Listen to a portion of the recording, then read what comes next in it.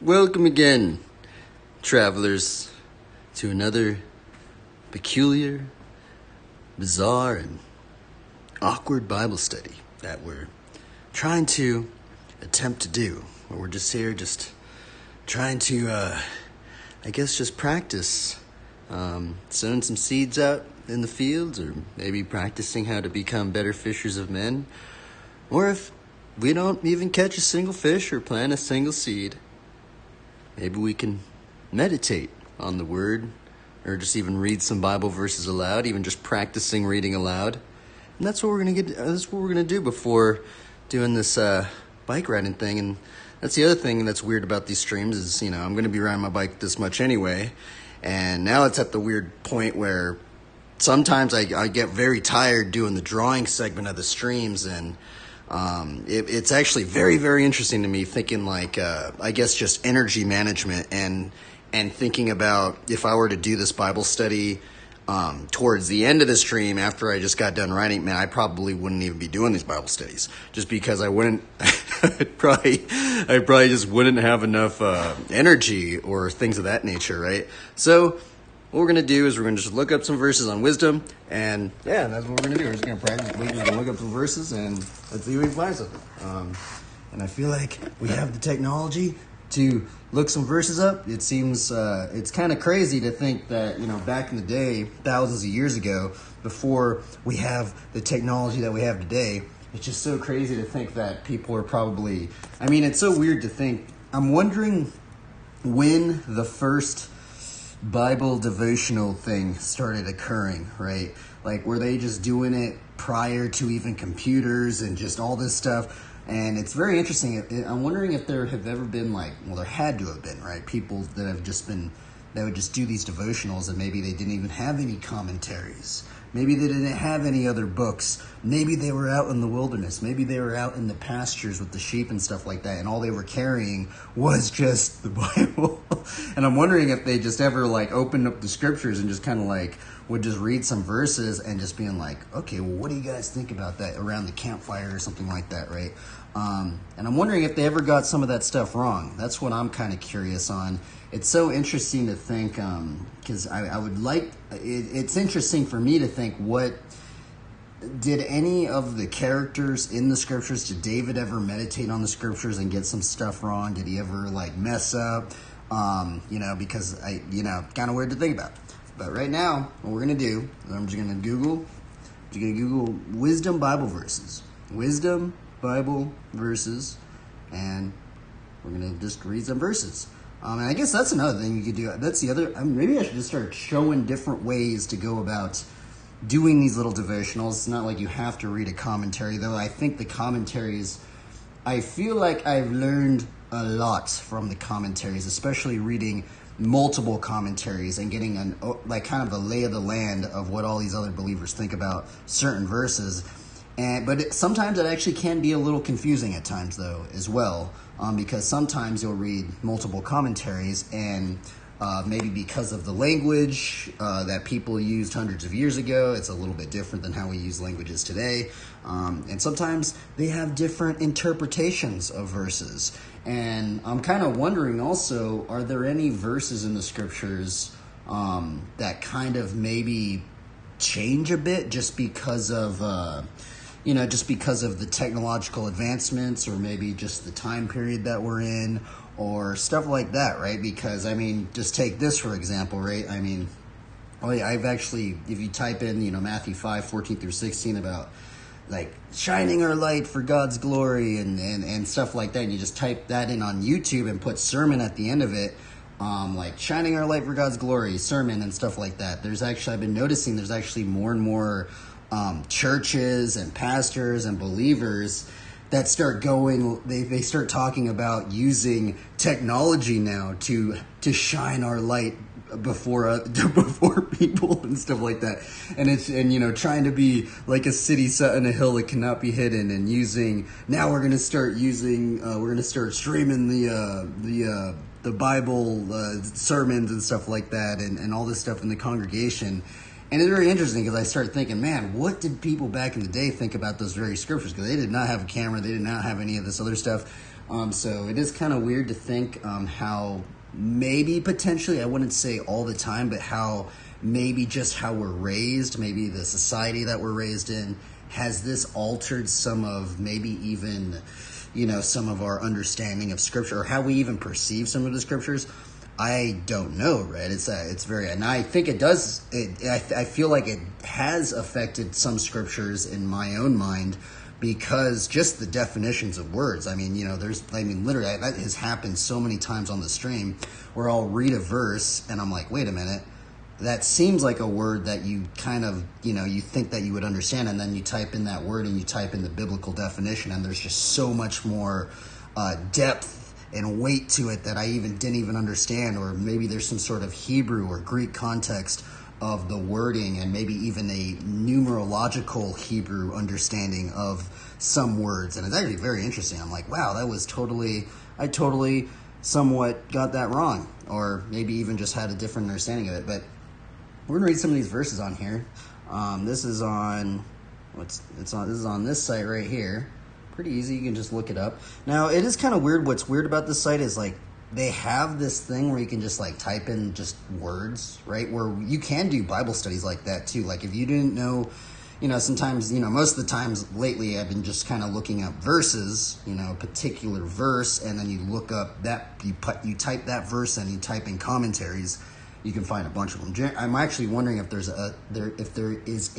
is there any verse in the scriptures without a commentary, right? I think that would be really crazy. And it also makes me ponder upon, imagine all the commentaries that have yet to be recorded, put on the internet and stuff like that. There had to have been there's probably just crazy commentaries out there that people haven't read for hundreds and hundreds of years. It's actually super strange to think about that, right? Just like probably in the depths of a strange church or something like that. It's very interesting for me to think about.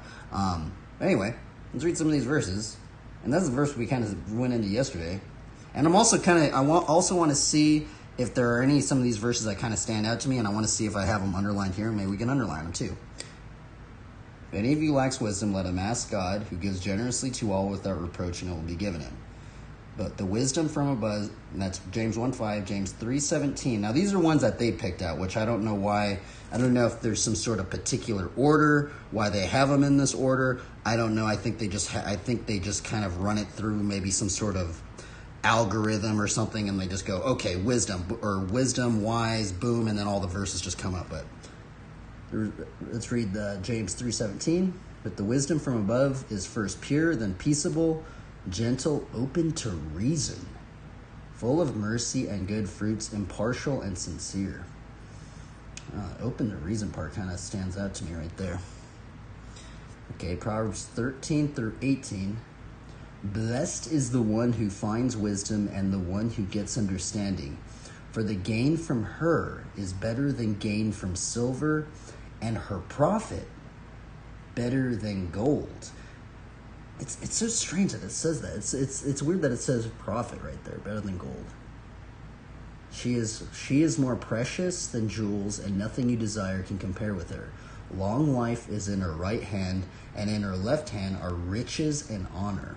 Her ways are pleasantness, and all her paths are peace. That is a very strange part to put at the end of that. And all her paths are peace. I guess we are called to, be like peacemakers or something like that, sowing seeds of peace or something. Now, what's interesting about this verse is it is weird to think that, I'm assuming Solomon wrote these proverbs right here, but it's actually very interesting that wisdom is almost kind of like illustrated as a female character. I actually thought that was very, very strange, because I've actually asked some of my friends, oh, what do you think about like wisdom and stuff like that? Some people think about like Gandalf, like a guy with a big old beard, staff, maybe some sort of wandering, magi, mage character ish thing, I don't know why that has kind of emerged from that, but it's actually just so interesting that I guess maybe how Solomon, actually I don't know who wrote these proverbs, but I'm assuming it's Solomon, that he illustrates it as a female character, which is very interesting. Let's keep going on. Proverbs 1:7. The fear of the Lord is the beginning of knowledge. Fools despise wisdom and instruction. Proverbs 19:20. Listen to advice and accept instruction that you may gain wisdom in the future. Okay. Ephesians 5 through 15 through 17. Look carefully then how you walk, not as unwise, but as wise, making the best use of the time, because the days are evil. Therefore, do not be foolish, but understand what the will of the Lord is. Not as unwise, but as wise. So are we just called to just keep just trying to see how we can even, I guess, capture souls? I mean, that's so weird to think about, because I'm even wondering if they even have this verse in there. We haven't read it yet, right? But I mean, it's saying that we're supposed to be unwise, but I always just think about this verse right here. It always just like really trips me out, right? The fruit of the righteous is a tree of life, and whoever captures souls is wise. So is somebody that doesn't capture souls, is that being unwise? I just don't, it's so weird for me that they would write that. It's just so odd to me. I'm just like, man, that's such a strange one to think, because there's so many variables within, I mean, you would even think capturing souls. I mean, is that just enticing people? Are we to capture souls of just believers? Are we to capture souls of people that don't even believe? Are we to capture any sort of soul or any sort of, I mean, it's so weird that I don't know, that verse just really trips me out. I mean, I guess ultimately makes me think about the combo of this one, right? That I always bring up, right? And he said to them, follow me and I will make you fishers of men, right?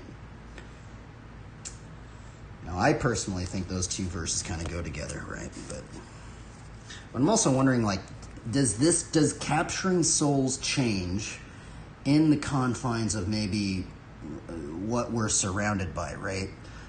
Because I feel like maybe that's something to maybe be aware of, but I might be completely wrong on that. But all right, let's keep going. Colossians 3:16, let the word of Christ dwell in you richly, teaching and admonishing one another in all wisdom, singing psalms and hymns and spiritual songs with thankfulness in your hearts to God. Psalms 111:10, the fear of the Lord is the beginning of wisdom. All those who practice it have good understanding. His praise endures forever. How much better to get wisdom than gold, to get understanding is to be chosen rather than silver.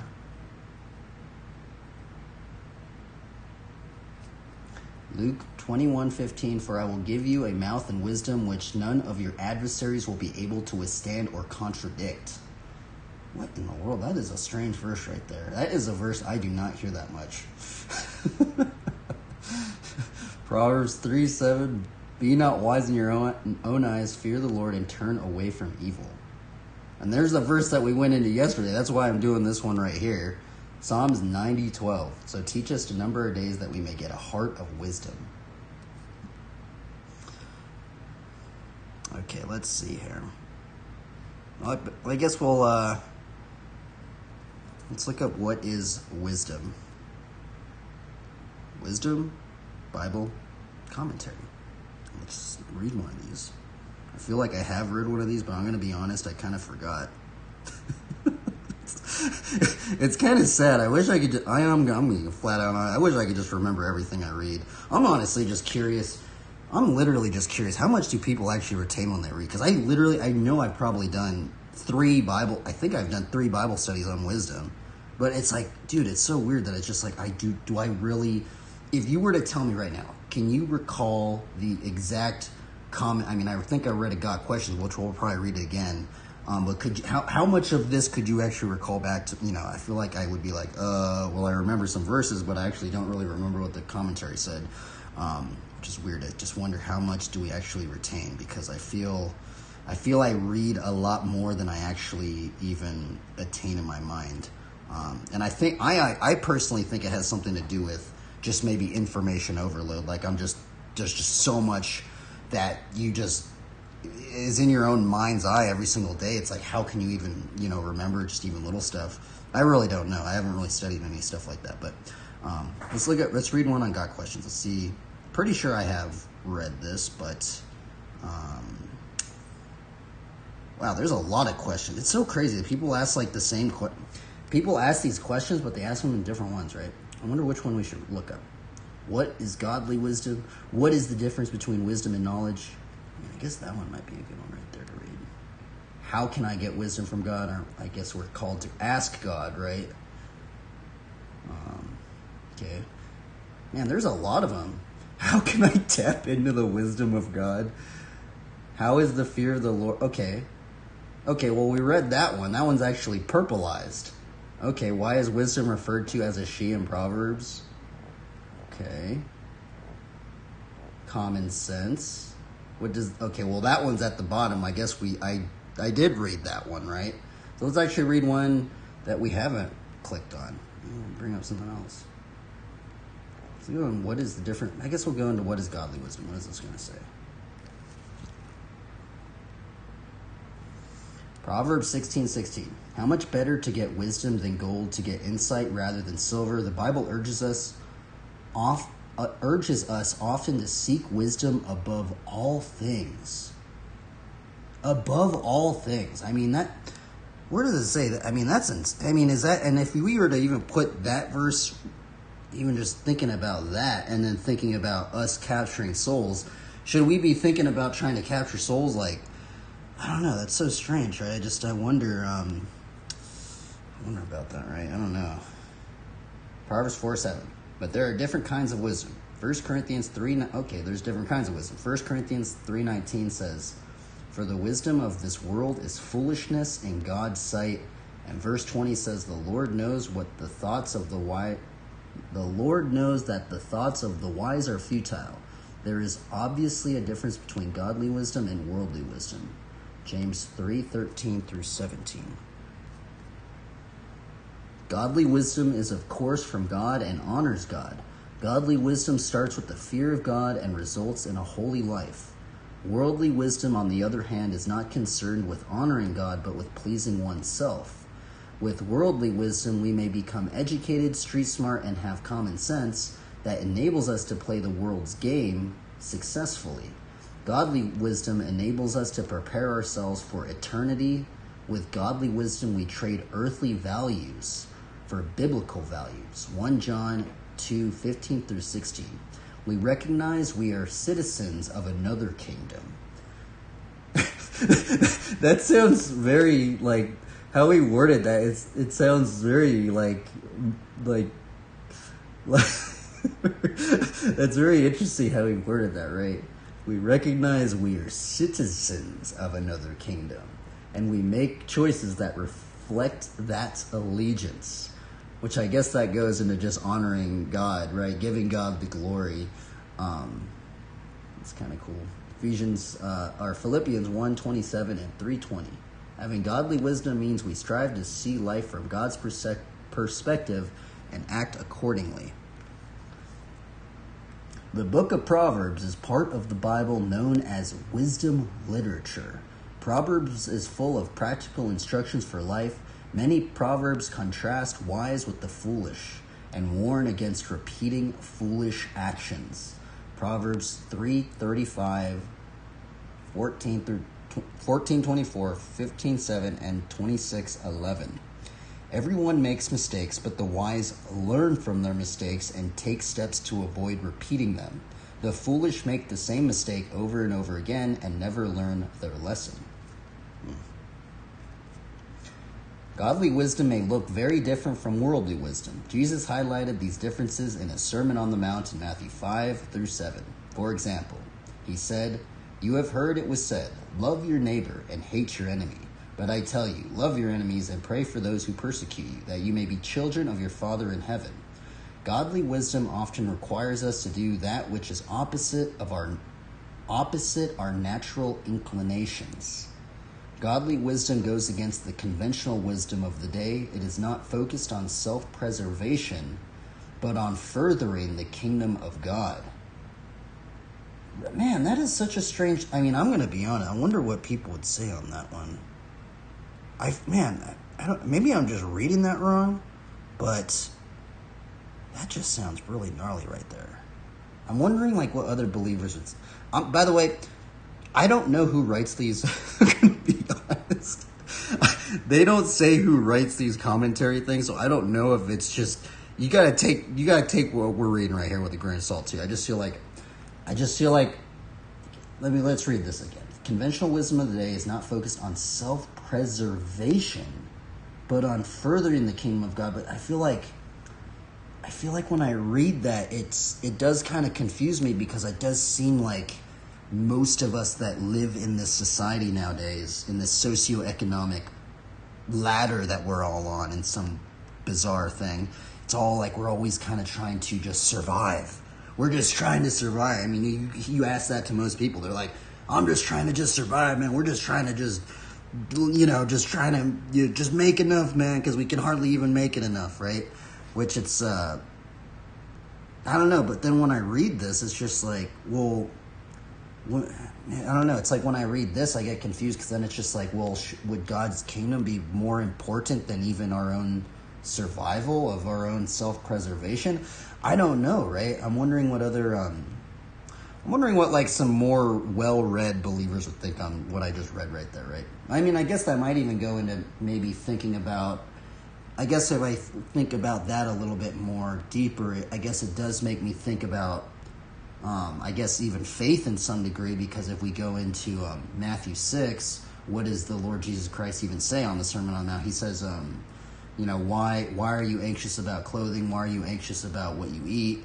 And then he goes like, observe the birds of the air and look at the flowers, they're getting their needs met and stuff like that, right? And then what does he say on that? He says, "O ye of little faith."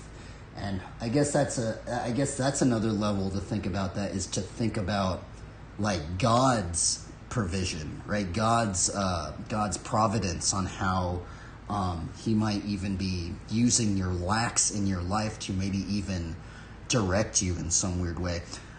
That's what I think. I don't know. I'm wondering what other believers would think, because when I read that sounded really, really gnarly right there. I'm just going to read it again. Conventional wisdom of the day is not focused on self-preservation, but on goes against the conventional wisdom of the day. It is not focused on self-preservation, but on furthering the kingdom of God. We can only live in godly wisdom when we are committed to crucifying our flesh and living in the Spirit. Galatians 2:20 and Ephesians 5:16 through 25. Man, this is a long commentary. The primary way we gain godly wisdom is by learning God's word. Psalms 119, 169. The unfolding of your words gives light. It gives understanding to the simple. In Psalms 119, 130. No one is born wise. We must acquire wisdom from God if we are to be truly wise. Your commands are always with me and make me wiser than my enemies. I have more insight than all my teachers, for I meditate on your statutes. I have more understanding than the elders, for I obey your precepts. That sounds kind of gnarly that David said that. When I just read that, man, sometimes when I read some of the Psalms of David, it's really interesting, huh? Psalms 119, 98 through 100. I think those are from David. I might be wrong in that, but let's keep going. Colossians 3:16 says, "Let the word of Christ dwell in you richly, teaching and admonishing one another in all wisdom, singing psalms and hymns and spiritual songs with thankfulness in your hearts to God. Immerse in God's word. Produces a heart of worship and thanksgiving. The heart of worship becomes fertile soil for seeds of wisdom to grow. Jesus prayed to the Father, sanctify them by your truth. Your word is truth. John 17:17. He wants his followers to be set apart from the world, making godly choices and living godly lives. 1 Peter 1:15. We can only do that when his word lives in us. I guess that is a strange one to think. He wants his followers to be set apart from the world, right? That, I'm going to be honest, that one actually does confuse me a lot, especially just with the economy. You know, because I just feel like that's something, I've been noticing that's something that I feel like a lot of pastors are a little bit hesitant to talk about, right?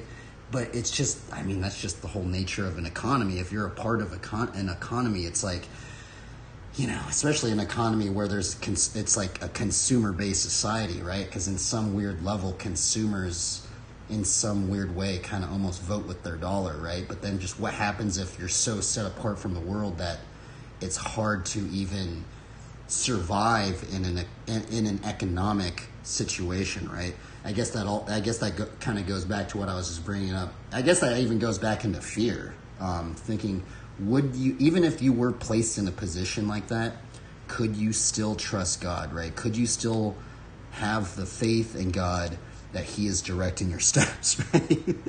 Which I feel like that's something I've been, I will confess it is something I have been fearful of, in terms of, you know, just because I feel like I could be much more, I mean, it's a weird thing to, I mean, I'm wondering if I'm pretty sure other believers face this as well, but I do feel like, in all honesty, in a more worldly sense, I do feel like I could maybe be more successful if I promoted, say, some things that were not for the Bible whatsoever, right? Just to maybe gain an upper hand on a target audience or a something like that, right? And it is strange to think about it like that, and but also, you know, there's reasons why I don't do that, because you know, I'm just trying to glorify God and stuff. But sometimes in the back of my mind, because I actually have had some comments from people saying, well, don't you think Christianity is actually hurting your life instead of, you know, instead of actually, you know, helping you? And sometimes I've actually had those comments many times given to me, and even though I try to forget them and try not to have them linger in my mind, they kind of actually keep coming back up. And unfortunately, it's because of just, I guess, the way our economy works, right? But I guess that's kind of the mystery too. But it's also kind of a fun aspect of, I guess, Christianity, is can you go into the realm of the mystery? Like sometimes I feel like faith is like you know, it's actually weird, right? Because faith comes by hearing, and hearing the word of God, but also faith is the substance of things not seen, right? So I feel like when I think about faith as the substance of things not seen, sometimes I feel like we can put all our eggs into the future, or having future goals and future plans of, oh, this is going to happen in the future, this is how it's going to be. But then sometimes if that doesn't come to fruition, it can leave you with maybe a bad taste in your tongue. You'll go into anxieties and, you know, confusions, and I feel like I have went into those mindsets many times. But I do kind of feel like there is this very strange, mysterious level of faith, of almost like, sometimes I wonder if God even tests people of maybe your faith level. Maybe I wouldn't say faith level, but maybe where you are at personally. Are you sometimes I wonder, does God ever like test people, like, you say you trust in me, but are you really, really trusting in me? What if he puts you in this really crazy situation, right? Could you still trust God even if your world, maybe not your world, but everything around you seemed like it was kind of falling apart, or something like that, right? Which that kind of almost makes me think about, what if God was using that to even set you apart? Man, that is a really weird thing to think about, but I don't know what other people think about that, but those are my thoughts on that. Let's keep going. We can also develop godly wisdom by carefully selecting those who journey through life with us. Whoever walks with the wise becomes wise, but the companion of fools will suffer harm. Proverbs 30:20. Paul instructs the Corinthians to imitate me as I imitate Christ. 1 Corinthians 4:16 and 11:1. Those who want godly wisdom will choose for their heroes those who exhibit wisdom in their personal lives. That was interesting, right? Man, this is a long commentary. What in the world? I was not thinking I was going to read this much. I've been trying to do these faster because I don't have the AC on, by the way. So it's just slowly, the heat is just slowly starting to get hotter and hotter and hotter in here. I can tell because I'm starting to just feel it more and more. But let's read this one. Scripture tells us to ask for godly wisdom. But if any of you lacks wisdom, let him ask of God, who gives to all generously and without reproach, and it will be given to him. James 1:5. God wants us to have his wisdom. He is delighted to give it to us when our hearts are set to receive it. However, James goes on to say, but we must ask in faith, without any doubting. For the one who doubts is like the surf of the sea, driven and tossed by the wind. For that man ought to not expect that he will receive anything from the Lord. He is a double-minded man, unstable in all his ways.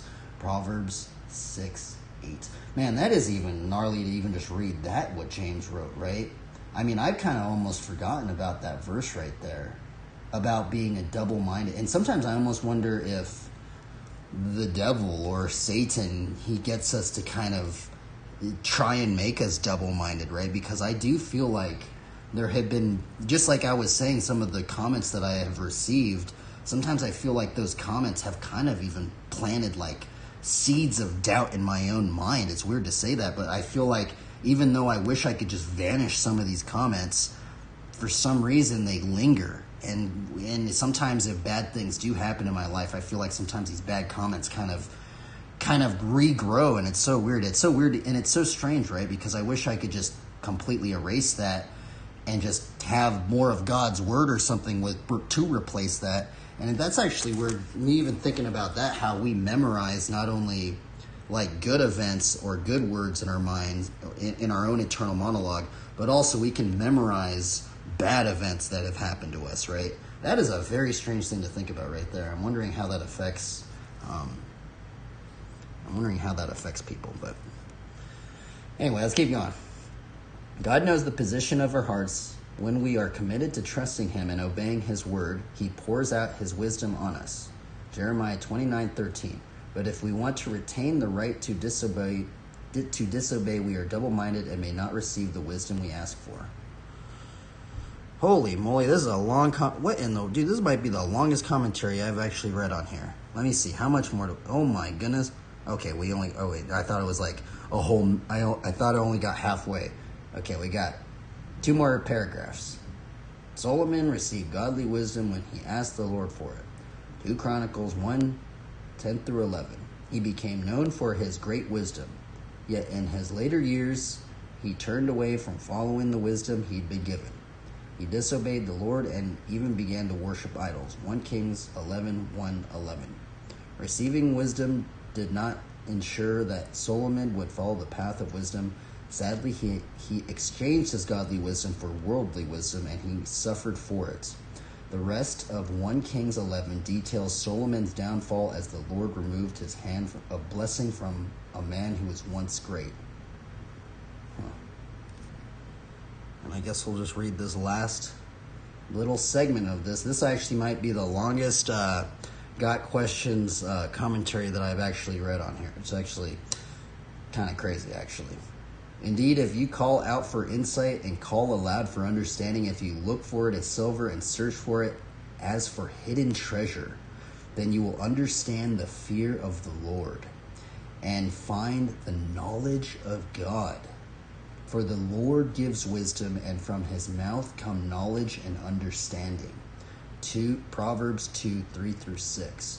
Man, you know what one part is actually really that is actually a really weird thing to think about right there. And search for it as for hidden treasure. right? Sometimes I wonder if the Lord just kind of starts planting little seeds of hidden treasures for us to find or something like that. That's why I personally like to find... I don't know about you guys, but I feel like I get really tripped out when I see it. Like I was talking about yesterday, if I see a cross in a video game, or I just see a Bible verse in a video game, or just even if I go to In-N-Out per se and I just find there's a Bible verse on it, on their little cup or something, I just get really tripped out at it. I'm like, what in the world? Like this is so bizarre to me, especially finding Bible verses in video games and finding crosses in video games, because it's getting more and more rare for me personally. And I feel like maybe not so much as in the graveyard settings, because I know if you play, certain games, you go to the graveyard, there's probably going to be crosses, right? But I'm just talking about where else have you seen a cross or something? Or even like this, I mean, it's hilarious, but even seeing this here, I mean, it's kind of hilarious. Even just this Dogtown thing, I mean, well, that's why I have that on there, is I saw it as a cross, and then it was weird because there was this skateboarder. There's this documentary on the Dogtown Z-Boys, right? And then there was this weird segment with this dude named Christian and Soy, which I didn't even know who Christian and Soy was, I'm going to be honest. But there was something with the Dogtown guys, and they talked about Christian and Soy, or it was vice versa something. And then what started to happen, it was all weird, because then Christian and Soy said yeah, he became a pastor or something, or a crazy believer and stuff like that, and he was influenced by Dogtown, and then it was just weird because then some of those guys from Dogtown became believers. Just really, really strange. And so I don't know if that's a little thing to, and it's always just weird for me when I think about that, or if I just see a cross or something. Now, I don't know if that's actually, I mean, is that honoring God in any degree that they just made that a cross? I don't know, right? I mean, I guess that's up to the Lord to see if that actually glorified him in any degree. But I do find it interesting if you just see any sort of cross, because it's just such a simple... If not, I think the cross is actually one of the easiest symbols to replicate, honestly. I mean, look at that thing, All you got to do is... That's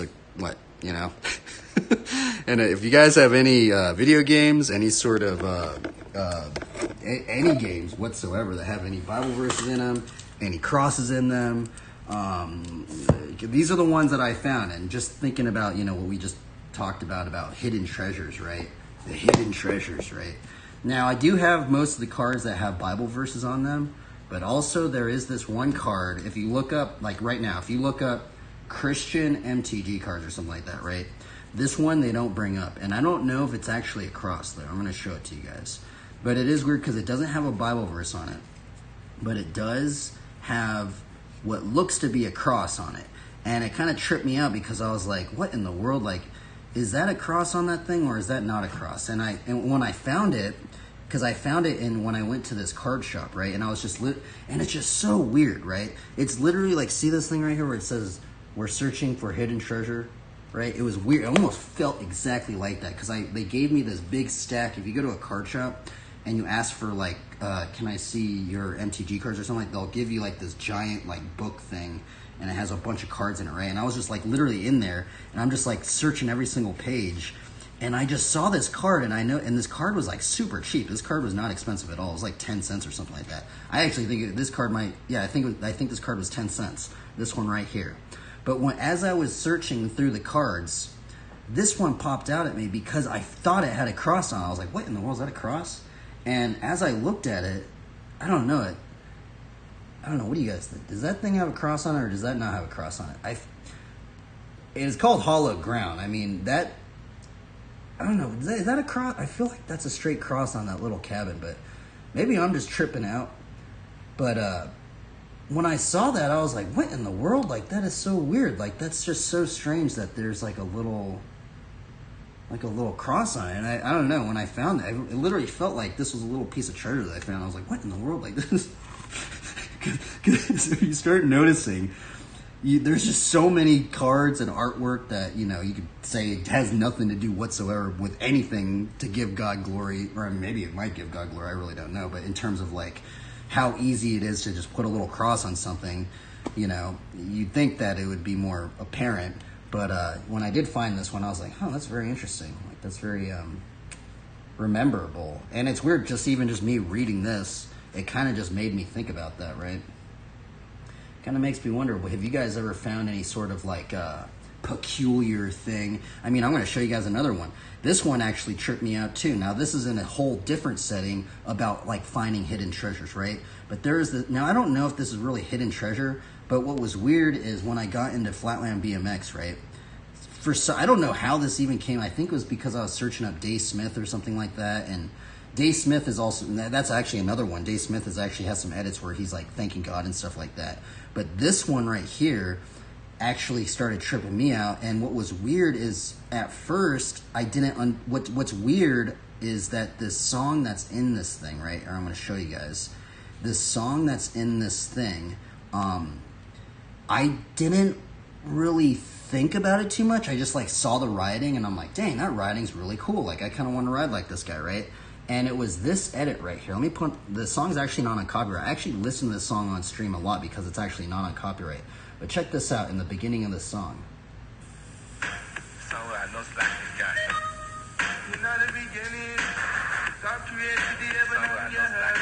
See, and in the so when I first found this, I was like, I just thought the writing was cool, right? But as I started rewatching this edit over and over and over again, because what's actually really, really weird about this song is that most of this song is not in English.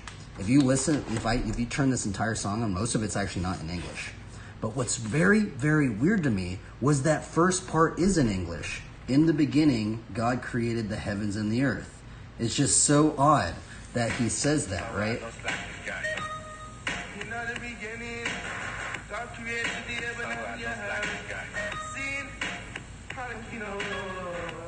Now, I don't know, is that, I don't know if that is hidden treasure, but I will say what is very weird to me about it is that there's not many edits that I have found where they kind of have a song-ish that has, I don't know, something representing God in any degree. And that's what kind of stood out to me about this guy. And actually, it influenced me so much to the point where I actually just started wanting to learn more of this guy's tricks and stuff like that. And it's pretty crazy because he does a lot of these tricks that I actually do up in here. And I don't know, it's just odd. But like this trick right here, I've been trying to learn this trick for a long time now. And I thought it looked like a cross. I was like, what in the world is this guy doing up there? Look at that. That's crazy, man. I've been trying to learn that for so long. But I don't know. Is that finding hidden treasure? I don't really know. But I do feel like it is weird when there's... I mean, okay, so imagine... I actually haven't brought this little situation up in a long time, right? But sometimes I like to think, imagine if there's imagine there's 10,000 little pots, right? They're all growing something, right? Imagine if there's a field right now, and there's 10,000 little pots, and they're all growing some plants, right? Now, imagine if there was only one pot out of the 10,000 pots that tried to give God the glory, even in the weirdest little level. Maybe they weren't even trying to give God glory, but there was just some sort of weird thing that just made you think about a Bible verse, or made you think about, or you saw like a little cross on it, or you kind of maybe heard some sort of lyric with a Bible verse in it or something.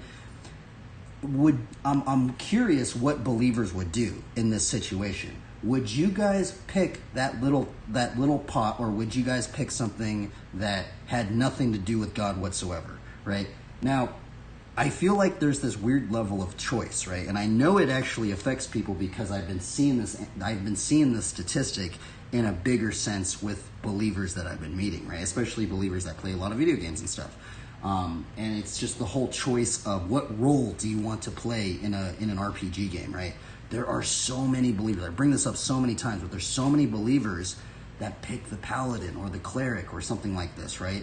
And the thing is if you kind of go, and it's just so weird. If you're given the choice, it's very interesting to think what choice a believer would pick and stuff like that. It's actually very odd to me, and I'm like, I don't know. I don't know if there's any bigger degree on thinking about that kind of stuff. But when I think about hidden treasures and stuff like that, sometimes I think about just finding little things. Sometimes I even think, is God even using these little seeds of faith? Like even, I don't want to say like God would be using that, but I'm going to be honest, it did actually trip me out. I'm like, wait a minute, was that a Bible verse? Like, that's so weird. Like, it would just say a Bible verse right in this front of this song. And I mean, and I don't even know if this guy really was a believer, right? So, but I mean, I don't know if did somebody else pick this song, or does he even know that that was actually even a Bible? Like, did the guy that made this, did he even know that there was a Bible verse in the song? I don't know, right? So I don't know. It's just weird, and I'm wondering, have you guys, if any other believers are ever going to even listen to this, if you guys have ever found something, and it could even be even an obscure thing, like some crazy, like you're just playing a video game and you're not even, might not even be thinking about any Bible verse whatsoever, and then just boom, there's a cross that pops up, or there's a little Bible verse that pops up or something, or there's some sort of just, something that even made you think about a Bible verse, right? That's what I think is interesting, because I'm like, that's so weird how sometimes the littlest things will just kind of start just making you think about all this other stuff, right? I don't know. Maybe I'm just going crazy, but the other weird thing about this guy right here is that there's then what started getting, I think it was because I was looking up Dave Smith BMX, which let's type that in there, Dave Smith BMX interview, right? And I was watching this thing, and what's weird is this guy right here, he's literally one of the very few guys that I guess not, I wouldn't say very few, there's actually been a lot more, but it did kind of trip me out, because what was weird about this guy is that this guy was doing some of the very same tricks that I just showed from Perry Mervar, that guy. And I'm wondering, did Perry Mervar, or did Dave Smith get inspired by Perry Mervar because Perry Mervar had that one God song in it, and now it influenced this writer right here? Because what's weird about Dave Smith, now I don't know if he did, I never really talked to this guy, but if you see at the end of this interview, he actually gives thanks to God or something. Let's see if I can find it. See if we can find it. Let's see if we can find it. So we're going to give props to our sponsors now? Yeah, first of all, I'd like to thank God, because if it weren't for him, I wouldn't be here right now to this day, and that's from my heart. See, isn't that crazy? Man, I'm going to be honest, when I saw, I think this might be, it's a very, very, very, very rare instance for me, because I've seen, dude, I watched the BMX edits on the stream right here, right? Dude, this is one of the very, very, I could probably name maybe 5 edits on my hand that they even acknowledge God or something. Like one of them was the Perry Mervar one. They had the God song, right? The other one was this one. And I was like, what in the world? Like, that's so weird that he would say that, right? Give props to our sponsors now? Yeah, first of all, I'd like to thank God, because if it weren't for him, I wouldn't be here right now. Now, when I saw that, because if you watch this, he's actually doing some of the tricks that I just showed you in that Perry Mervar video, right? Now, I don't know, was he inspired by him? Because this guy would also do stick B no-handers and stuff like that. And I don't know, when I saw it, it had an impact on me. I was like, that's strange. That's so weird that this dude is kind of like, giving thanks to God, and there's just something, just a little bit. I mean, that took, what, half a second to say that, right? That half a second of him saying that actually totally was like, I was like, holy moly, I'm going to learn some of this guy's tricks. And that's actually some of the very tricks that I am trying to learn right as I'm doing this stream right here. Which sounds crazy, right? Because now it's at the point where some of these tricks this guy's done, and also Perry Mervar, they're taking so long for me to learn that it's like literally, it's almost in the realm of absurdity now. It's almost in the realm of, because I thought it wasn't going to take this long for me to learn some of these tricks, but now it's at the point where I'm like, holy moly, bro, how long did these guys ride for if I can't even get close to some of these guys' tricks right here? Like, I don't know, man. It's it kind of trips me out. But it also kind of gave me like this weird quest. It kind of made me like, I was like, wait a minute, then maybe it was like, what if, now I know I probably sound crazy, right? But sometimes I see this and I'm just like, holy, because now I look back at the write and I'm like, holy moly, that took that dude like 5 years to learn that or something like that. It's insane. And I'm just like, wait a minute, did God somehow plant these little seeds of faith for me to find, for me to get inspired by, and then now like, and then sometimes when I get like demotivated in my own little faith journey, I like go back and watch these edits and I'm like, dang bro, all right, well let's just keep going, even in the midst of confusion or something like that, right? And not only did he give God credit for on that edit, there's actually another one. He actually gives credit again to God in this one right here. Yeah, so it's 2 times. So if you guys are wondering, I've been trying to learn some of the, and the thing is, I've been trying to learn these guys' tricks, but it's actually it takes a very long time to learn some of this stuff. So I don't know if this is actually just me just tripping out, but I find it peculiar when I see a believer doing something, or I just see somebody trying to give glory to God, even in the slightest, even in just like the most subtle sense. I mean, even if I see someone playing a paladin or something, I'm just like, dang, all right, well, maybe that's a soil to be tilled. Sometimes I wonder if that's why the Lord made the paladin class that has survived. I mean, imagine the archetype of the cleric, of the paladin, of even like, I would even consider like maybe even the mage. What's also weird, I mean, let me show you guys this. It's actually weird. What's weird is if you type in mage on WoW, vanilla. What's weird on the vanilla description, I don't know if I'm going to find it. What's weird in the vanilla description of the mage is it calls it a magi. And I was like, what in the world? I was like, wait a minute, I've seen that word before. I've seen the word magi before, right? And it was weird because, I can't find it. You guys I guess I could if you guys open up Vanilla WoW right as I speak right now, open up Vanilla WoW, click on the mage class, and read the description right before you enter into the thing. Read the description of the mage, right? The description of the mage, it brings up, let's see if I can find it. Man, I can't find, where is it? Oh, I can't find it. Darn, I want to I want to see, because I know, because I looked it up. And I had it on the game thing right there. Mage vanilla, WoW, character making. Character thing. Let's see if we can find it. It's like right here. See, you can almost read it right there.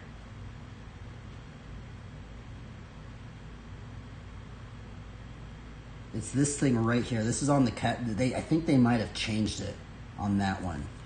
That's Cataclysm right there. But if you play the OG vanilla one, it's weird because they use the word magi.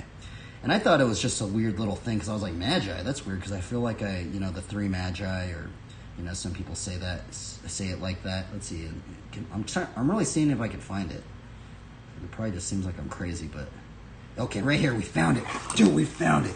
I feel like if people, I want to show it to people, because like sometimes I'm like, did I just go crazy and just see the word magi? But no, it's in there. So look at that. So this is on like the vanilla WoW classic thing, right? But check it out. On the description of the mage, right? If we look in, you can barely even read it. Let me see if I can even just zoom it in just a little bit more. I don't know if they misspelt this thing, but look, if you read that, it says magi instead of mage. I don't know, can it zoom in even more? Right?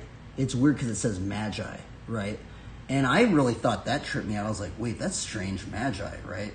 And it was weird because it made me think about the 3 wise men, the three magi in the Bible, right?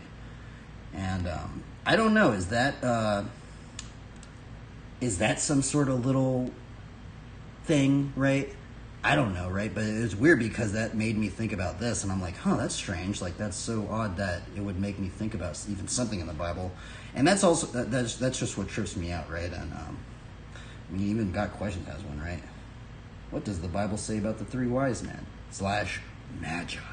Right? I'm like, that's odd. Like, that's very peculiar to me.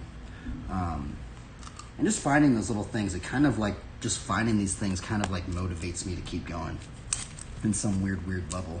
Now, I don't know if I'm just crazy, but I honestly, sometimes I feel haltered in the faith sometimes. And I'm wondering if any other believers go through this of like kind of feeling demotivated in the faith, or like you're feeling like, oh, nothing's working. The faith is faltering, or I feel like everything's crumbling around me. But then when I find these little things, and sometimes these little things are just so random and so like not even that popular, like some of the stuff that I just showed you guys, like some of the edits, bro, some of these edits, they barely have any views. But yeah, they barely have it, especially some of those Dave Smith earlier edits that I just showed. Some of them barely have any views, it seems like. But then it's kind of weird because I'm like, huh, that's strange. It really does feel like I found like a little treasure piece that kind of like kept me motivated. Like, see this one. This one came out 3 years ago, right? It has 805 views. That's all. This guy was gnarly, bro. That video only has 805 views, man. Not many people even watch that, right? And I don't know. It trips me out when I kind of find these little things. It's like finding it. Literally, it feels like finding a little piece of treasure. You're like, holy moly, this is awesome. And I don't know. Maybe I'm just crazy, but it's kept me going this long, so I guess we're gonna keep going for it.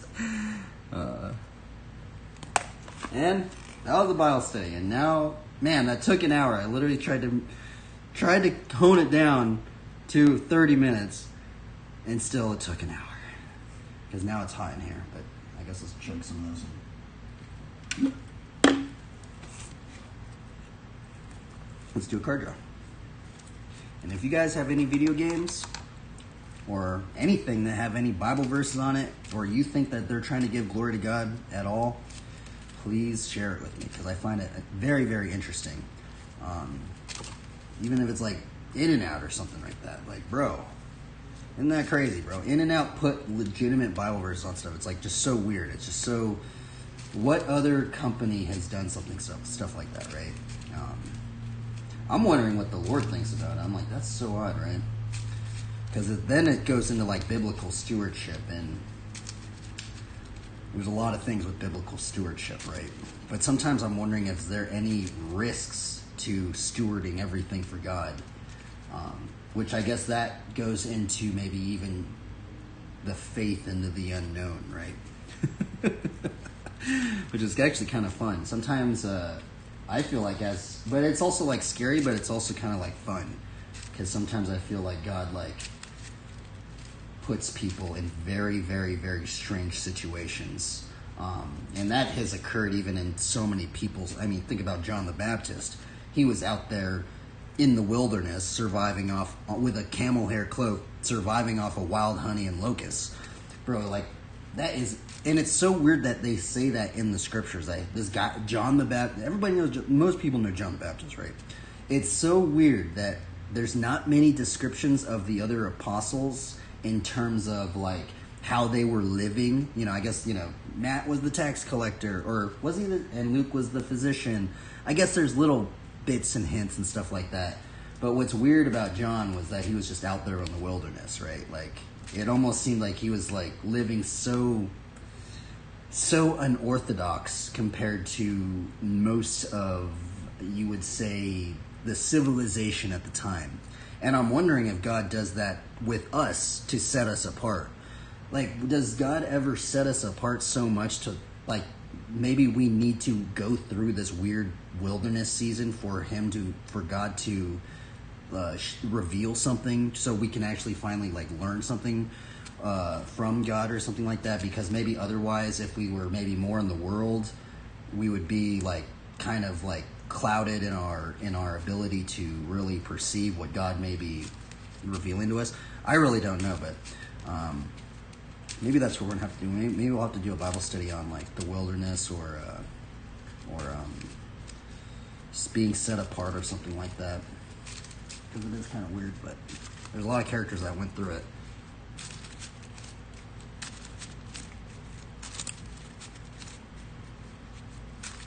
Strange times, strange times.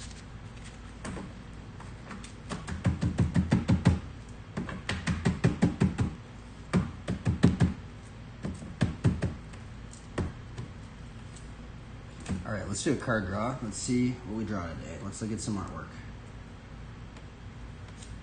First card of the day. We got a plains. Second card. Ooh, we got Spirit of the Hearth.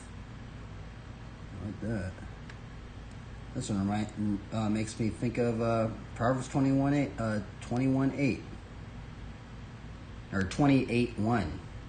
The wicked flee, the no one pursue, but the righteous are as bold as a lion. Now, I do know there is also a symbolic thing with seeing a lion and wings within Catholicism. I think it's in Catholicism. It might be Orthodox. But I think if you look up lion with wings, I think it's either Peter or Mark. Yeah, it might be Peter or Mark. I don't know why they represent. Let me see if I can find it. Because I did look it up one day. And I was like, that's strange. Okay, let's look up lion with wings Christian. Now, I know there's a lot of controversies within denomination stuff, but I'm going to be honest, I looked it up and it was weird. I was like, what in the world? That's so odd, because I saw it on a building and it had like Mark or something. I think it was in Venice Beach. I think was it in Venice Beach or somewhere? I can't remember. But I saw a lion with wings somewhere and I looked it up because it was like on a church, or it was like on, I don't know, it was on something, but yeah, Lion of St. Mark, I guess, right? Representing Mark the Evangelist, pictured in the form of a winged lion. Like, it's so weird, right? It's like, now, I mean, I think most people might find that very, very controversial within certain things, but I don't know. When I looked it up, I was like, wow, that's so weird. Like, that's so, like, see these little things that kind of just get me, like, that's so strange, right? I don't know. Ooh, Ley Line of Anticipation. Interesting. This is a very rare card to get on your first hand. I pulled this card out of a pack. That thing looks gnarly right there. Dude. I think this card is a pretty good card.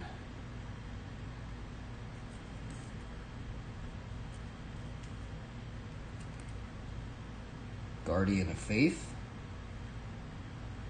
That's cool. 1, 2, 3, 4, 5. Got plains. Ooh, Gemstone Caverns. Wow, yeah, these two are pretty rare to get in your opening hand. 7. Ooh, wow, cool. Righteous Aura. Huh. That's cool. Righteous Aura.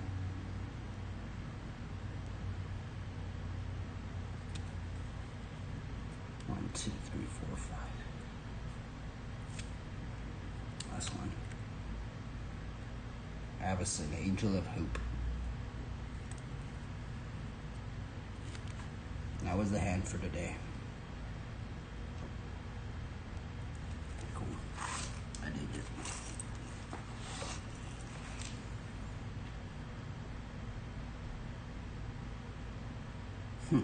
Interesting.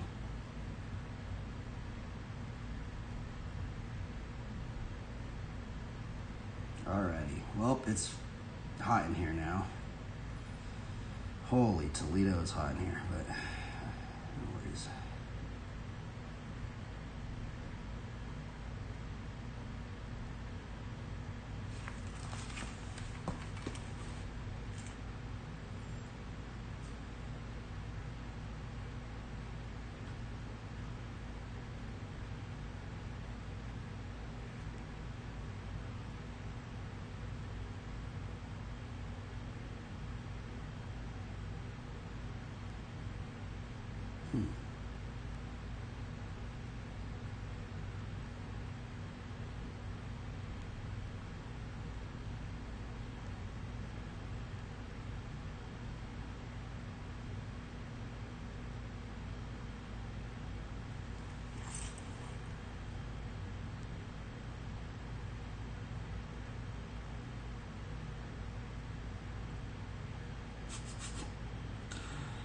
Holy moly.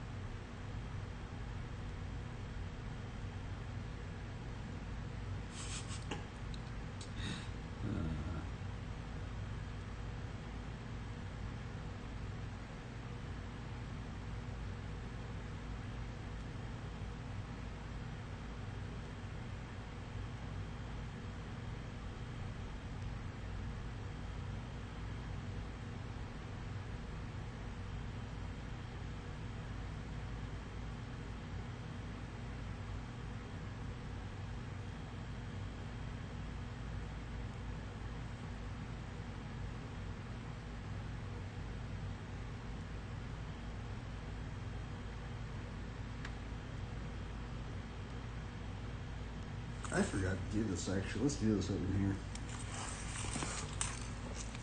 I forgot I used to do the Twitter thing. Let's see here. That is what I'm going to start doing. There was another believer that was doing this as well.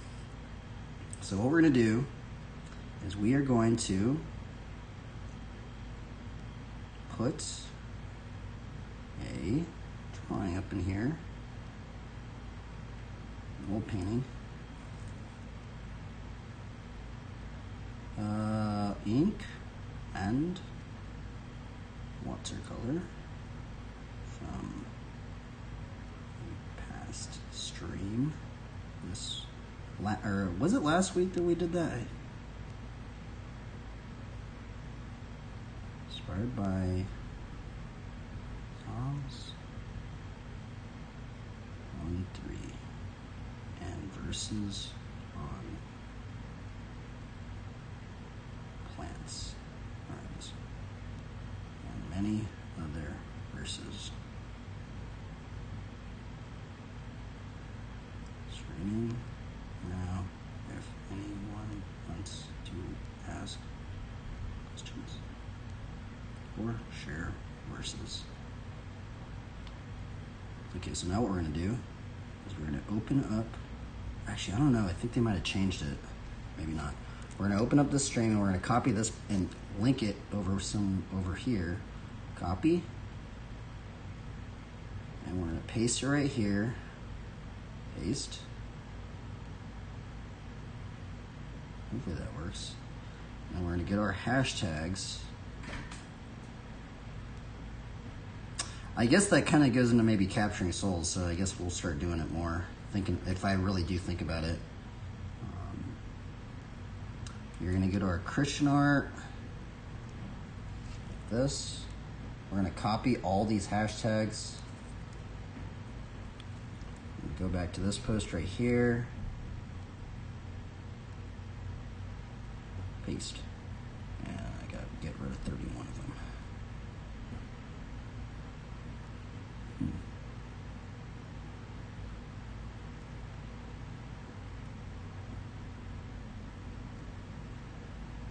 All right, boom.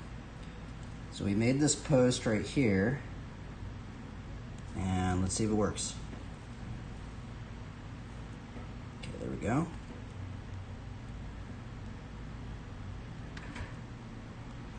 So another way, if anybody's even watching this, another way you can share it is you can link it to your Twitch thing. But also another thing that you can do that I do, and might be, I guess if we're thinking about ways to capture souls, is I also use this thing right here, the random Bible verse generator. And then you can copy and paste that. You can copy and paste this entire verse right here, like this, just like that. and you copy and paste that verse right there, and then you just go to either your Instagram or your Twitter thing, and then what you could do is you can just, like, see if you look at this one right here. So and then the thing about the hashtags is these hashtags actually work on this part. So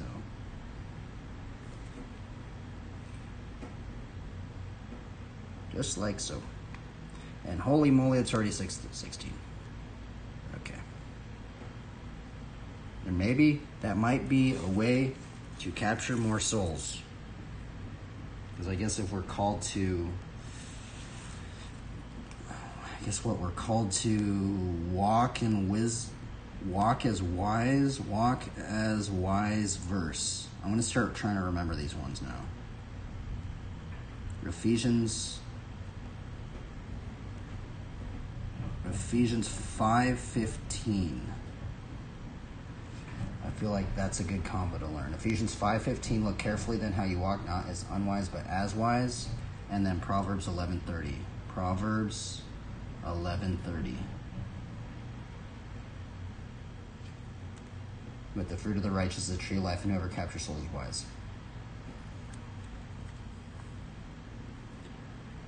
Now I'm wondering what the Lord would think about that. If I'm even doing it right.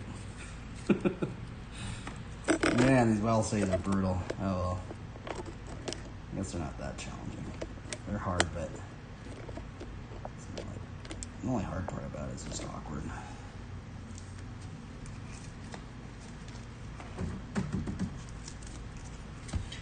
Alright, let's turn the AC on. It's freaking hot in here. It is hot in here. Don't get tried. I guess just practice some of those tricks that those other believers were doing.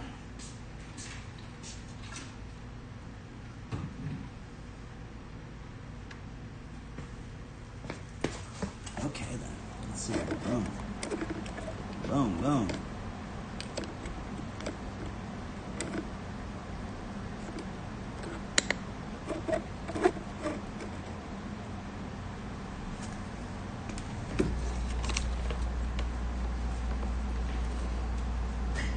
Right there.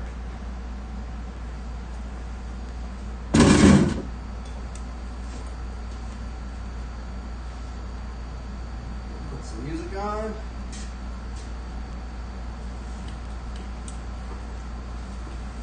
The speakers on this are actually better than my laptop. It's actually really weird.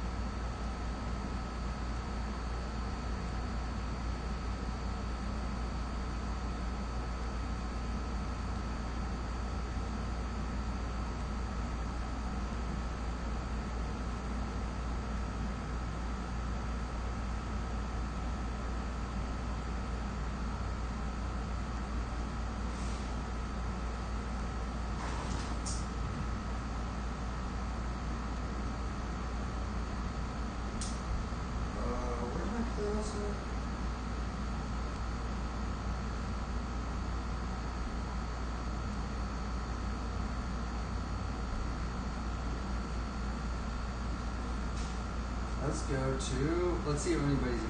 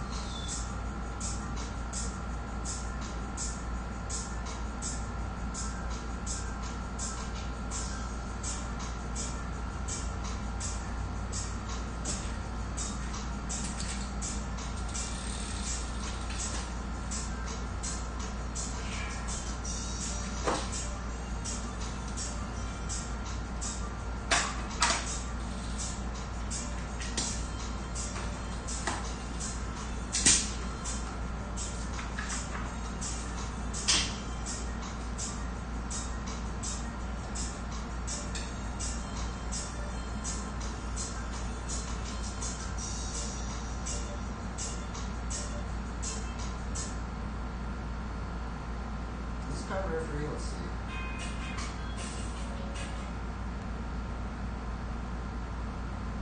Protect the skin you serve.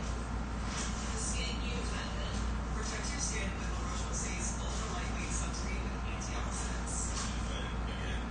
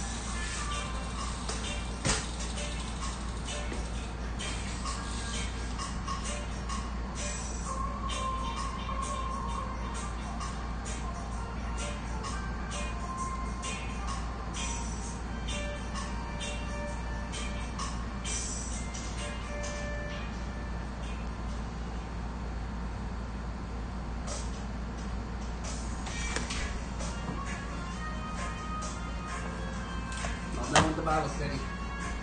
All those coffee grounds and the coffee. What?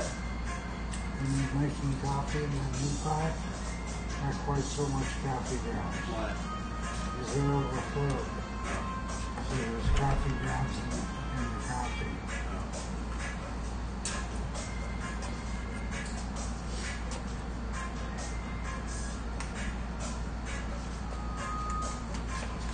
Is it windy outside? Yeah. Yeah.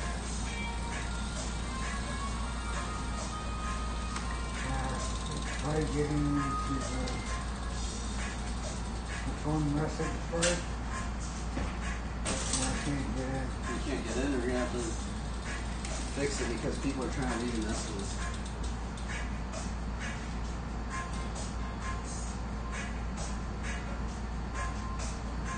Look it up on Google. Put in your phone. I don't use Google. We'll put it on. The reason why I don't use Google is because to read a message or get a voicemail off of Google, I have to watch 2 or 3 ads. Look it up on YouTube or something. YouTube might be better.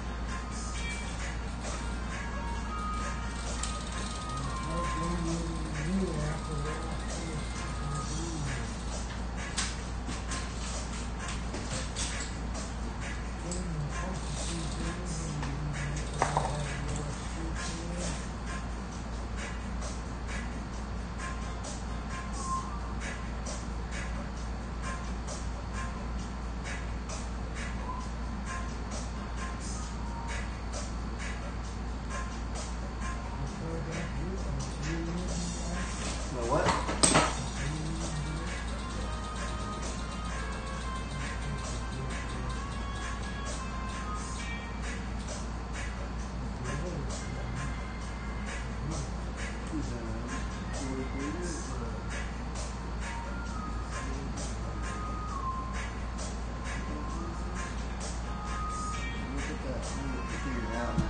Look it up on YouTube or something and find the voicemail.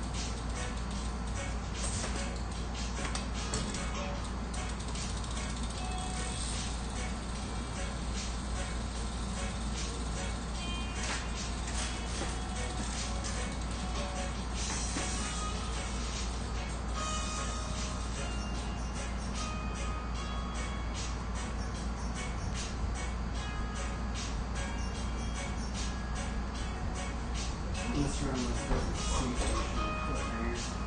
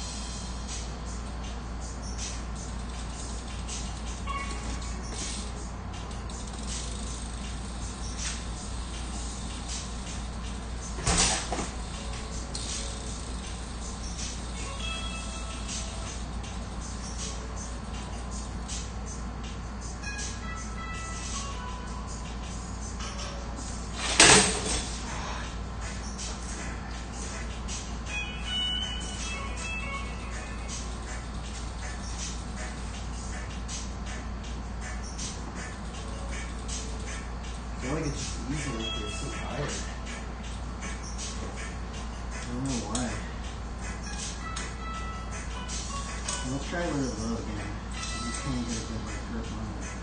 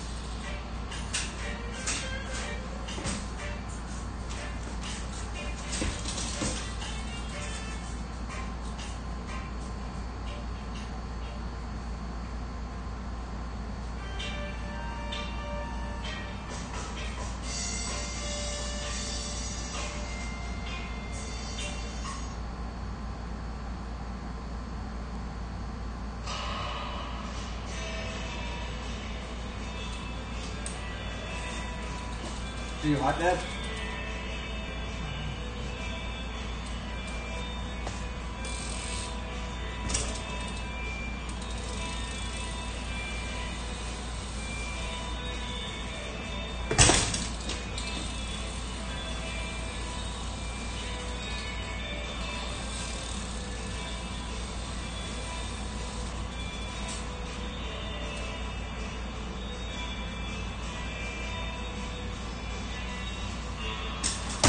Oh, almost landed it.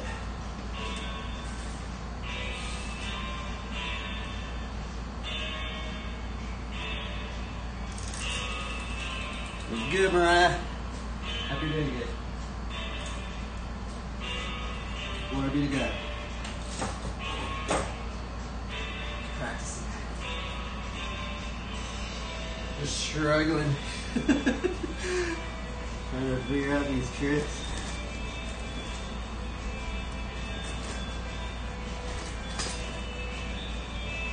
To.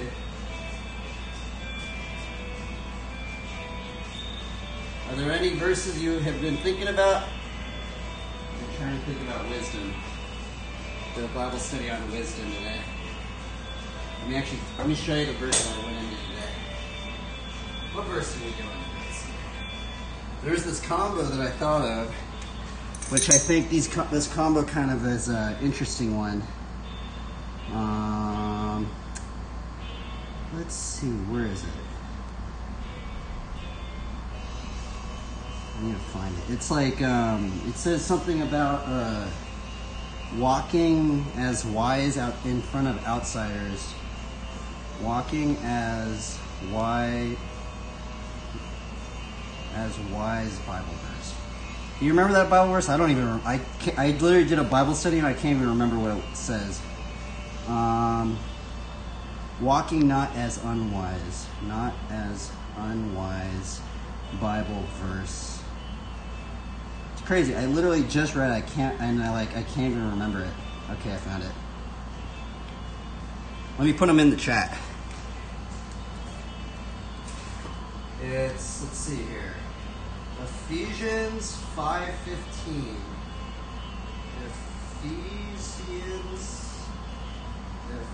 Did I spell that wrong?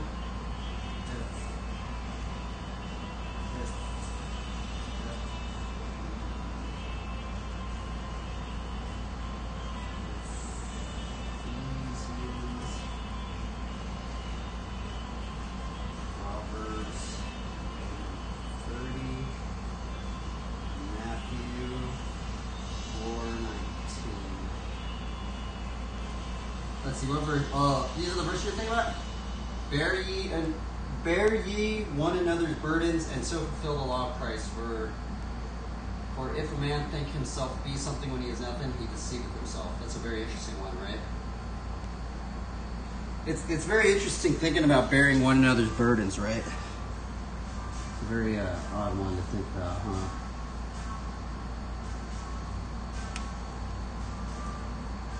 Yeah, I've been thinking about, I've been trying to underline these verses of wise in the scriptures.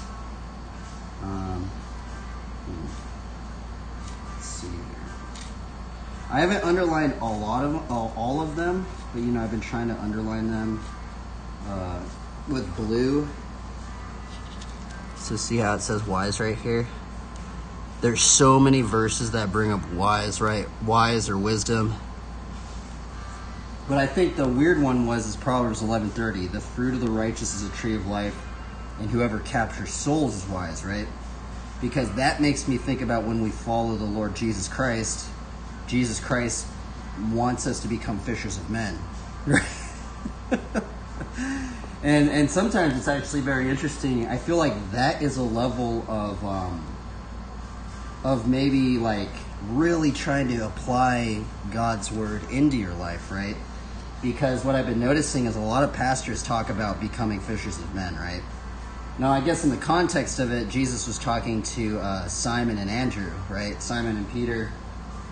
But the thing is so many pastors say that when we follow the Lord Jesus Christ and we accept Him as the Lord over our lives, and when we earnestly follow the Lord, he actually wants us to become fishers of men, right? And as I kind of ponder about that a little bit deeper about becoming fishers of men, it makes me think that that goes into the Great Commission, right? That's what I think anyway. Yeah, I'm tripping out with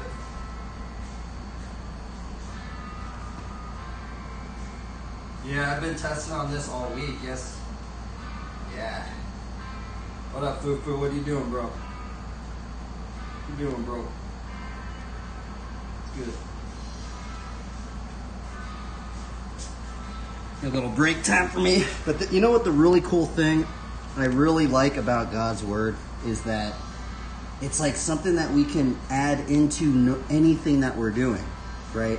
I mean, even if you click on the Christian tag, right? There's so many varieties of believers sharing the gospel, giving God the glory, and we're all doing different things, right? And sometimes I think, what if God has placed us to reach certain people, right?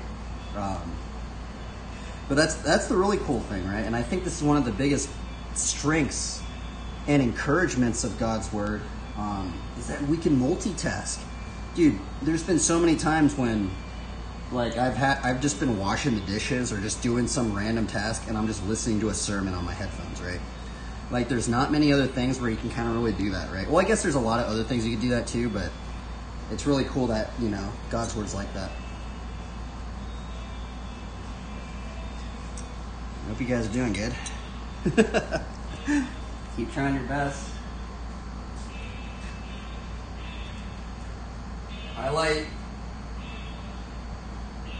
Nevertheless, the foundation of God standeth sure, having this seal, the Lord knoweth them that are his, and let everyone that nameth the name of Christ depart from iniquity. That's interesting. I think there's even some sort of a kind of level of faith, even just acknowledging the Lord. Like, can you even say that the Lord is the Lord Jesus Christ is the Lord over your life? You're like, that's a pretty gnarly one. Because that's actually kind of like a worldly way of... That's actually how I see a lot of... Lately, what I've been actually struggling with in the season of faith that I'm in is, like, worldliness, right? And, like, how much worldliness is, like, kind of interwoven with so many different things, right? But we're also called not to be, like, completely away from them, because we're called to be, what? Like, in the world, but not of the world, or something like that. And the thing is we're not to just completely isolate ourselves, right? Because then we couldn't become fishers of men, right? So it's like, I think that's something I've been trying to learn more, is like having the awareness of, I guess, like worldliness and, you know, kind of what can, you know, but also having that awareness and also knowing that other people are in that, right? I don't know.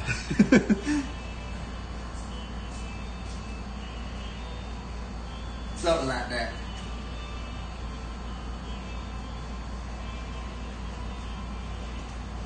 We must turn away from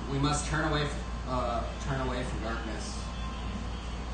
You know, like an example. Well, I guess like an example would be like even on the internet. You know, like on the internet, like, I mean, even if you look up like sermons and stuff on like worldliness and stuff like that, there's a lot of things that get brought up, right?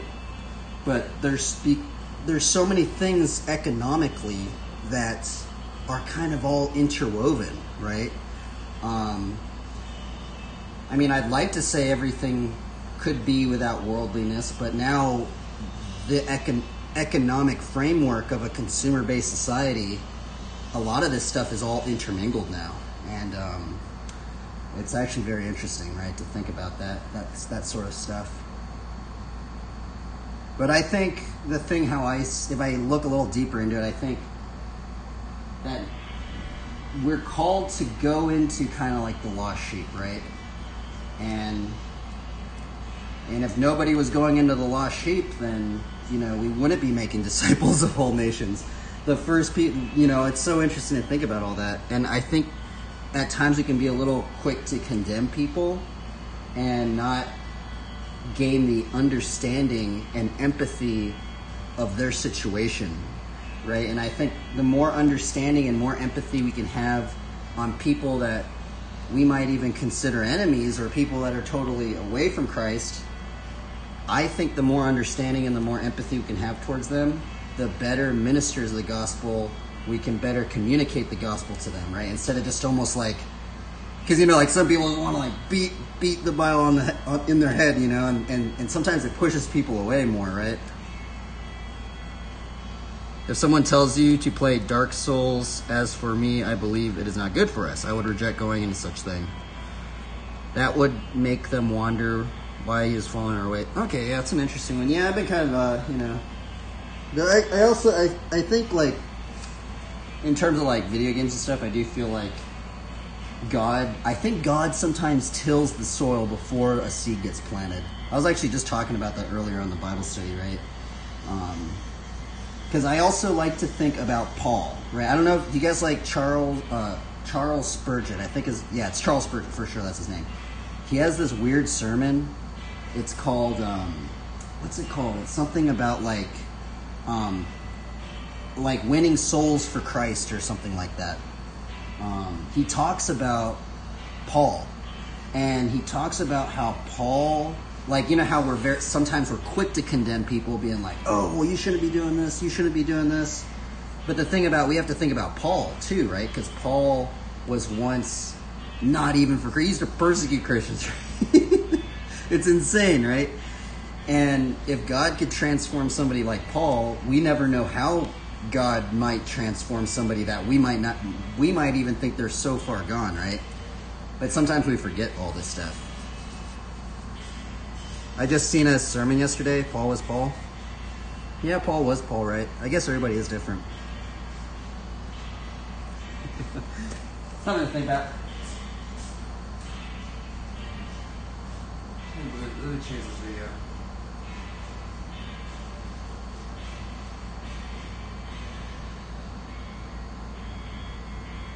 What have you been up to, Fufu? What verse have you been thinking about?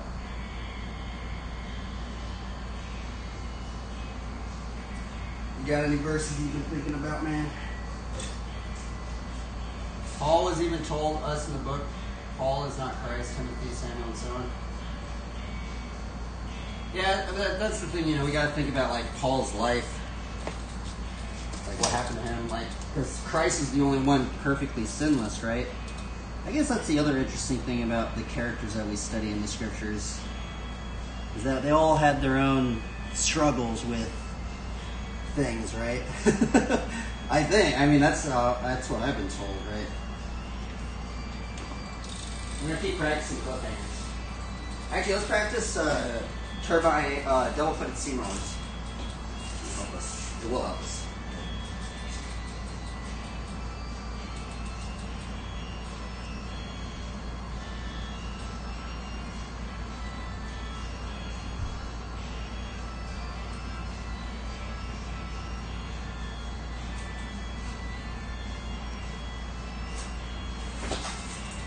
A little bit better.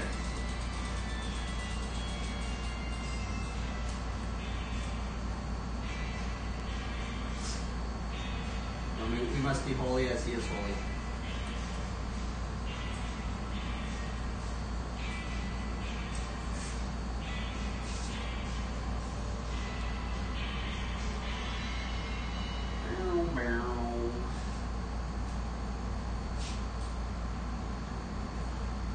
That Matt Hoffman right there. What have you been up to, Fufu? Fufu. How do I pronounce your name?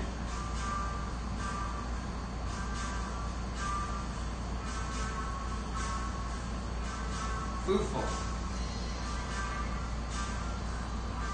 I've been saying Fufu. It's Fufu, right?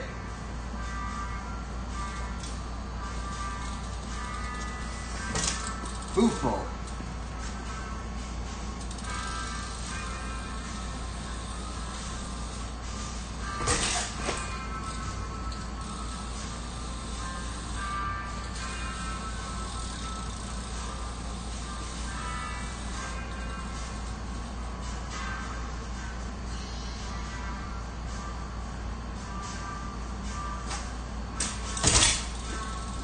She landed one.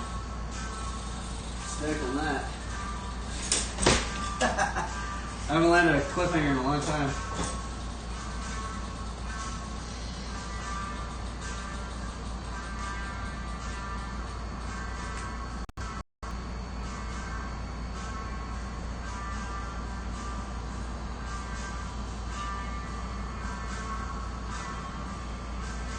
Let's see here. Boo. The ooh represents the double O. Represents the U.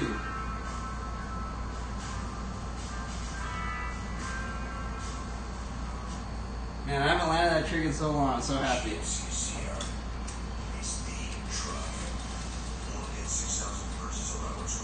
do better. I'm gonna start switching these. The other thing, everybody, is, dude, flatland is the safest form of BMX riding, and you can do it for a long period of time.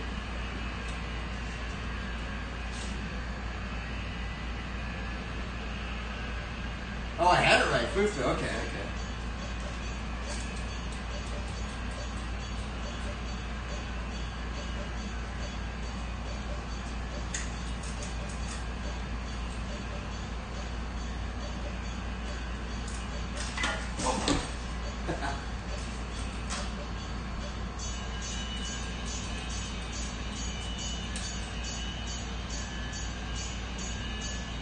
What got you into believing? Before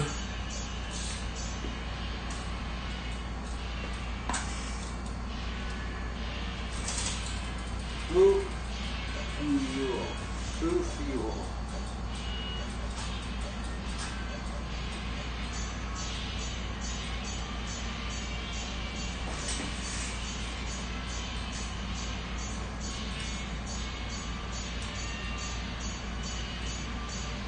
One John clarifies we must not be participating in this world,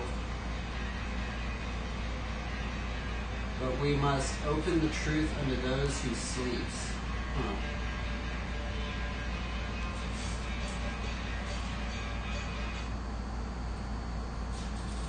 Now what happens if, like, worldly things start to meld within our own economy, right? That's what trips me out.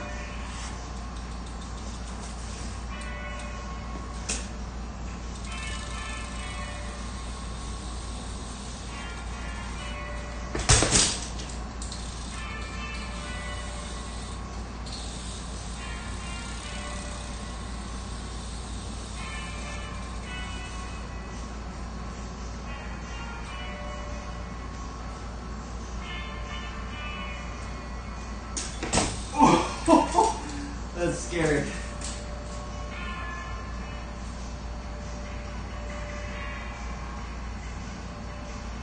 I've been struggling with looking at this. I will confess that is something I've been struggling with.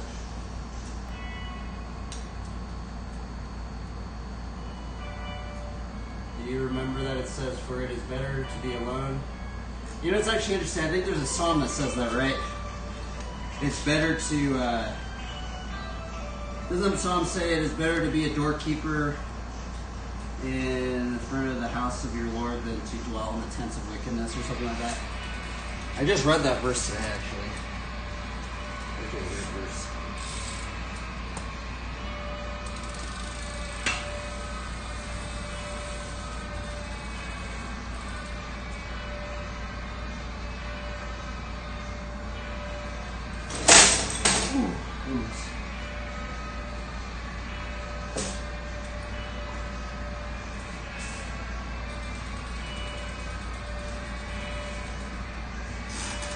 David said that one, yeah. What was that one psalm you wanted me to read? 117?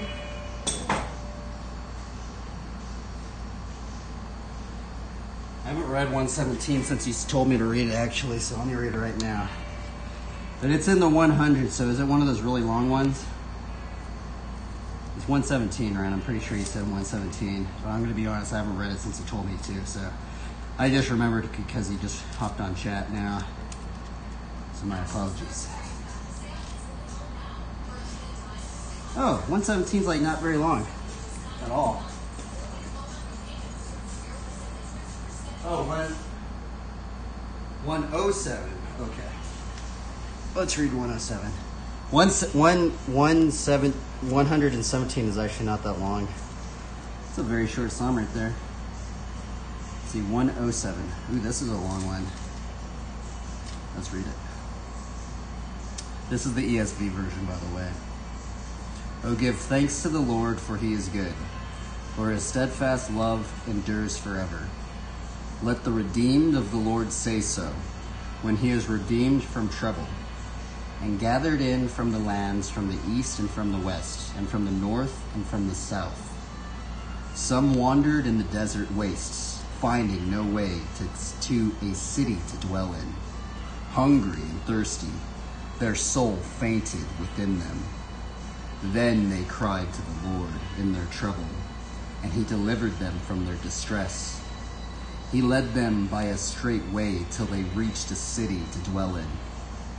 Let them thank the Lord for his steadfast love, for his wondrous works to the children of man.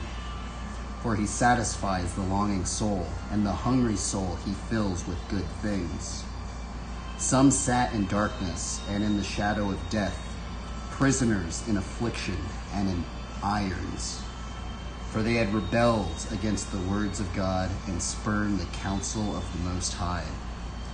So he bowed their hearts down with hard labor. They fell down with none to help.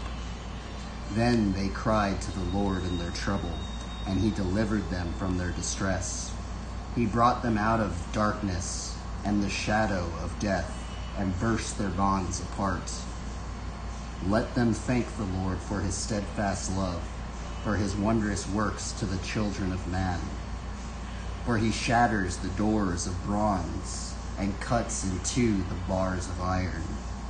Some were fools, though their sinful ways, and because of their iniquities suffered affliction. They loathed any kind of food, and they drew near to the gates of death. Then they cried to the Lord in their trouble, and he delivered them from their distress. He sent out his word and healed them, and delivered them from their destruction. Let them thank the Lord for his steadfast love, for his wondrous works to the children of man. Is this a song? I feel like this sounds like a song, because he just said that like 2 times. Because you know how aren't a lot of the Psalms just David's songs or something like that? Kind of seems like that. I wonder how would you sing that? And let them offer sacrifices of thanksgiving and tell of his deeds in songs of joy. Some went down to the sea in ships, doing business on the great waters. They saw the deeds of the Lord, his wondrous works in the deep. For he commanded and raised the stormy wind, which lifted up the waves of the sea. They mounted up to heaven. They went down to the depths. Their courage melted away in their evil plight. They reeled and staggered like drunken men and were at wit's end. Then they cried to the Lord in their trouble, and he delivered them from their distress. Man, this is a very interesting song, because literally that is just this. We just went through 4 stories. What are these stories? People going away from God, doing doing these things, and then what do? They ask God for help, and what does God do? He delivers them from their distress. Right? Wow, that's a very interesting song right there. That is a very, very. We're not done yet. I just had to. There's a commercial that popped up. Okay, let's see here. Where was I at? He made the storm be still, and the waves of the sea were hushed. Then they were glad that the waters were quiet, and he brought them to their desired haven. Let them thank the Lord for his steadfast love, for his wondrous works to the children of man. Let them extol him in the congregation of the people, and praise him in the assembly of the elders.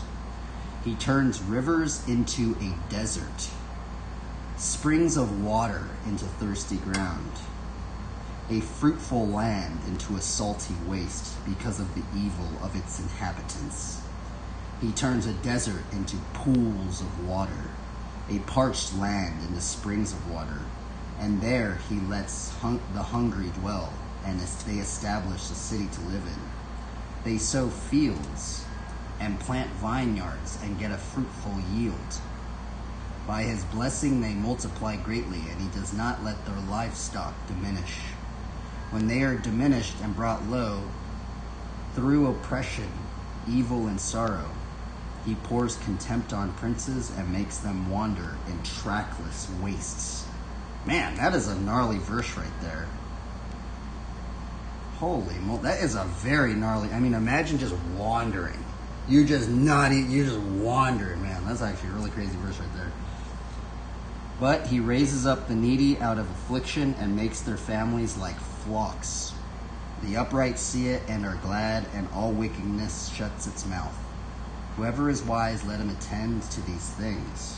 Let them consider the steadfast love of the Lord. Psalms 107. We read that entire. That's a very long psalm.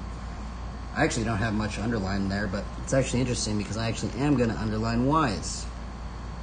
Whoever is wise. Just underline that. That was a good psalm. Man, I haven't read that psalm in a very long. That's actually, you're the first person on stream to actually, I feel like, even mention Psalms 107. That's a very interesting one.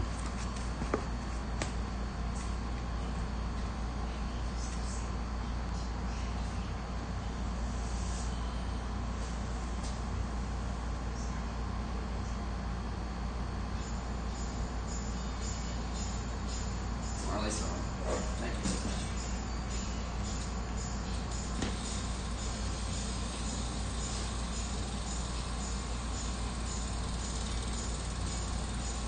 I want to see if I can still back here no hander at this seat level.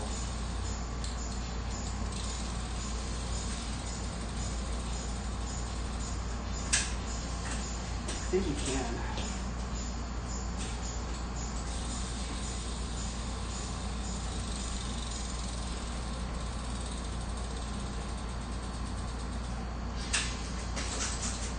Yeah, you can.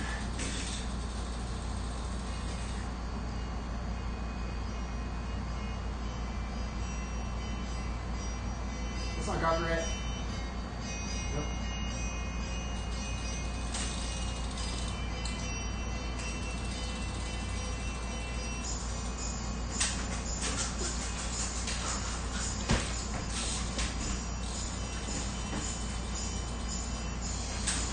That was sketchy.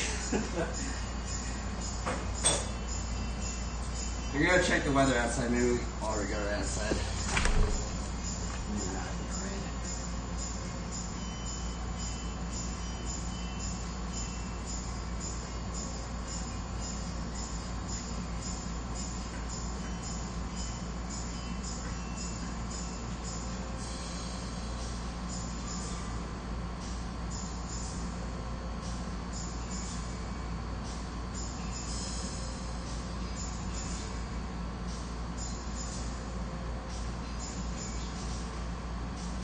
Never mind, it's really windy outside. We ain't running outside. I do need some water. Remember to drink water, everybody.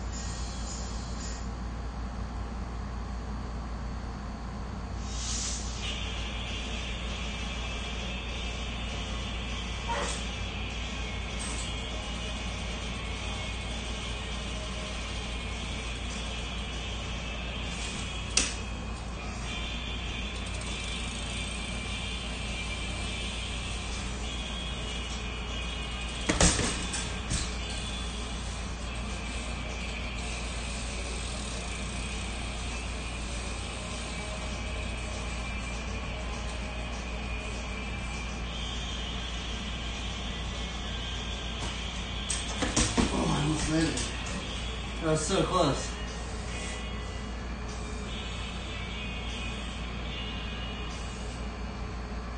Yeah, that tree is scary. I think that's why they call it a cliffhanger. You just gotta, it's like, wait, what is a cliffhanger? Isn't that just when you're on a cliff, you're just hanging on a cliff edge?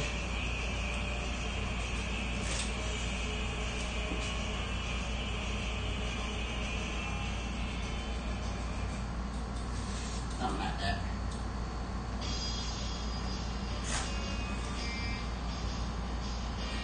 Dude, this edit that we're watching is really cool. That's empathy, you showed me that one. Put in the playlist.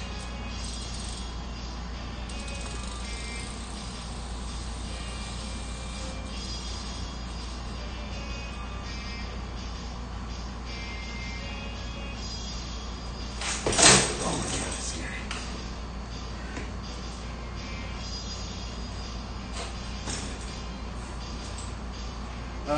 I'm like, you get prepared, like, once you fall down enough, it's just like, you kind of know how you're gonna fall, so it's not that scary, but in the beginning, it was way scary.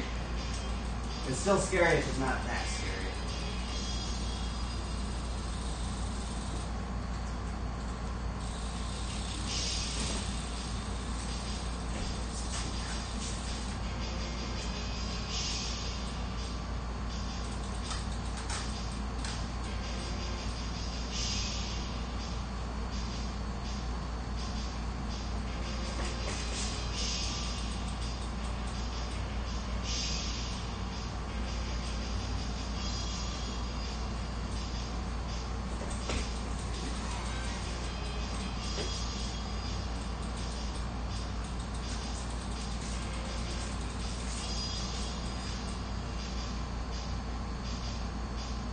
It's a habit? What are you talking about? It's a habit.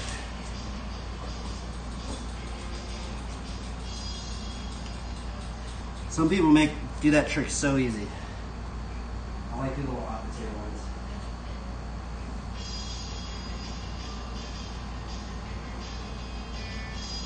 Yeah, it's like videos like not in the right area.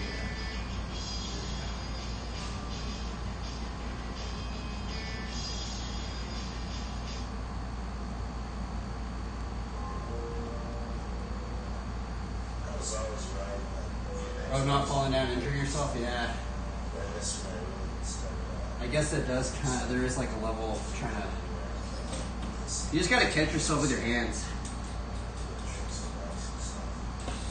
Don't get hurt that way. I have yet to not put my hands up, so I mean, I guess you would fall on your, that might be a little gnarly if you don't actually put your hands up, so.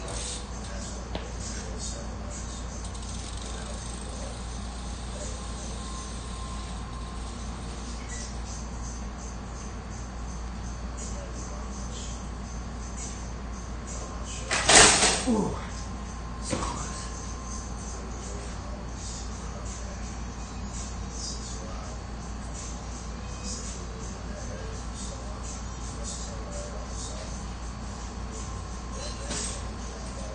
Do another one. I'm gonna do your backyard.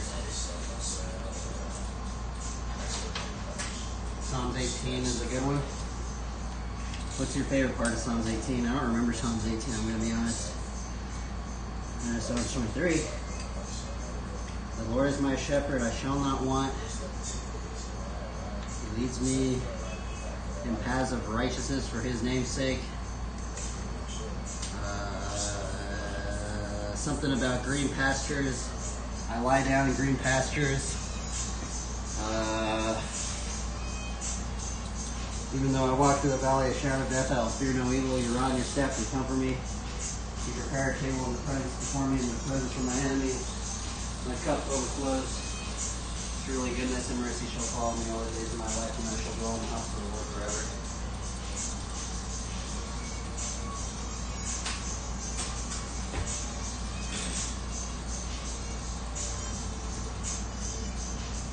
I don't remember a single part on Psalms 18, I'm going to be honest.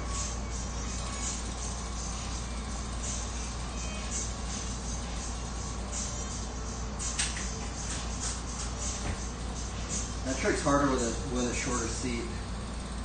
Shorter seat tricks.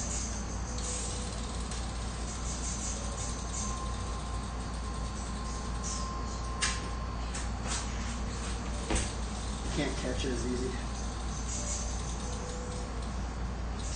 It shows his character never fails to those whose life seeks him only. Interesting.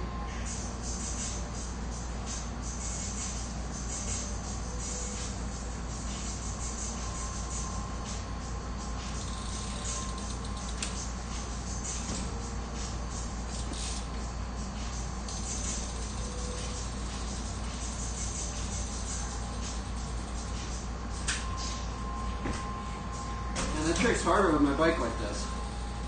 I lowered my seat down a little bit for the cliff hanger.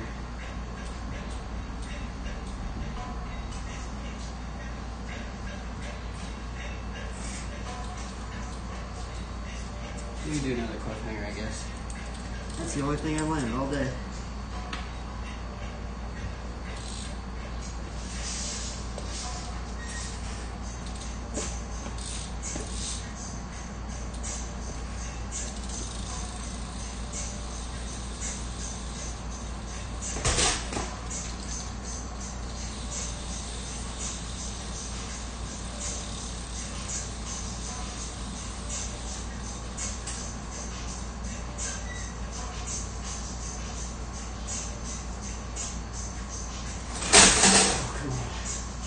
I don't know how I landed one earlier.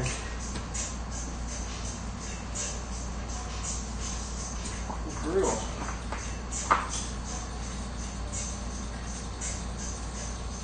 I straight up landed one earlier. Now I can't land one. That trick's so weird.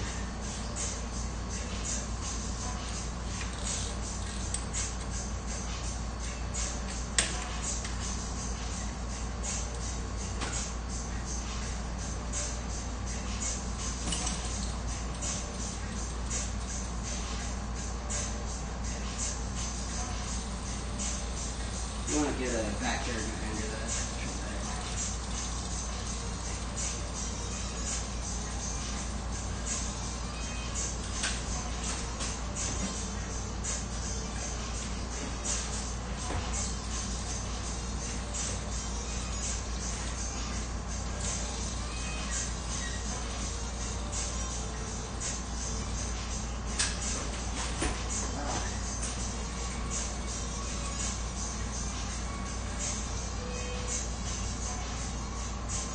Yeah, it's harder.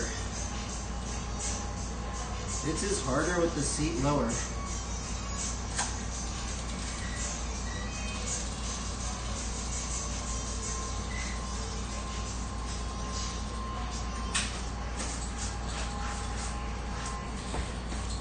I can't get into it.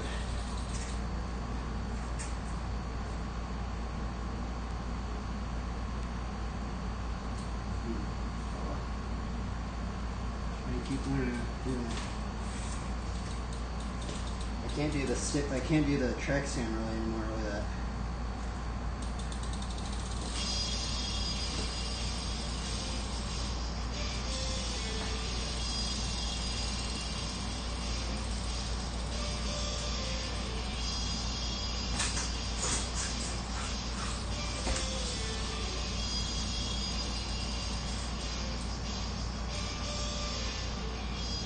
Do a Bible study?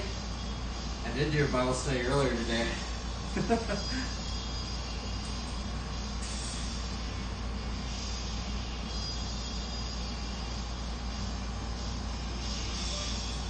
Try and do a Bible study before every stream. I know I do it very good though, but at least I do it.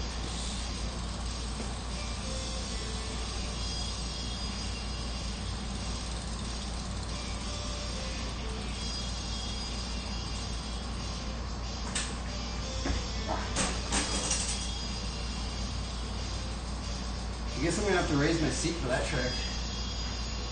And I guess I'm going to have to lower it for cliffhangers, maybe. Let's see if I remember where I had my seat. Well, I guess I can remember, so I just have to push it up to where... Let's see right there.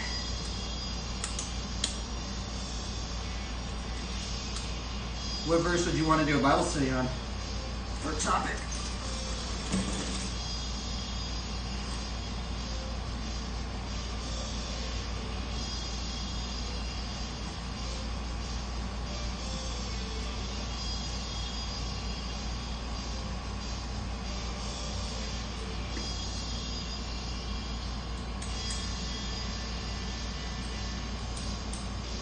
No, I see this.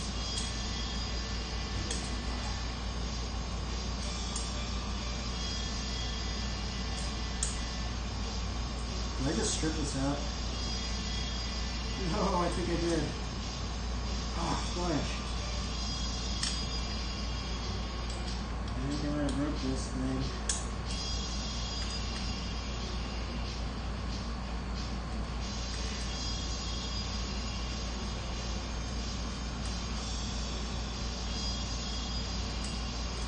Wow, it sucks.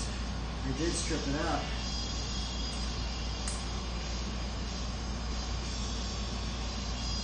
See if I can find another one.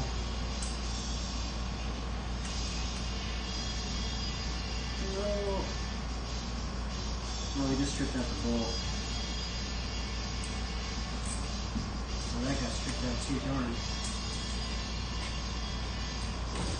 Let's see if we can find another one.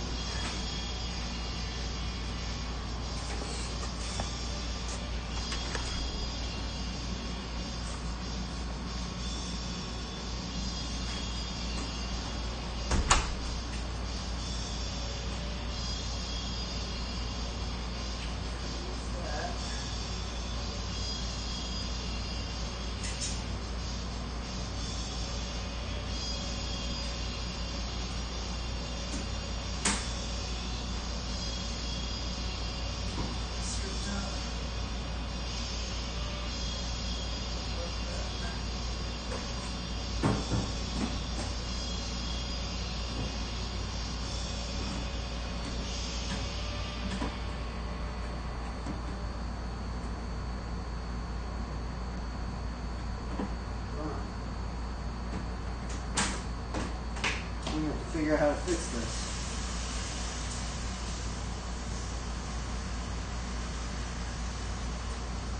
Well, the word believe has been very abused in John 3:16.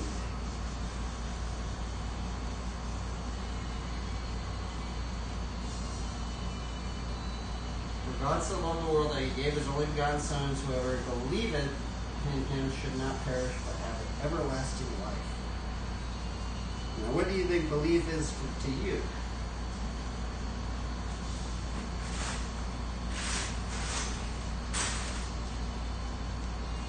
I actually have to fix my bike because I literally just stripped out that bolt. So, now an impromptu in the scripture while we find this bolt.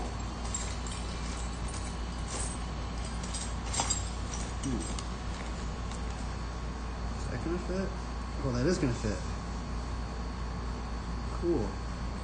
Wow.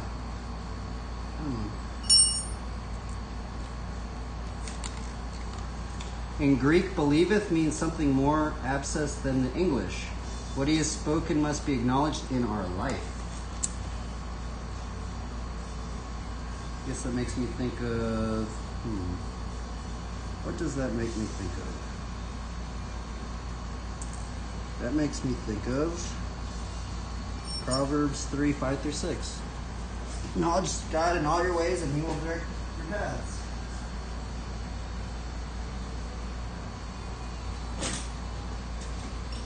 I'm gonna have to get more of these bolts. These things strip out on me. I don't know why.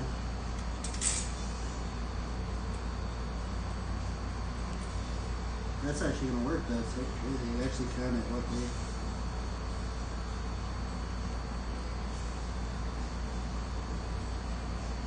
Maybe I should just have it well done.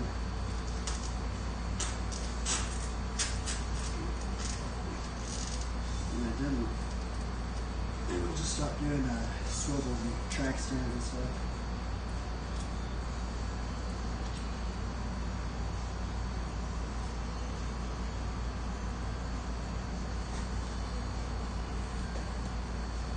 Should probably throw those away.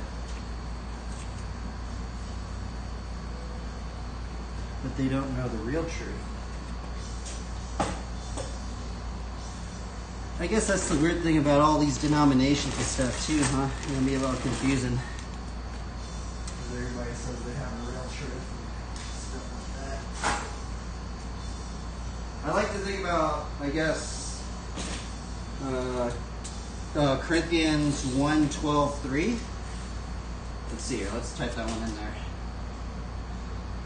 1 Corinthians 12:3. Therefore I give you to understand that no man speaking in the Spirit of God calleth Jesus accursed, and no man can say Jesus is Lord but by the Holy Ghost. Okay. Sometimes I think about the many members of the body of Christ and how we all have a little function maybe, even if we're not aware of it.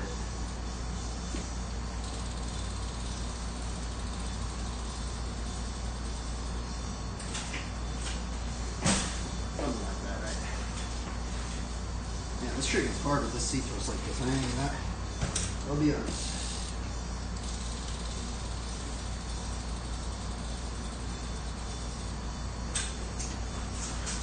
Yeah, it's hard.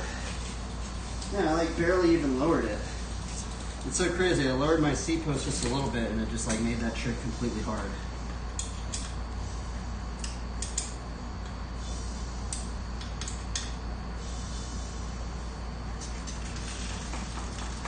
I guess I'll just have it play it normally.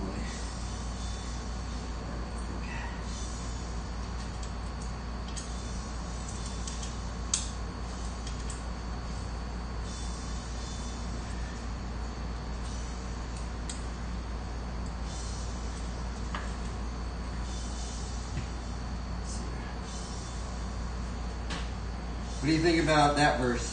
1 Corinthians 12:3. Because what trips me out about that verse is a lot of denominations say Jesus is Lord, right? I am more akin to hearing that, right? They really say that. Alright, let's see how it's easier this way. I think it is.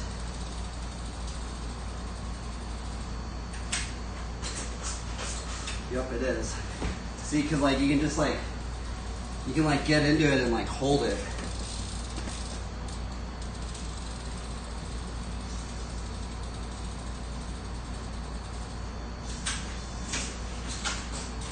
I guess it's still hard though.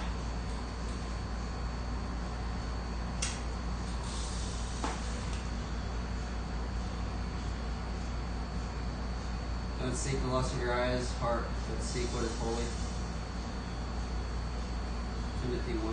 Timothy or 1 John.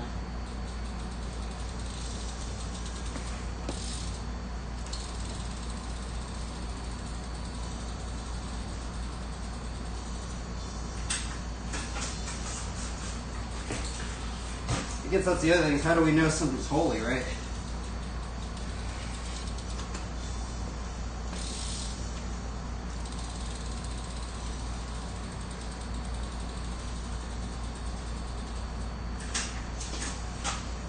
Wow. Can't anything. Who wants like what's like that? Oh, that bike is weird. That's a strange little bike right there. I might have to lower the seat just a little bit more.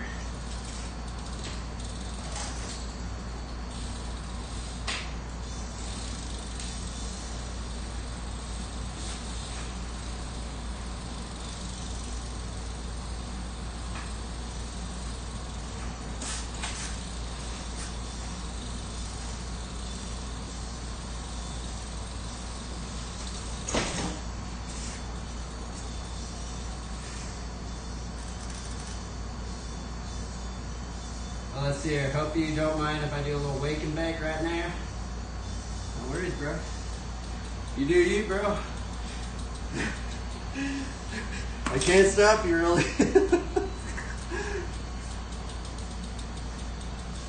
I will say it is kind of expensive, though.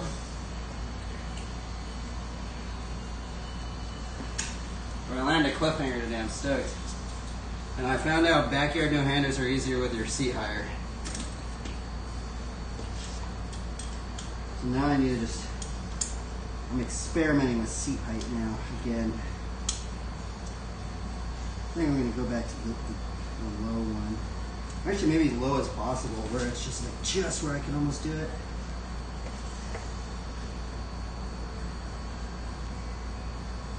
I guess that's what we should do, just barely where we can almost do it. Like that. Let's see what that, how that's going to affect tricks.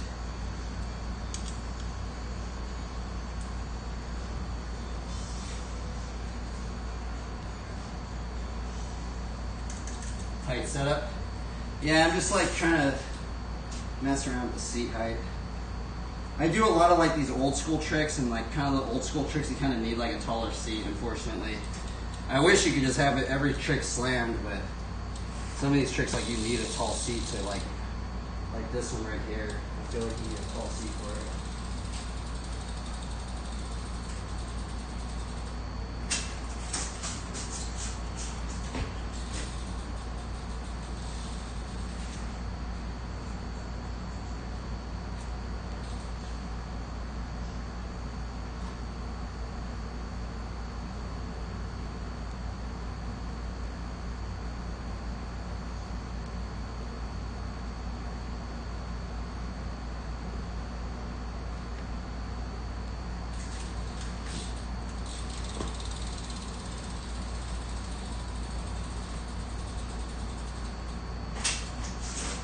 Wow.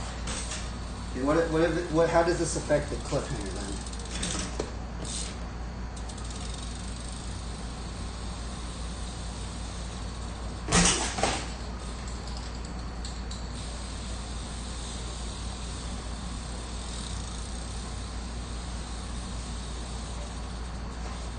It's easier to get behind.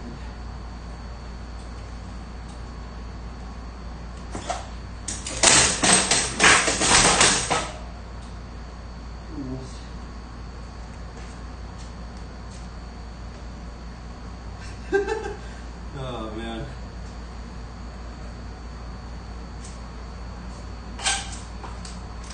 Man, the cliffhanger is such a weird trick. They make it look so easy. It's either I'm just really bad at this trick or I'm doing something wrong. It is really hard.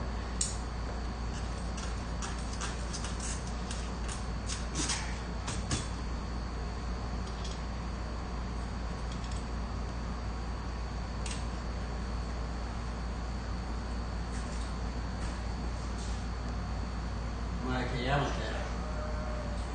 I don't really get hurt on this trick per se, it's just, I just flip over a lot. It's really, that's just the thing. That's what makes it so scary. You just gotta like know that you ain't gonna you're just gonna flip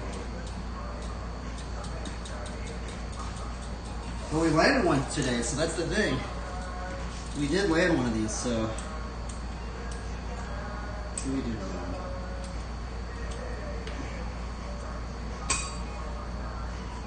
I think it's 1 Timothy 2:8. Something about lifting our hands up to the Lord.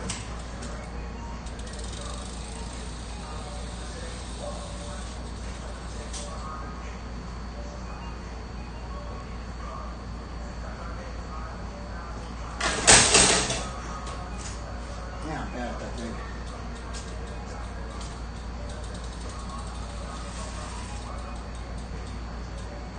Now see this bike setup, I have my seat lowered, and now I can't do track stands. Look, I mean, I guess you can almost do a track stand like this, but not really. And I guess you can still kind of do it like that. Oh, I guess you still kind of can do it.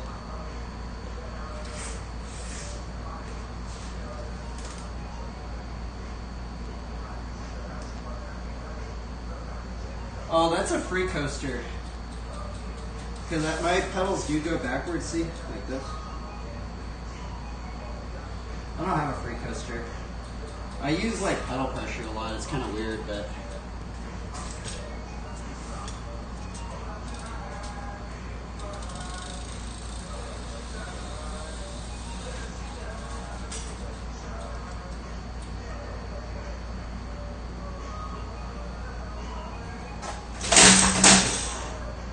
Yeah, trick's brutal.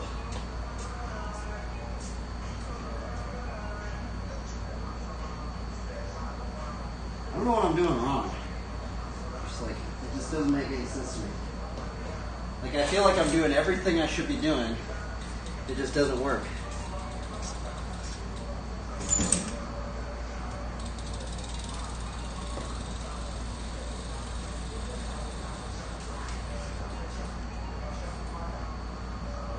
Yeah, it's called a cliffhanger.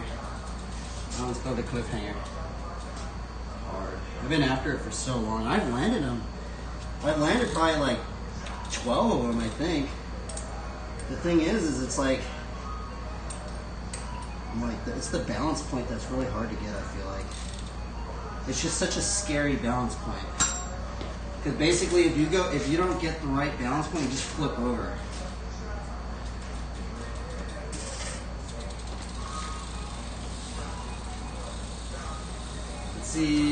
Let's see what a low mode is.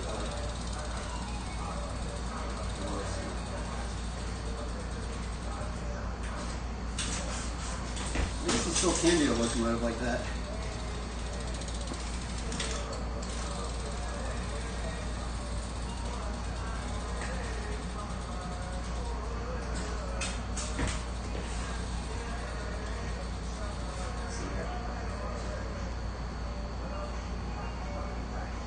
Many false prophets shall rise and deceive many, and many iniquity shall abound, for the love of many shall wax cold. Matthew 24:13. But he that endureth unto the end, the same shall be saved. It's a weird verse, huh? The love of many shall wax cold.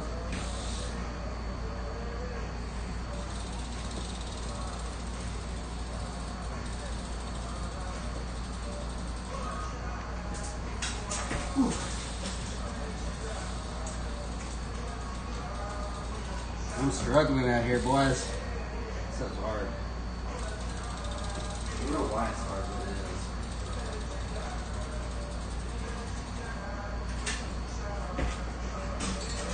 is. So hard. They make it look so easy, but it's freaking, I don't know. I think it might be my bike geometry, too. I'm not fully flatlined out. I don't know that. I think it's just hard either way. I'm at the point now because I've tried flatline parts. You know, I've tried the flatline parts. I've tried without the flatline parts. It's just hard either way. If anything, it just gives you a placebo effect.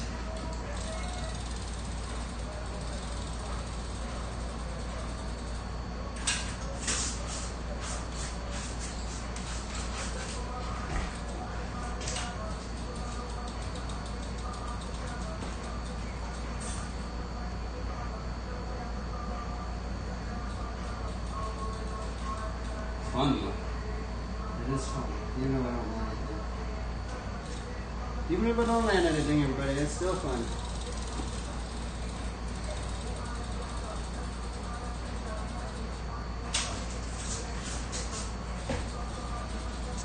That trick is harder with the lower seat though. I will attest that. You guys want to do the back here now? Here, it's really hard.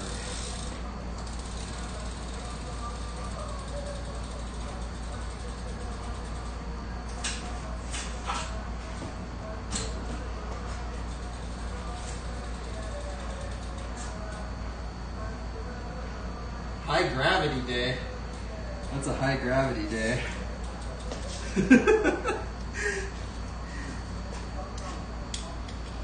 See, this is kind of the problem, is like, I try all these different geometries.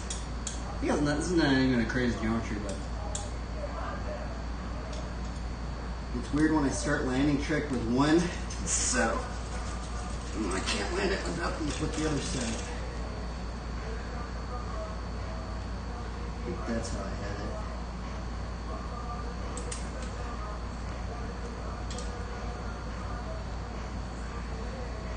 Yep, that's how I had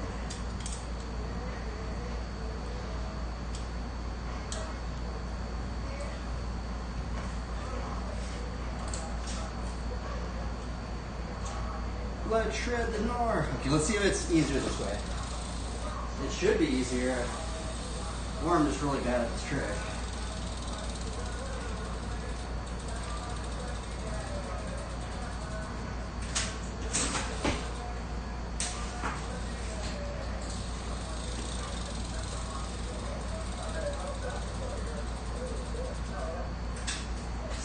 Wow.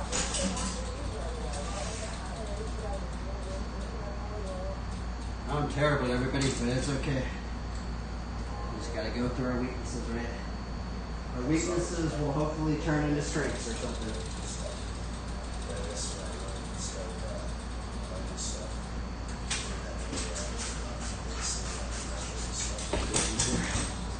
It is easier.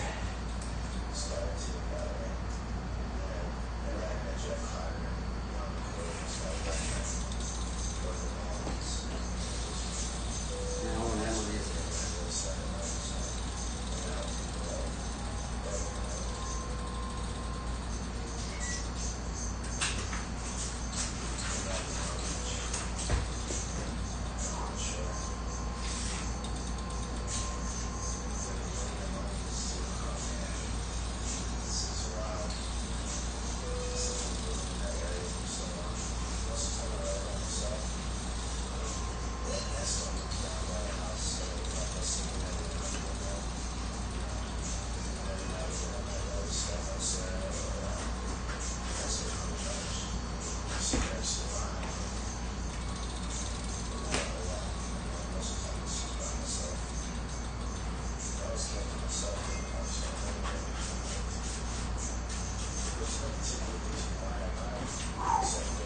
pretty close.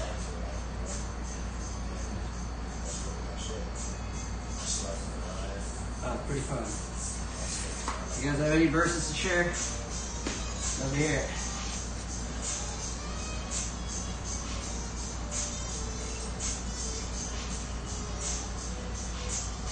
Any verses, any thoughts? Any bike tips?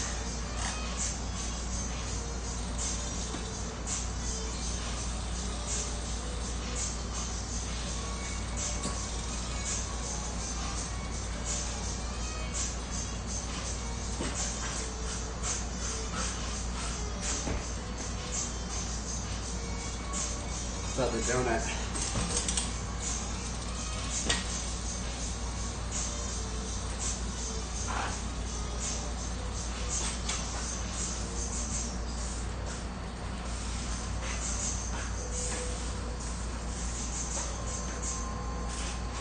Oh, that was fun.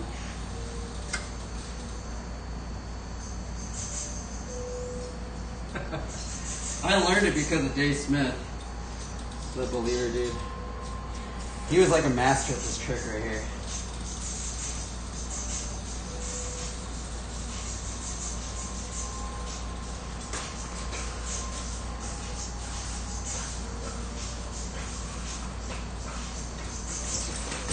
Oh, we almost did it.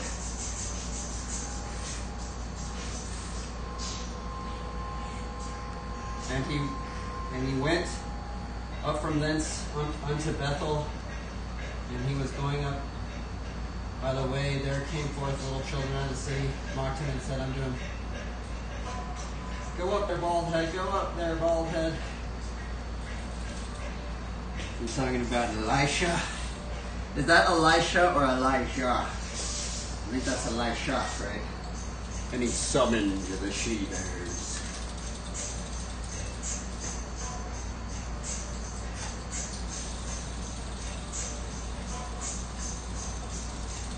Want to take one?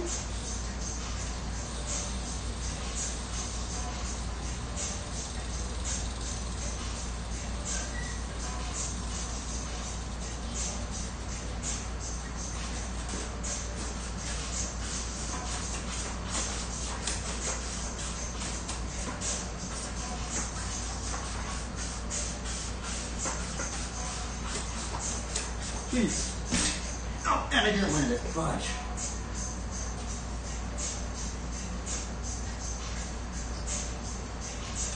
That was a gnarly verse. I always think about like the nature classes in RPG games. You just like summon up a gnarly bear. Like bear familiar.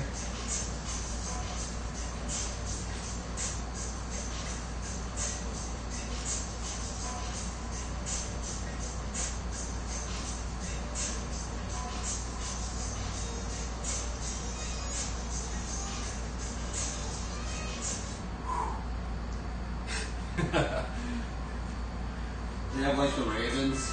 Those two guys are so weird, right? You got bears, you got ravens. I feel like nobody talks about that. You know? Elisha had the bears, God summoned the bears for him. Elijah God used the ravens to feed him by the creek of Cherith or something.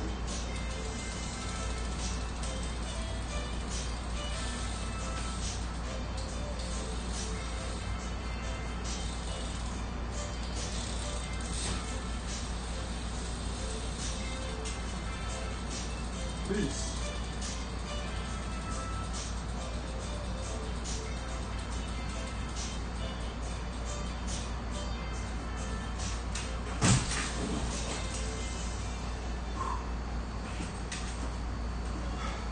Oh, fuck. I was dead.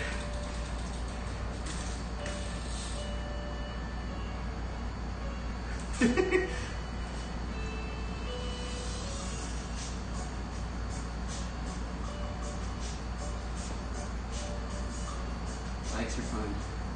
It still trips me out, like, there's like barely any flatliners. Like, bro, dude, you can learn this stuff in like minimal quarters. Like, there's one dude, you know, there's people that freaking, that's their spot, bro. 5 by 7 foot square. Only most of us can find that.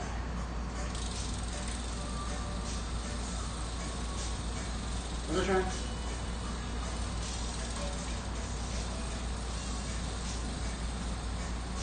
Back here in the header.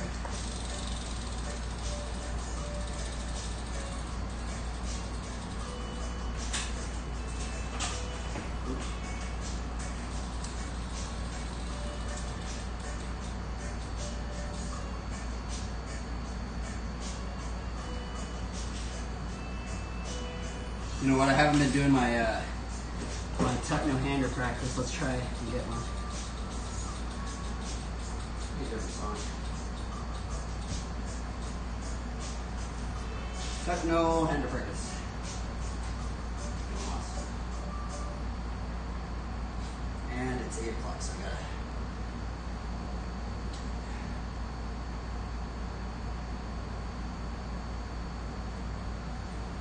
You guys have any tips for the tuck no handers?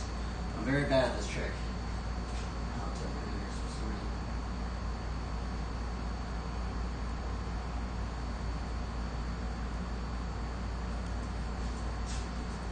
What's the menu for dinner if you haven't eaten? I don't know. I gotta cook my dad something.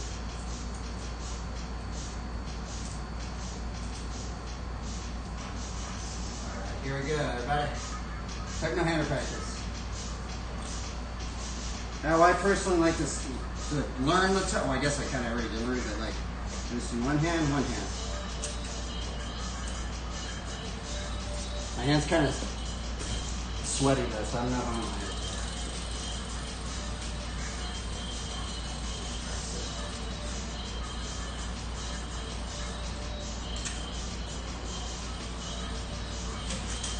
Oh my god, that's scary. Oh, I ate it right there.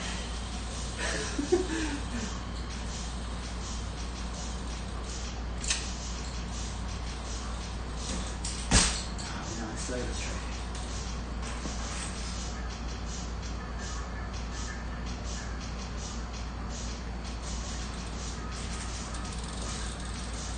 You haven't seen, I don't think you've seen this trick, Legendary. I've done it a long time ago, but I fell on it like 2 years ago.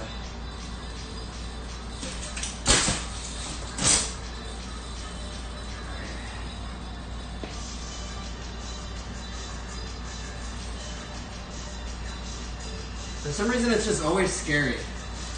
Like, out of a quarter pipe, it's like, for some reason, it's not as scary because you like, the quarter pipe like puts you in that position kind of naturally, but this one you just kind of have to like be fast or something.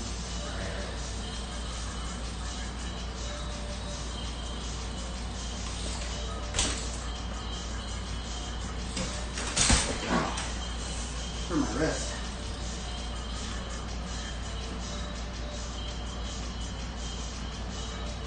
Dude, that was scary.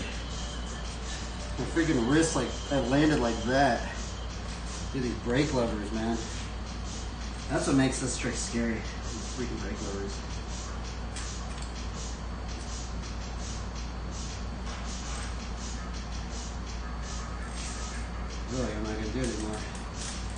I almost messed my wrist up like that. It landed like that, dude.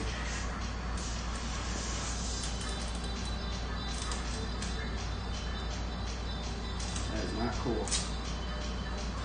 Alright, well that was my little attempt today, I guess. Freaking thing cut me on my hand a little bit.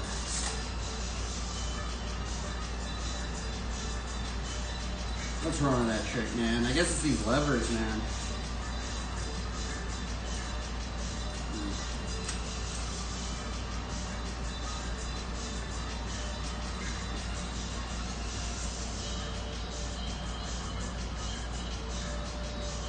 Oh, that hurt. That's okay. The bikes are fine. Bikes are fine, everybody.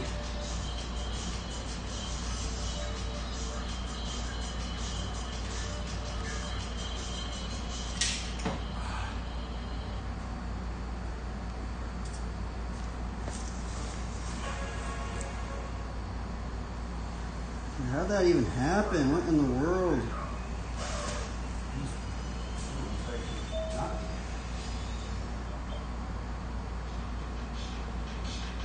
That almost got me.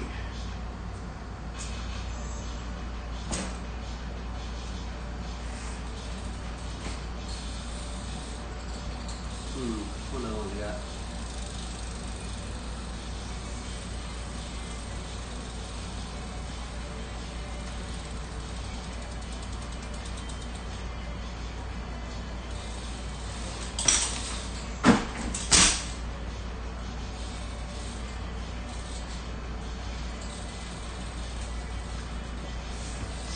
Proverbs 14:27. The fear of the Lord is the fountain of life, to depart from the snares of death.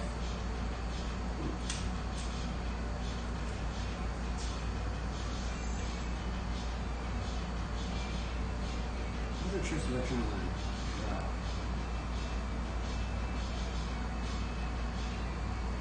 I've only landed one thing all day today. It's actually insane. It's crazy. Only one thing, that doesn't make any sense, huh? But this one is fun. I'm gonna cheat with this one.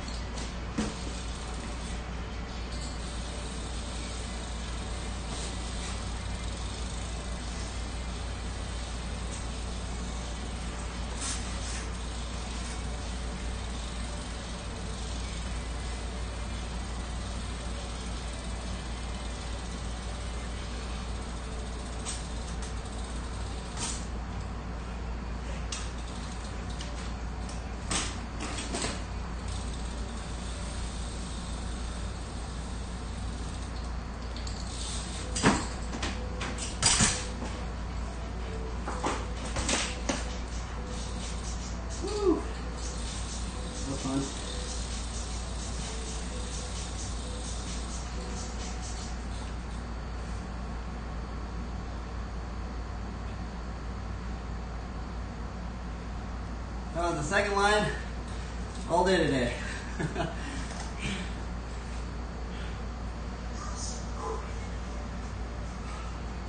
Proverbs is extremely important as believers. Proverbs was the first book I started reading.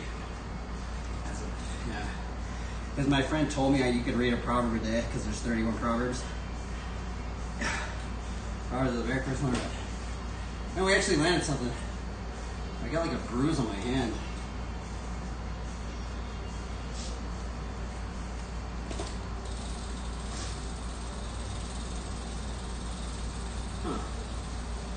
It might be I'm gonna call it a day right there, because I kind of want to just keep riding, but I need a drop.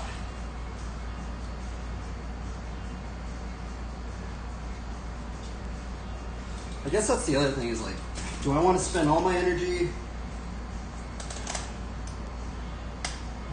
Draw. So maybe we'll transition into the drawing stream. Let's try and do some fireworks. See if we can get some fireworks going.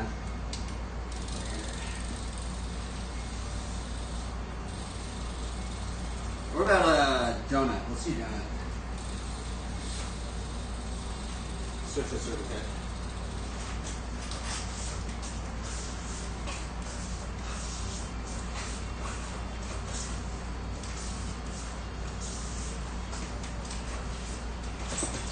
Wow.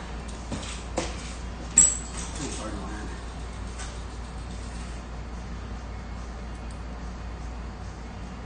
So close yet so far. Yeah, follow me. Like in Matthew 4:19.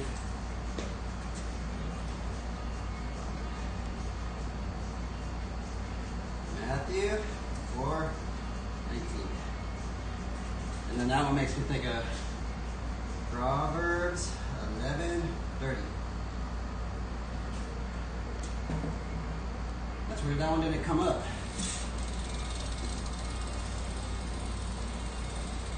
Do some fireworks.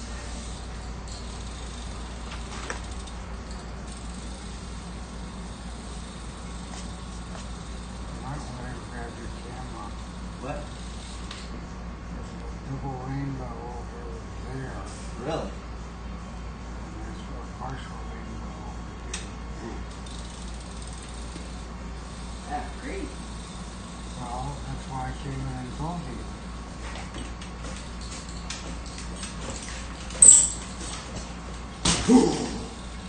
Let's do it.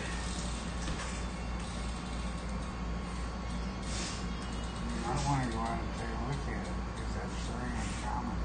I've seen it already. Huh? I've seen one already. 3 rainbows?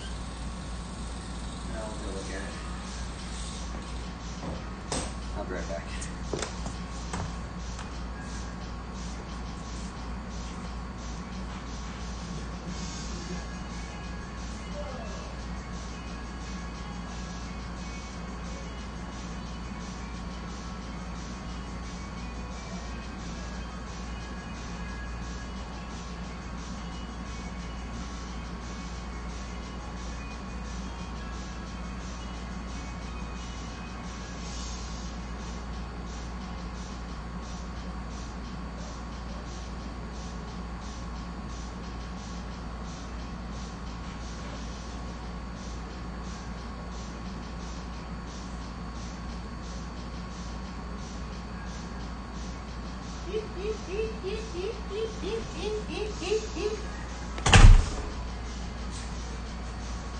Proverbs 11 didn't go down, huh?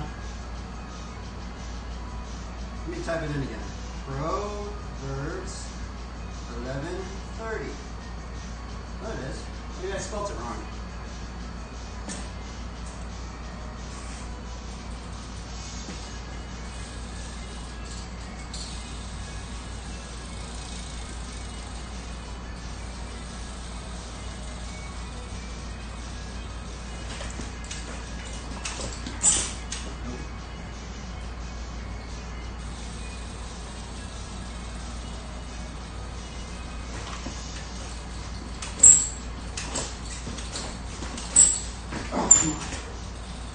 So close.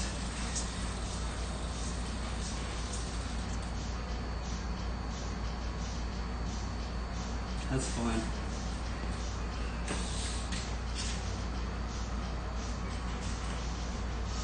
That trick's just like always fun. It's weird. It's like frustratingly fun. That's how I can describe that trick.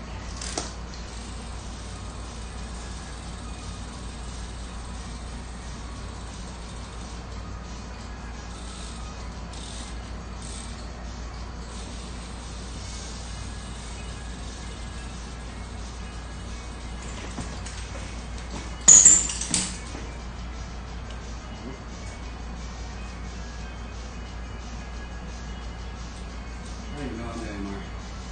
That's a good draw set. Are there any other maneuvers I we can think of that.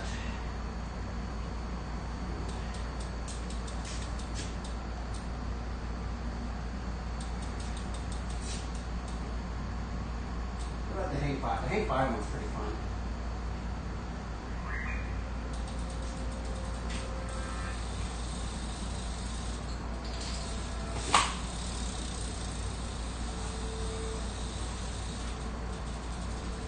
Peace.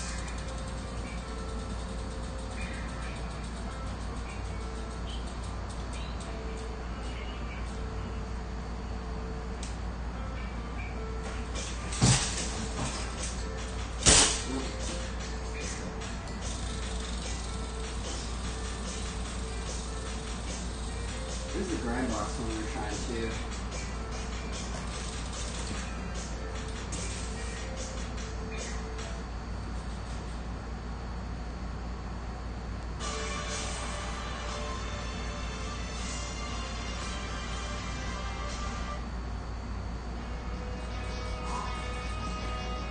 What should we do?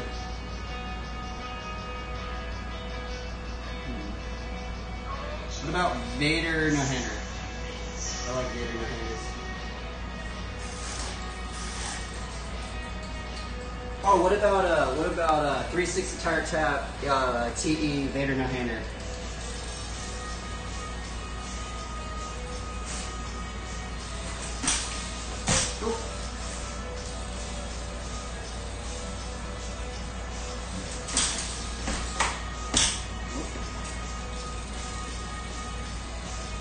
What about pickup bar Vader no hander?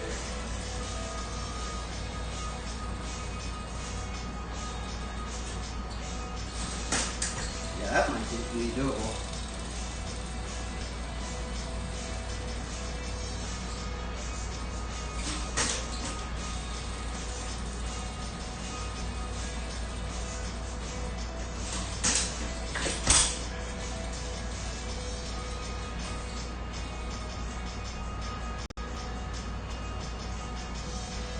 I think that was kind of cheesy, huh?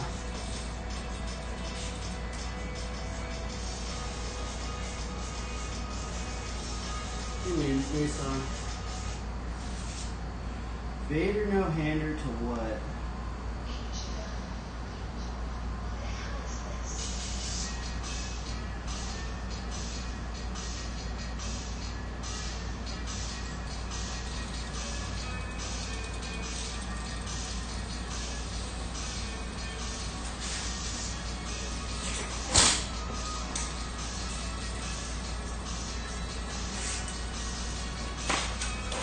Come on.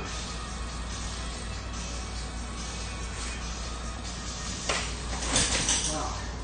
I lost that trick.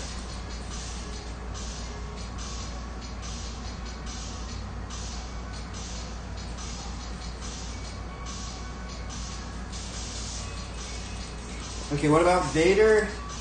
Vader no hander, fakey half cab, a booblet tap, something.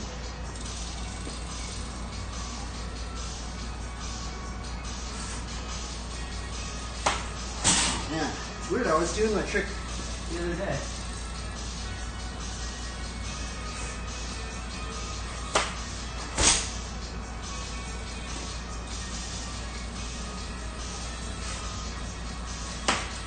Wow, I lost it.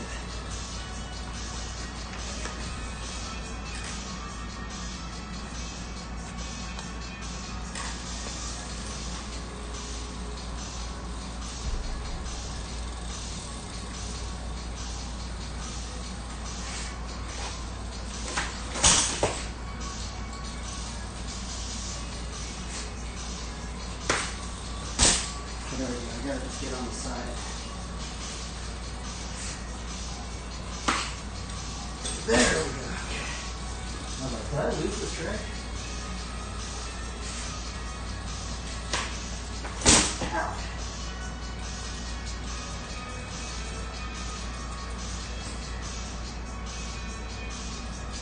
Wrong. I was doing this trick the other day. Lost it.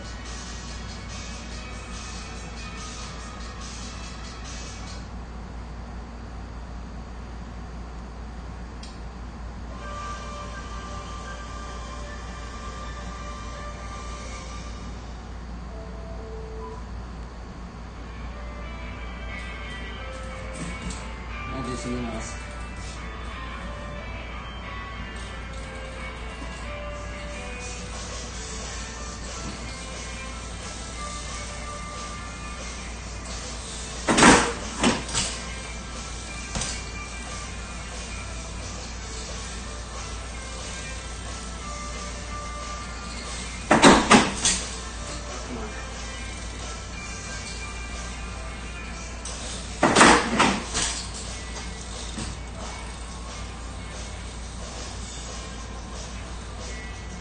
Can't find anything.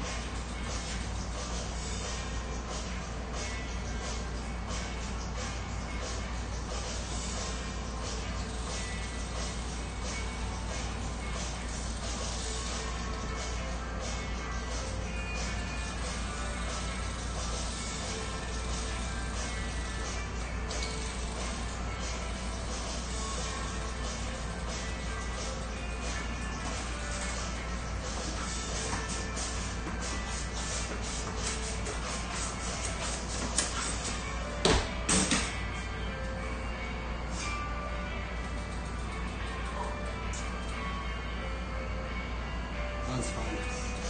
Let's get funky.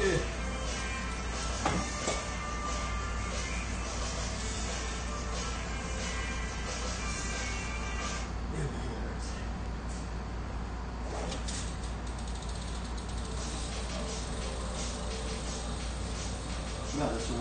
I need to practice this one more.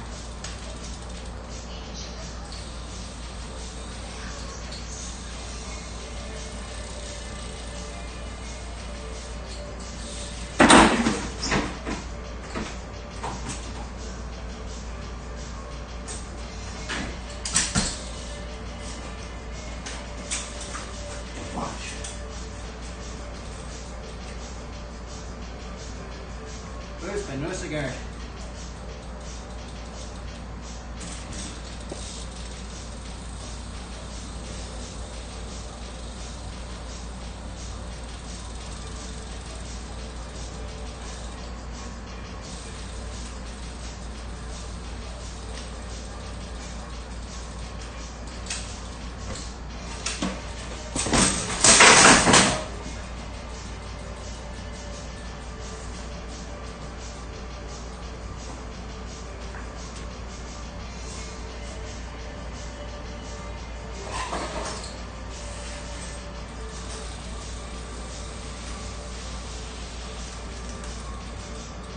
See that.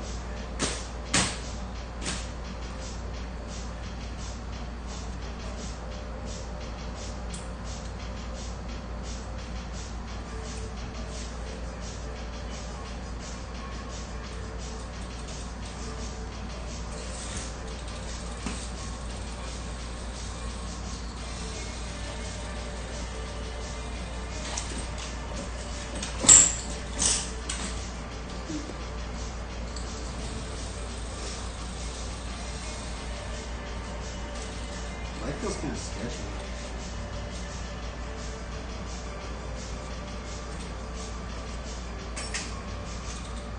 No, we haven't done an alphabet today.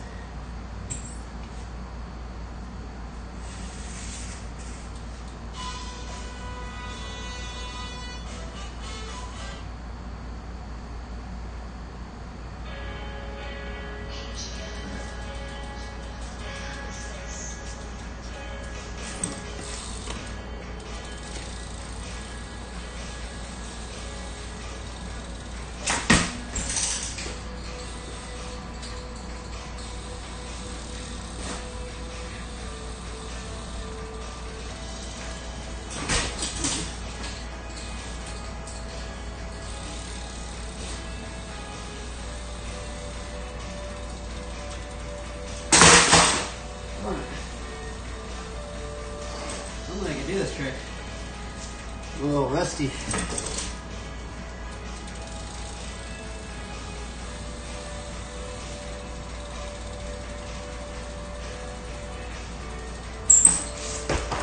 Oh, you're kidding me.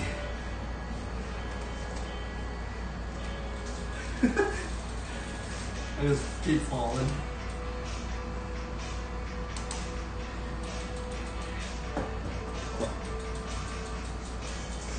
I think it's this song. Too slow.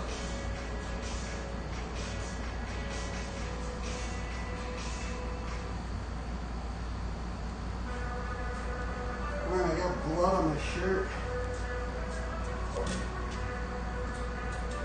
Lights here.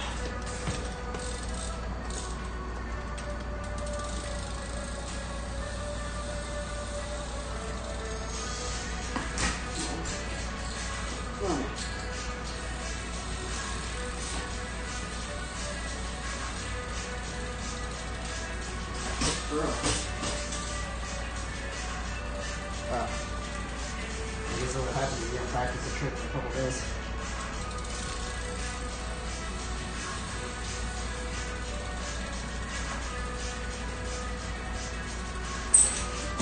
Oh, that's sketchy.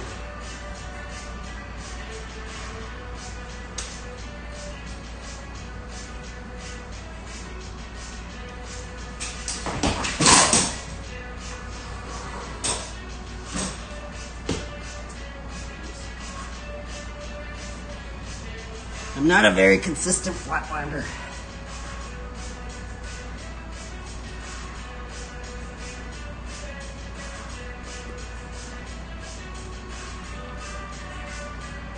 That's fun, huh? That's all that matters, huh? I have fun.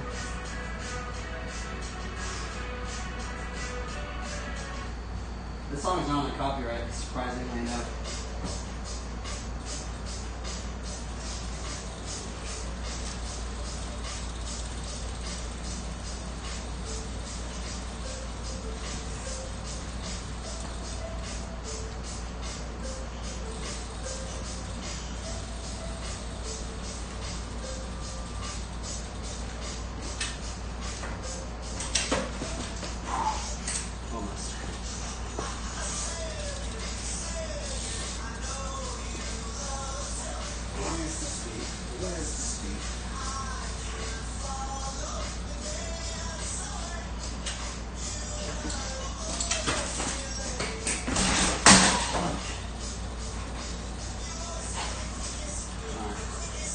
Close to that one.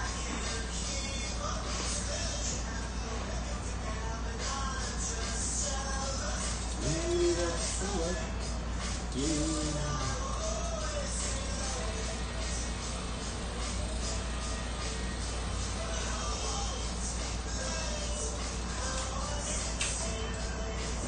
I want to just crank it.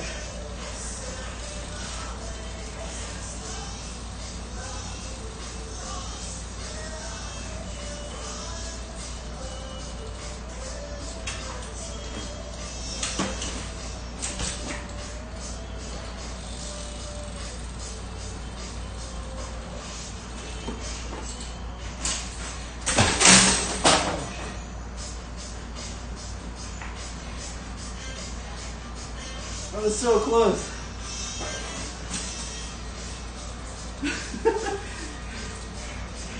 I land one thing and I can't land the other thing.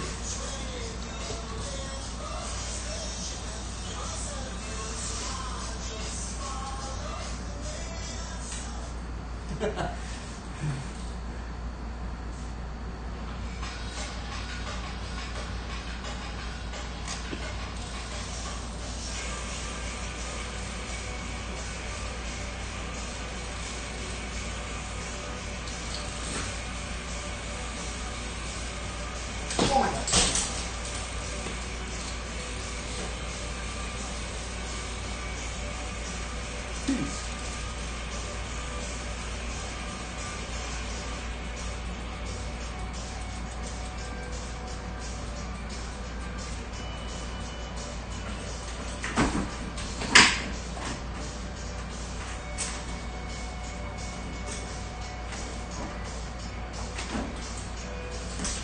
Ah, that's it.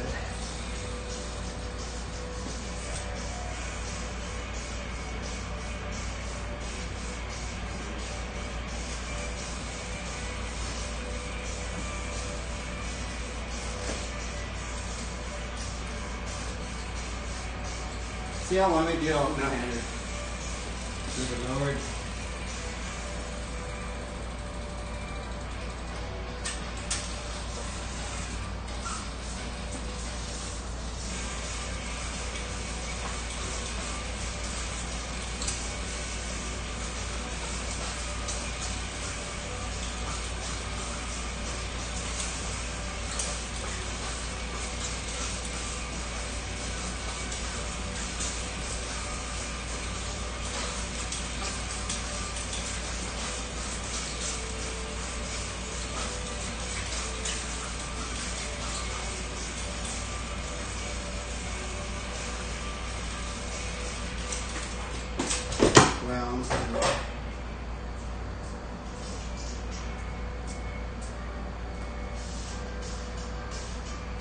and no sugar.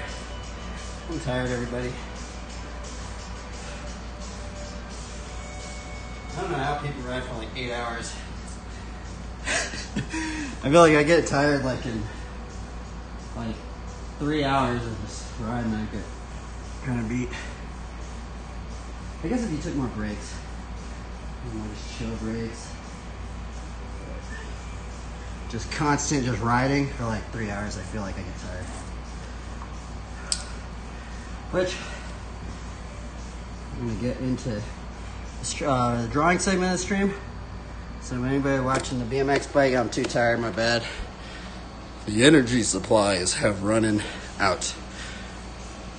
But we will probably do a stream tomorrow. So stay tuned for episode 851.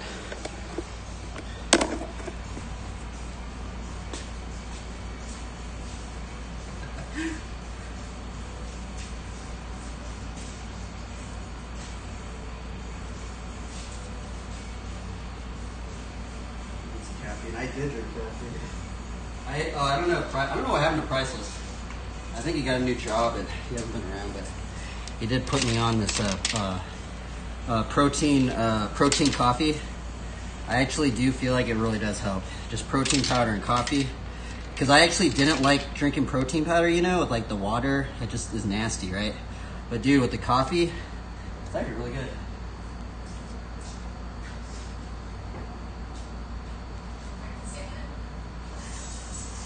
I'm really, really tired, everybody.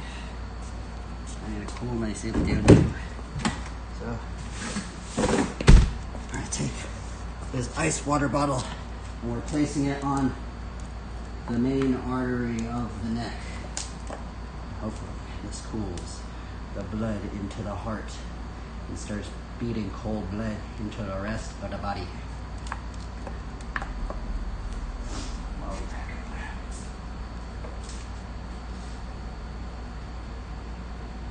This is the ice mace.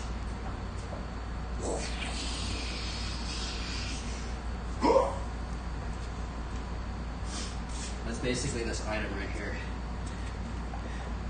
The ice mace.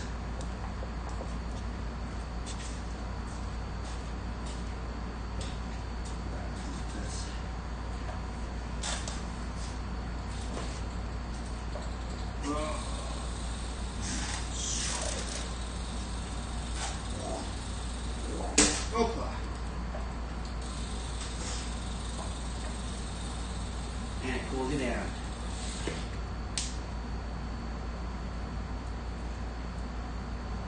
I'm going to draw it there.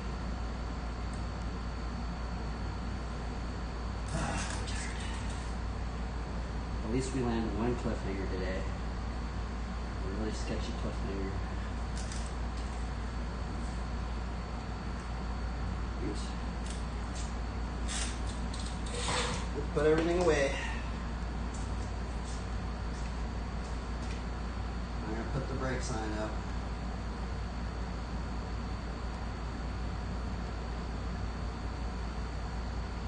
There we go. Brake time. Let's put the words up. This up. And there we go.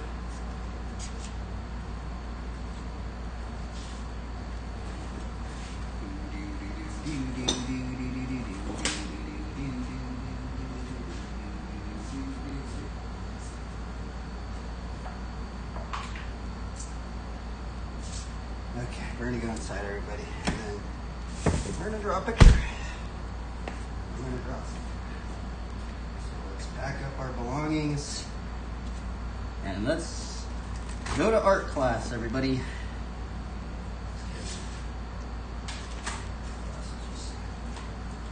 We're just gonna draw.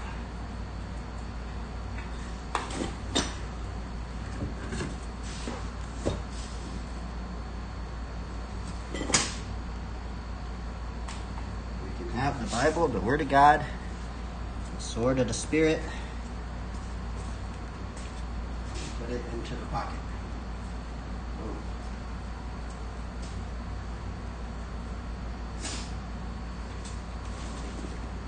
This us adorn ourselves with the armor of God, everybody.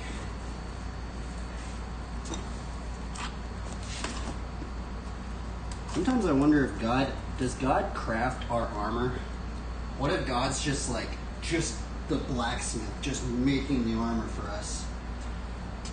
Because if you think about it, if you actually do your studying on armor is like, bro, it's so customized, because if you have armor that doesn't fit correctly, it snags and stuff, and you can't be as mobile.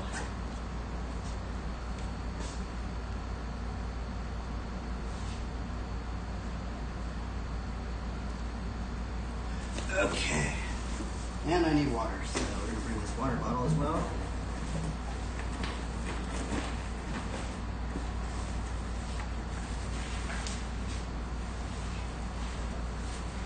Okay. Holy chabunga, we are tired. Holy little ground squirrel.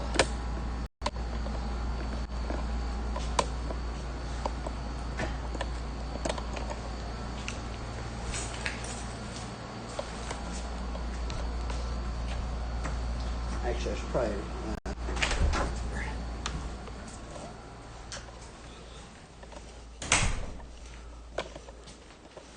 Holy little ground squirrel.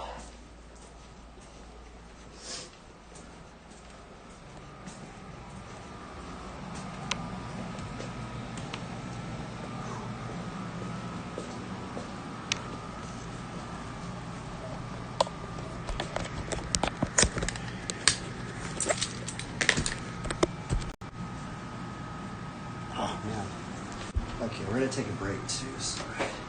Sorry everybody, if you guys are watching the bike riding, we're not bike riding no more. But we can draw a bike. That's probably what we'll do.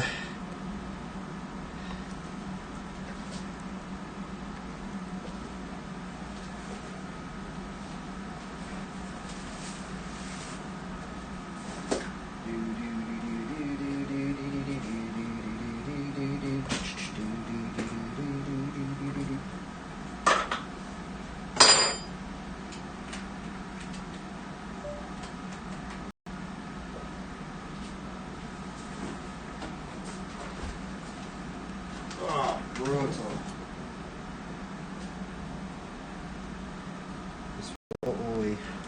What should I put up for the drawing? I'll put the something like this one, I guess. I'll take a break.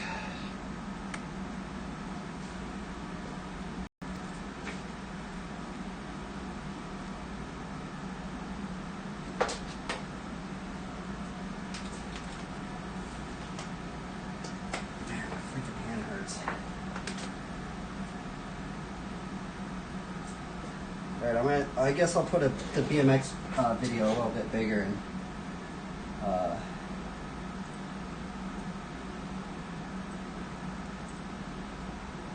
I'll put on a skating video, because the thing is, a lot of these BMX videos, like, there's copyrighted music. But if we watch this dude, I know this dude doesn't have any copyright stuff in his YouTube videos. Let's see here.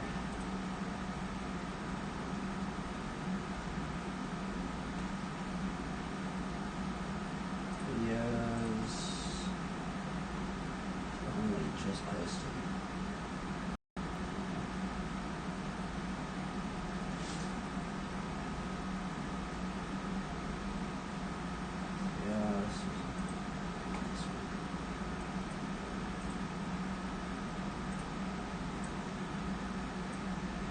I'm going to turn off the audio just because I'm going to take a little bit of a break, everybody.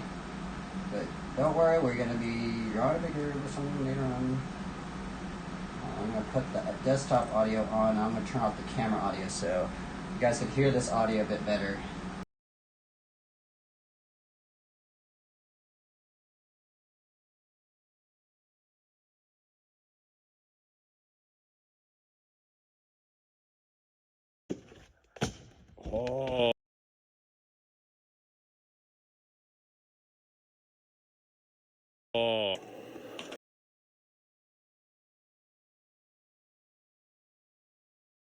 So this video is like kind of a part, like we're on a skate trip, and this is just like us skating a particular ramp. I mean, we skate other stuff, but we're skating a particular ramp there, and it's just a bit about, I mean, more or less, this is like one of the best places to learn how to skate a down rail or a handrail. I know that when I first, because it wasn't a common obstacle when I was growing up, and then when I first skated one, I was just like, oh yeah, this makes everything way more forgiving. It slows gravity down a little bit because there's a boost to it. But anyways, you can actually buy this exact ramp with these dimensions that we're skating. Link in description. But we're just gonna get into the video. We talk a little bit about like the perks of it, but it's also just a ton of skating. So we just got here. Probably not gonna skate today. Going to go out, get some food. Guess we're going to a random bar or something that's not super far. But yeah, we're here. Skate camp. Got a bunch of the Power guys. This is gonna be fun. I'm excited, but I'm here on vacation, so I'm here for 3 days. Wait, the smoke got kicked out. Where'd he go? He left. Where? He left. Oh, DeVille, go get him. DeVille, get in the car before you get eaten. Did you see that though? There was a bear. So this is the squad for well, we were missing. Oh, there's no one else over there. Kyle. Mowgli already left. Mowgli's in his videos that are coming out probably before mine. Yeah, it's pretty sick. Mowgli came out and then had to leave the next day to go to. Dude, you know what's crazy? Mowgli came to the camp. Kansas. Oh yeah, Mowgli came to the camp and straight had to leave on a trip. He came to the camp and has to leave on a trip right after too. I'm leaving for the East Coast. The day I get back, I leave. Yeah, you just told me you were leaving too. Yeah. Can I go with you? If you want. No, I wish I could. I can't. I gotta go to work. Subscribe to my YouTube channel. Watch the videos. I want to go with him. He just like picked my phone up. I was like, oh, did I set it down in something dirty? He was like, hey, this is how I get viewers, dude. You okay? If it works. I just said check out your channel a second ago. Let me see that. He's got a thumb blister. He shot me with it. So this is the park that we never skated last time I was here. I don't think I filmed one thing. I did skate it, but I didn't film any of it. And it has like this, what was a bump over like rail, but they kind of turned it into like a Euro gap. But I think it's Kyle who put it here. Hubbas. This is concrete. I think one year they had like teaching kids how to do concrete stuff. So like I think like campers helped build this. I'm almost sure. And then they used soda can coping for that. China Bank. It is hot. Keen Ramps came here and fixed up some of the ramps, and so they also brought some extra stuff like this A-frame. You'll see like Keen Ramp stuff like all over the place while you're here. Flat bars laying around. This curb's funny to me. This is Victor's brother. Oh my god. He's talking about possibly doing switch 27 down this hubba. We'll do switch 50 right here real quick. Switch 50 on the hub? Yeah.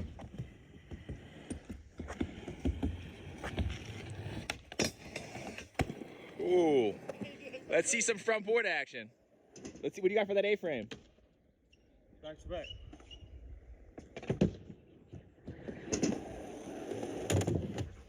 Dude, chill. Chill.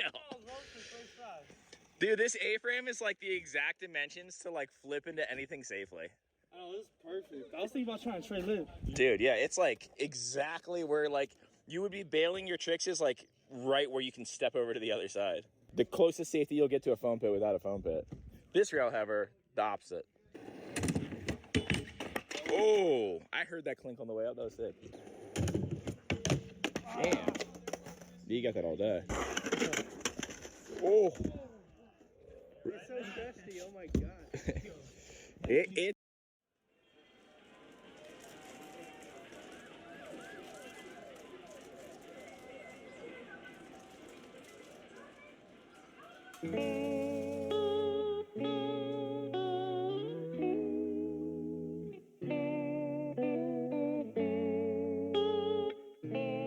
It's hot. Just trying to get the blood moving is not easy. If you would have somehow Bigfoot front boarded that, trying Bigfoot front board, you would have won. Hurricane?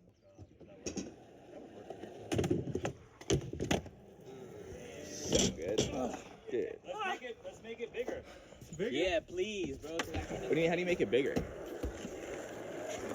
Just pull it right out. Sheesh. Oh, like the gap. Blunt slide, board slide. Oh, you could do that. What do you got for this bump to rail that runs all the way to the bank? Can you go off the end?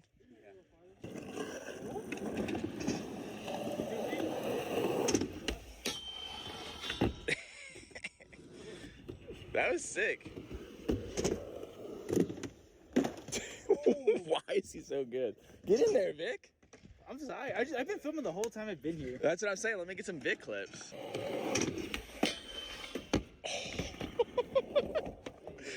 You couldn't have popped out at a worse spot. That was sick.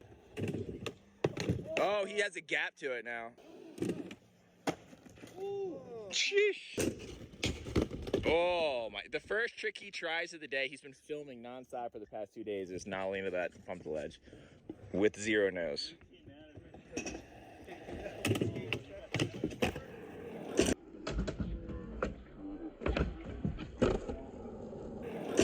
Over the gap? That was sick. That felt good. Dude. That looked, was it easier with the gap to it? It looked like you could slide more of the rail, obviously. Yeah, it felt a lot more comfortable. With the rails to get slide. Yeah, you were like, what was kind of cool about it is you get to go really slow to get into your A-frame rails. But when you have a little gap to it, you just skate like a normal bumped rail. What is... Yeah, it feels good like this. What you doing, Matt? He was like, dude, Orlando just fell on the ground. He was just like, "Do you feel the ground yet?" I was like, "Yeah, it's pretty great." He was like, "Yeah, straight pepper grip." Hell yeah. Oh, kick back, lip over the guy would be sick. This shit is gnarly. Dude, ultra pepper grip for life. Are you riding that right now too? I'm on next board. Next board, hell yeah. You got the pepper? We're a bunch of pepper kids out here, dude. I once was mobbed, but now I'm found. Orlando says the A-frame's still too small, even with the gap. It's like... Too dinky for you. You're a big rail guy, though, that's why. Okay, I'm trying to get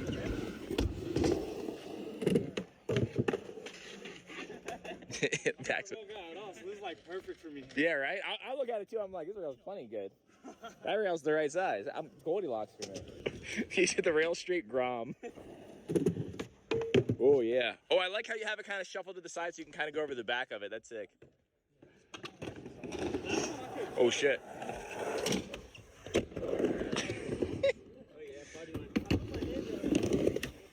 Oh.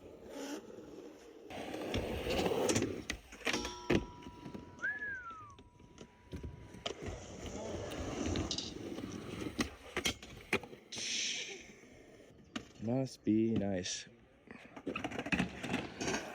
Oh, you want this again? Oh my God, let me get out of this spot. Wow. I mean, the rail's like short enough that when that crazy loop out happens, you're still like, okay.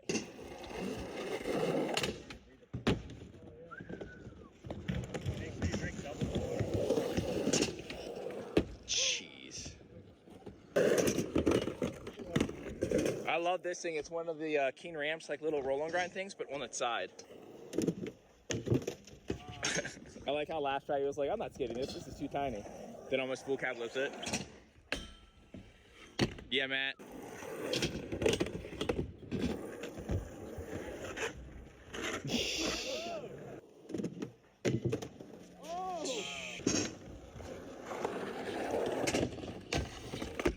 So sick. Front three up that's pretty narrow. Yeah.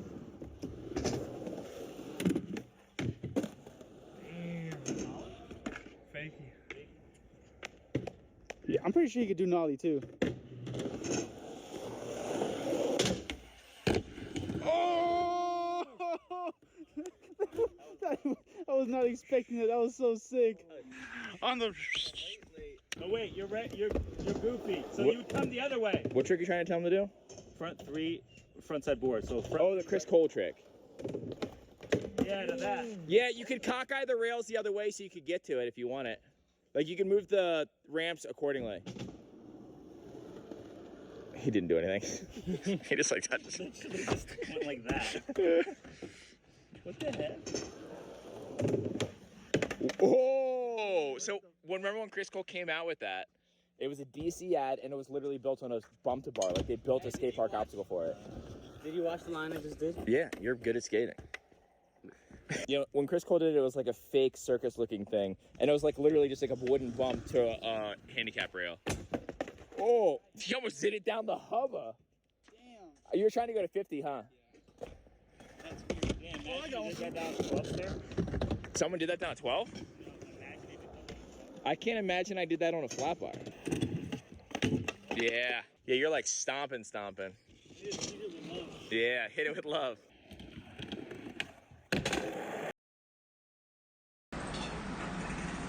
Sorry, everybody. There's gonna be an annoying hum in the background because I have the AC thing on. So, yeah.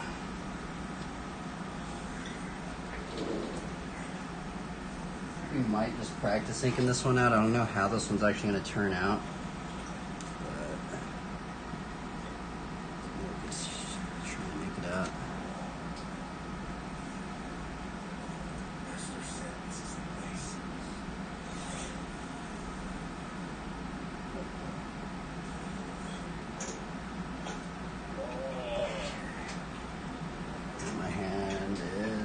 Okay, what are we doing here? I need to think. Are we gonna ink this out or no? I guess let's try and ink it out, huh?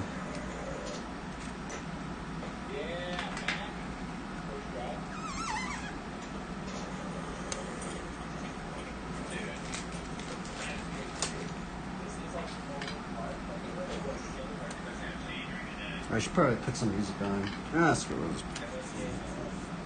No, should I ink this out or should I not? That is the question. Or are we just going to draw another one?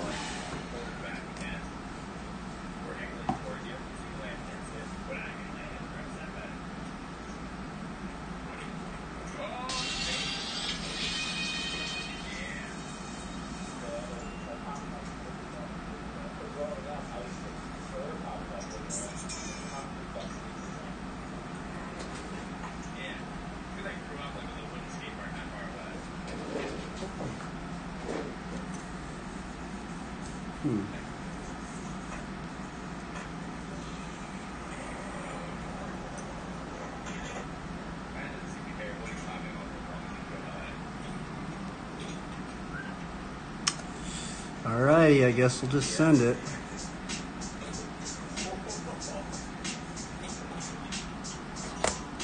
Not into it, but to send it.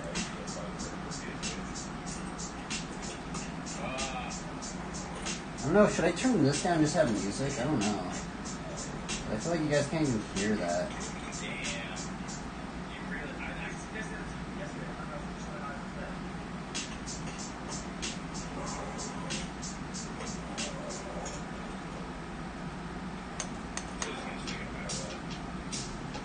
Let's go for it.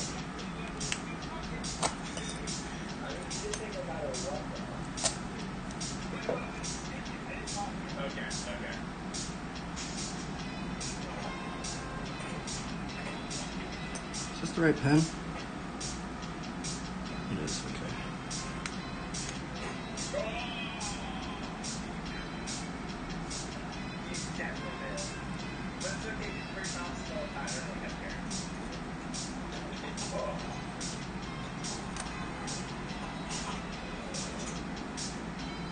Oh my goodness, I messed up. I'm gonna have to restart it.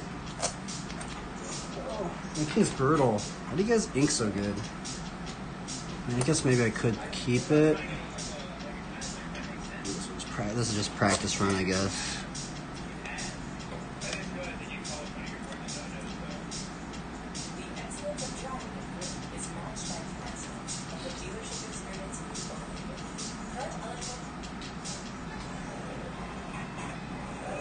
Yeah, I'm gonna have to restart it. Darn.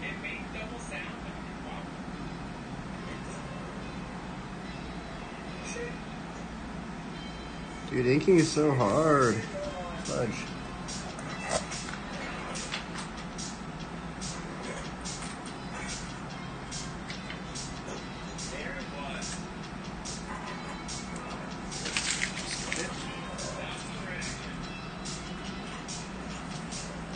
Okay, we got lots of ammo. I don't know if I should ink this one out. This one's gonna be hard to ink.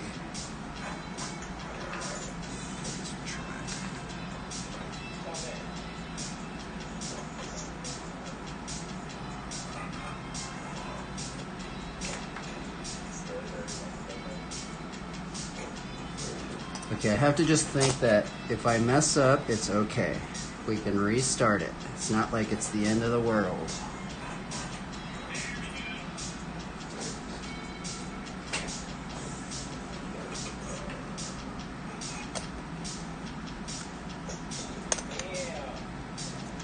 I feel like I need to like get closer into it. Like I'm like right.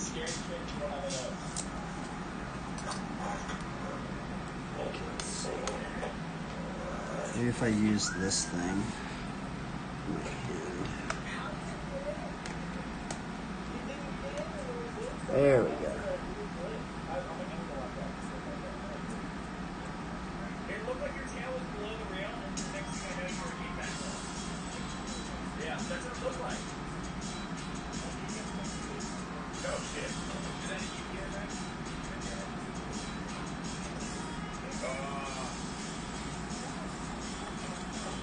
Yeah. Yeah, even when you misclick, you can push it and you come out fine after that. That's forgiveness. Oh, fudge. This is hard, everybody. I'm not an inker up in here, so man, that is brutal. Okay, it's not the end of the world. We're just gonna keep restarting until we get a good one. Maybe I should do an easier one. This is definitely a hard one to do.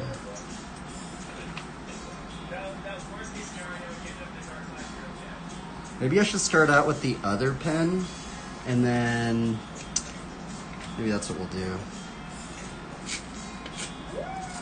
Because there is a different line weight to that one, now I look at it.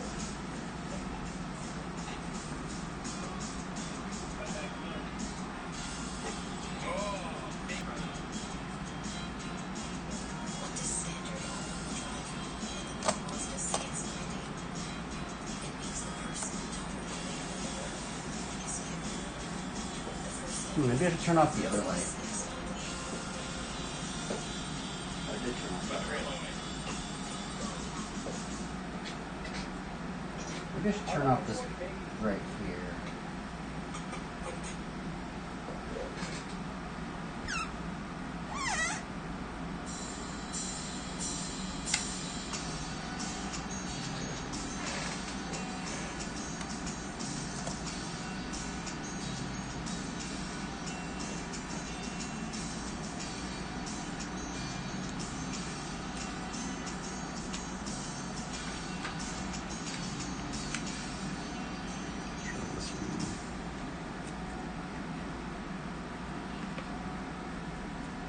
Oh, I forgot I can move this like this. And then I can zoom this in like that.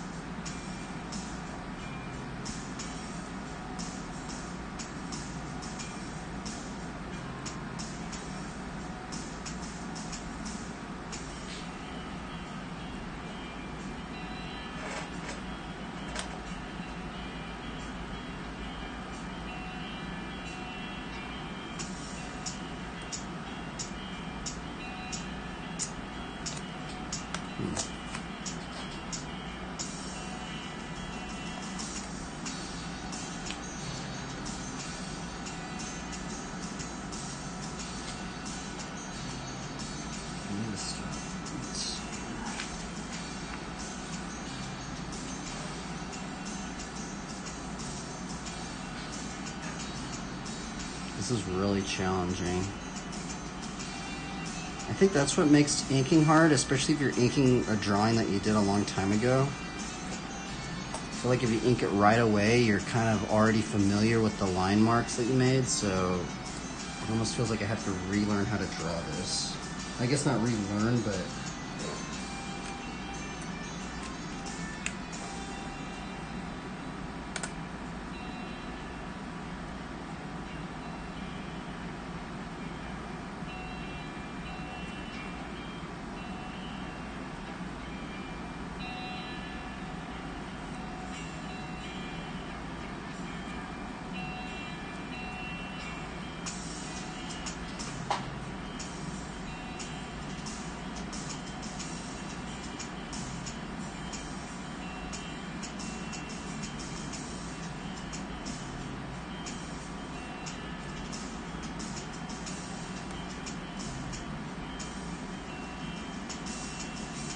Man, it's just so subtle.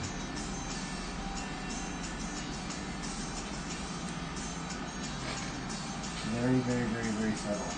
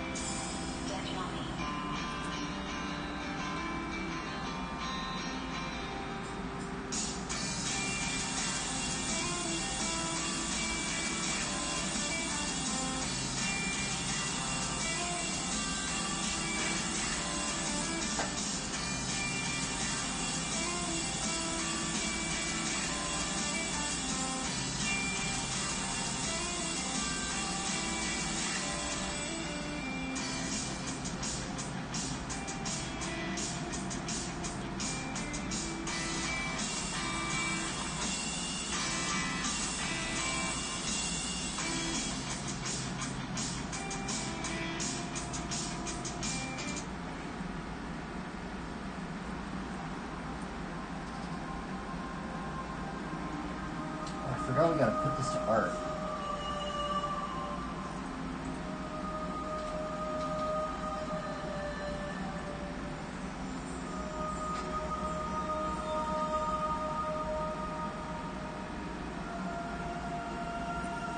Let's work on the hardest areas first.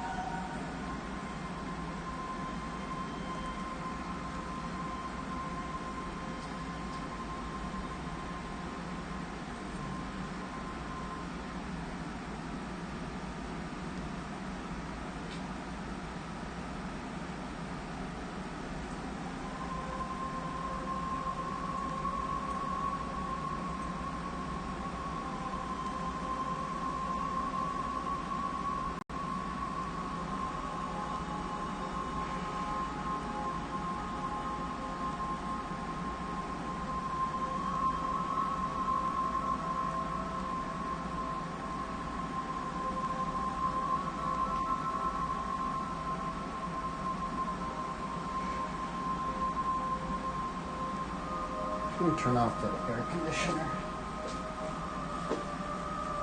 I wish it was so much quieter. Because then it wouldn't be as annoying. I feel like it's just so loud. Like people that join the stream, they're just like, ugh! What is that? It's just blaring wind in the background. So I apologize for that.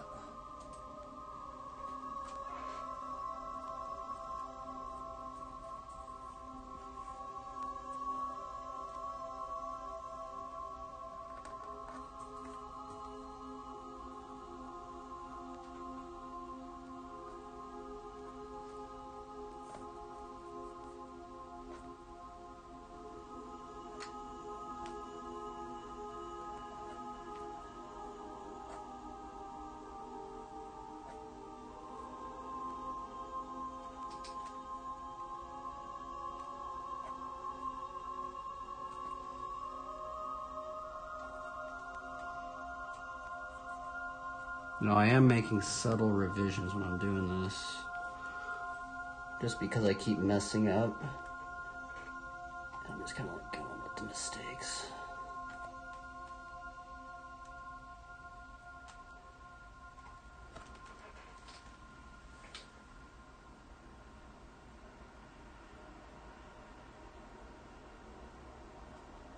Is this in copyright? I don't think it is. I think...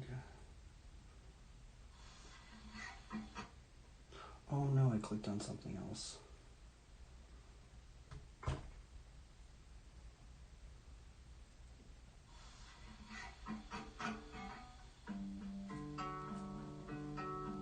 it's not on copyright. The actual song this chick's saying.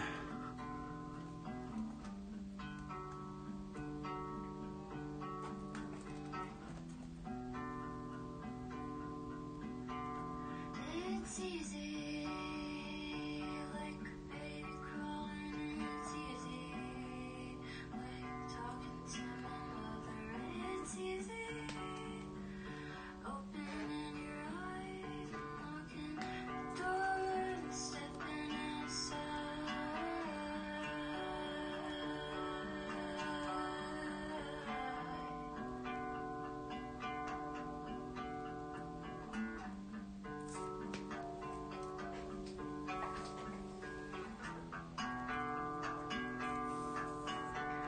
It's easy, feeding the birds. It's easy, you're not saying a word. It's easy, putting your head down, turning your back, keeping your friend.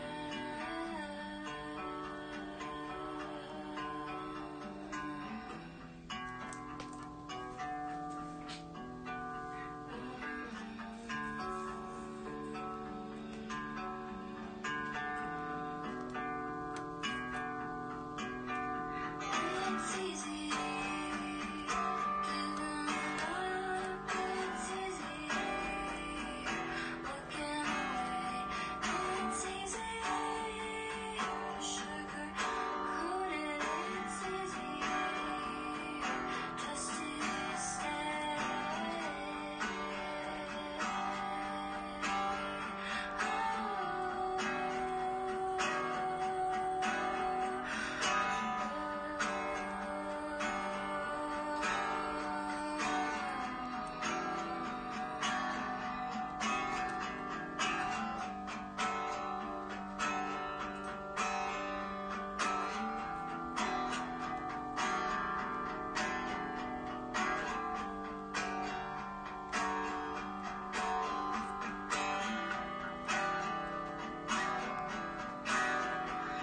It's easy, it's easy, it's easy,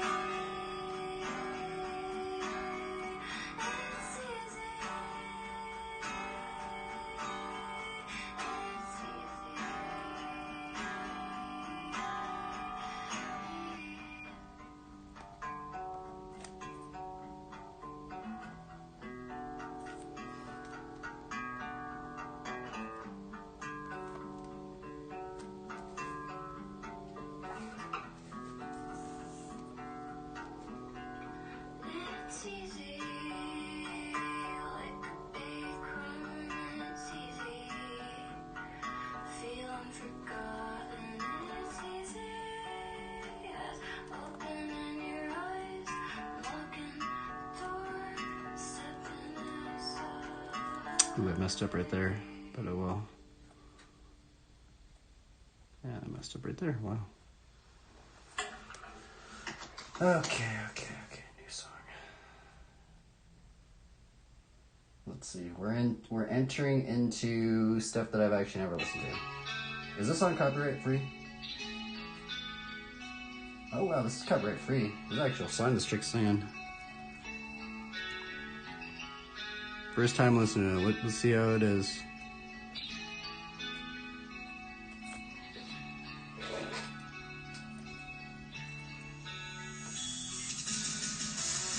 Oh wow, I did not think it was going to be like this. What is this?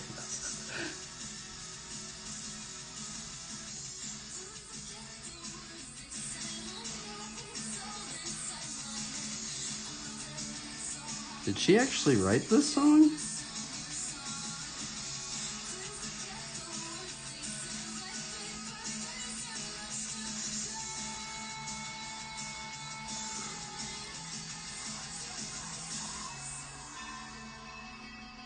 There's no way this chick wrote this song, I don't think. Wait, I got confused right there. I guess it's hair.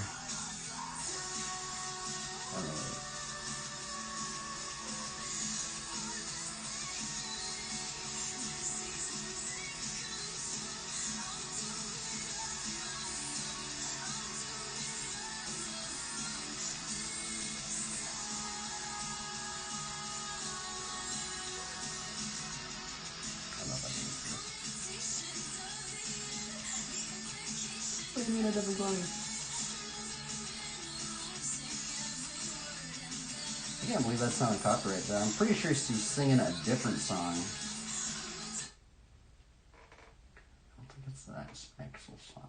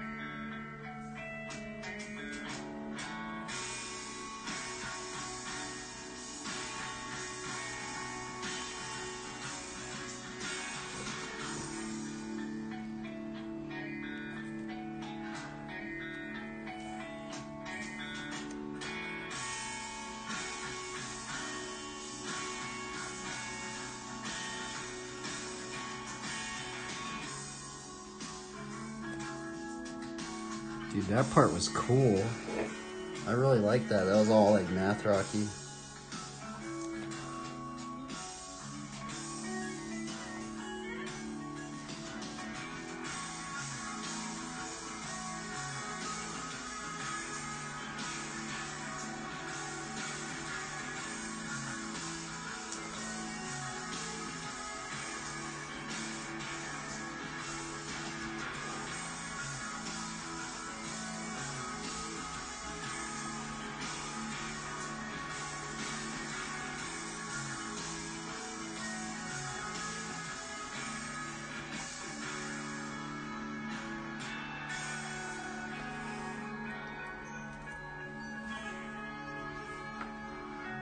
Really good song. Dude, that was a really good song. I wish there was more like... What about this? I've never heard this.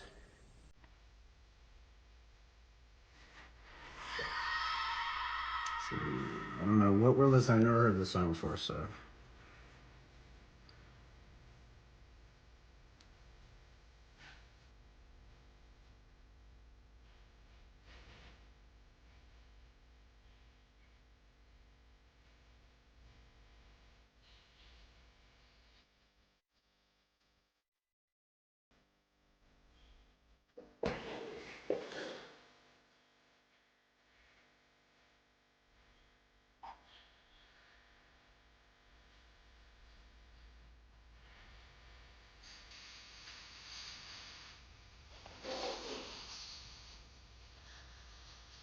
I don't know about this one.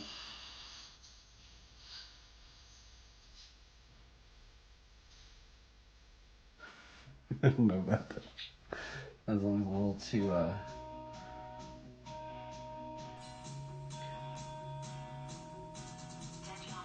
what is this?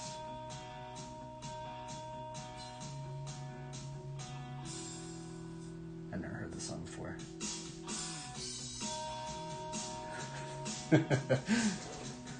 This song sounds like one of those like 90s like Blink 182 beats or something.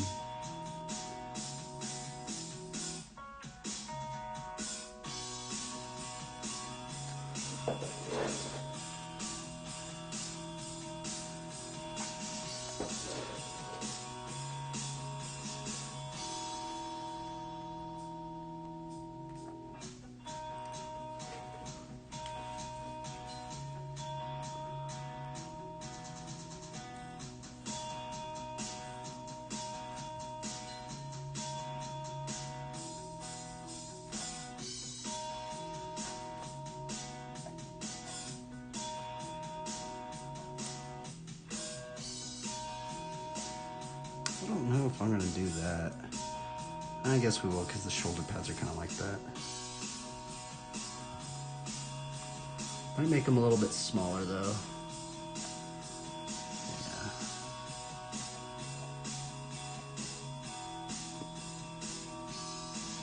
These are just things I'm doing on the fly right now, just because we're gonna change it up a little bit more.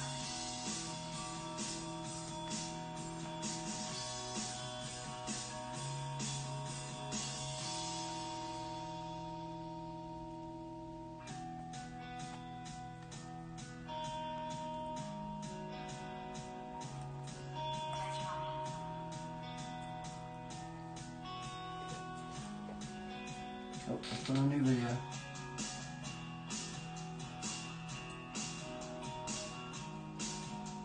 What's Girls BMX? Girls X Games.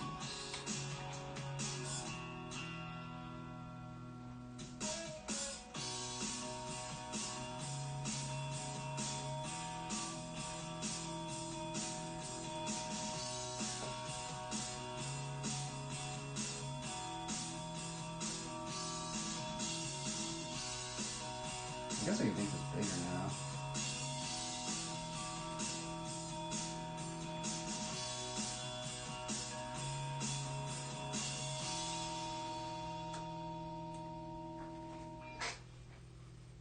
That was a pretty cool song. I was happy.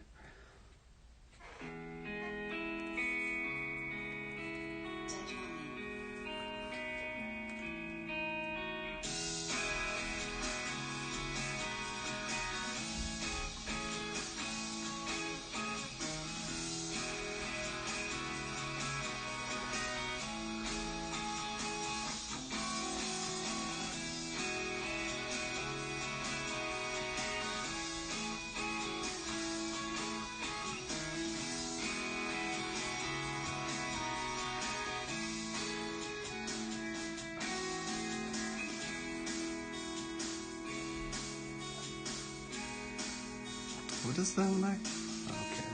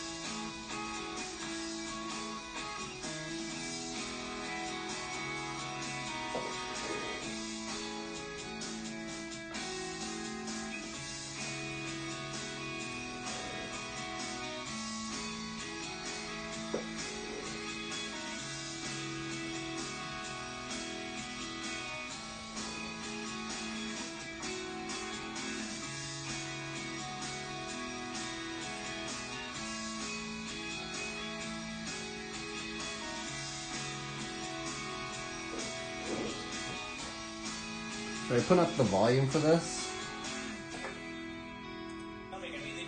I don't know if I can listen to the volume. They're talking too fast for me. I mean, maybe we can. I just feel like nah, I don't know if that's so bad for me right now. It's out in the background.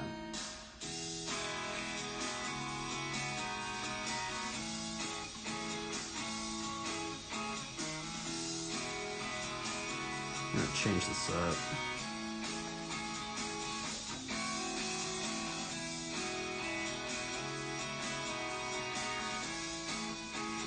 Just doing that on the fly. I don't even know if I'm gonna do it right. I don't know.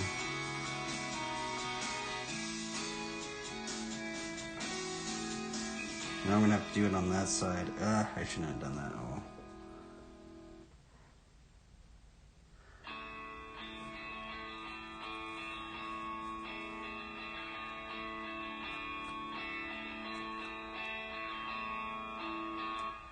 Judge on me.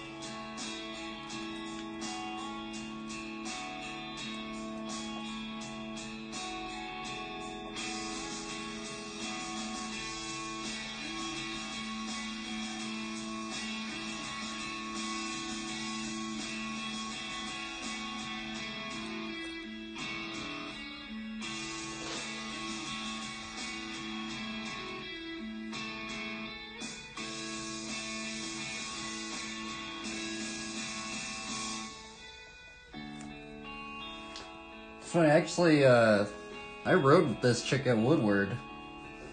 Nina?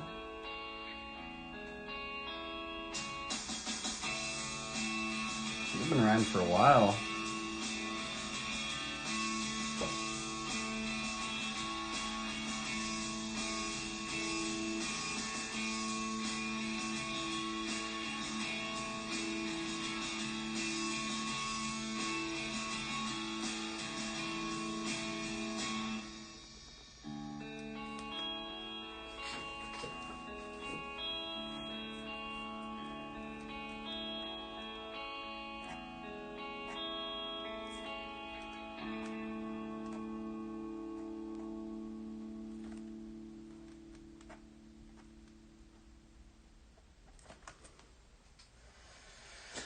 a cool song.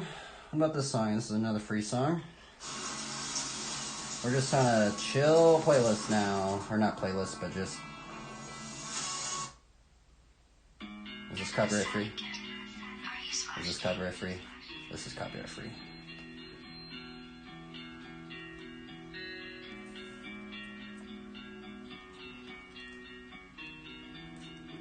I'm gonna actually change this a bit right here.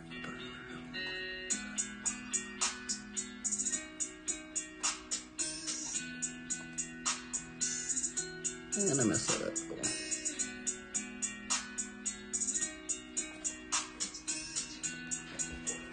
Darn. I'm gonna change that cross too. Cross I don't think is even, is it? Wow, I'm gonna have to just redraw. I'll do that after. Just keep moving on. Ooh, weird. There's like a beat in the background of this song. I don't know about that, huh? It does have a cross in it, though. Strangely enough, this song actually does have a cross in it. Huh. Let's listen to it. I'm gonna listen to it just because this song has a cross in it.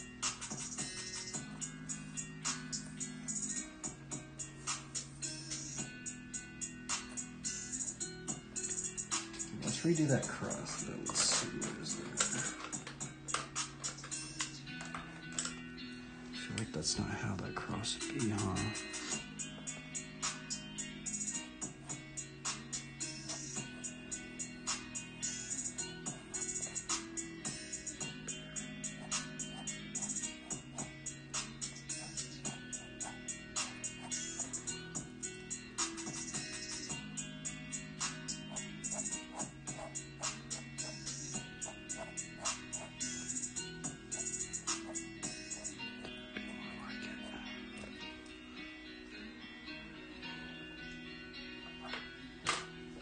That was a very quick song. About this one.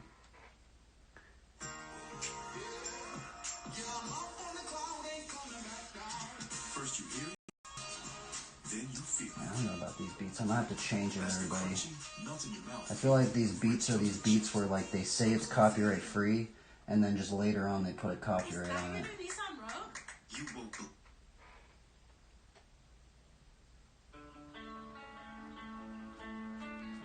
Oh well, if I upload it then on YouTube, then I'm just gonna have to change the music.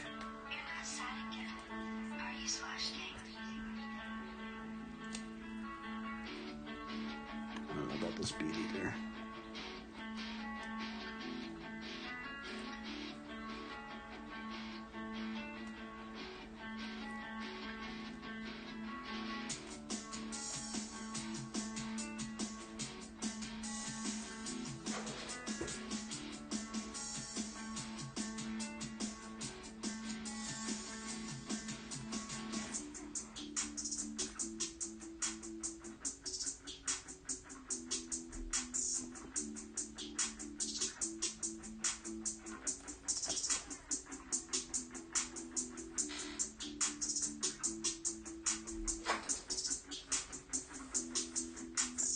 Keep moving on. Let's rouse little kitty.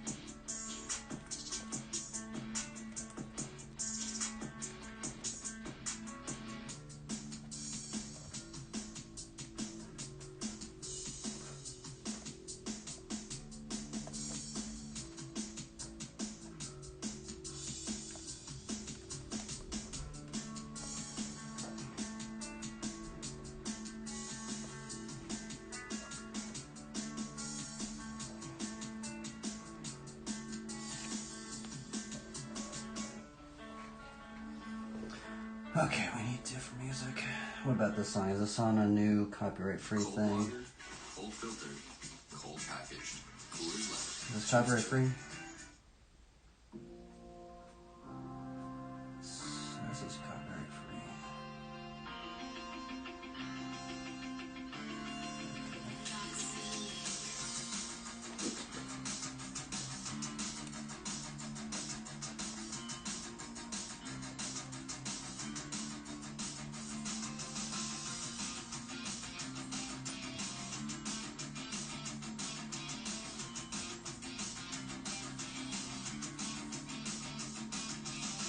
Oh, you almost got most of this done. Now we just gotta...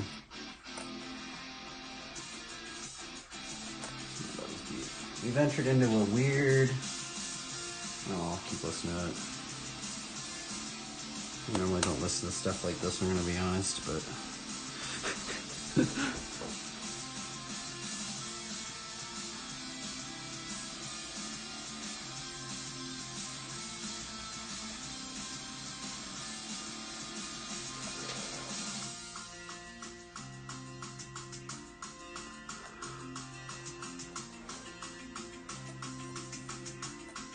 Let's try this bike.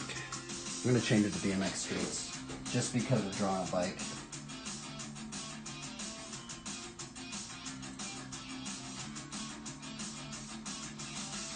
BMX streets.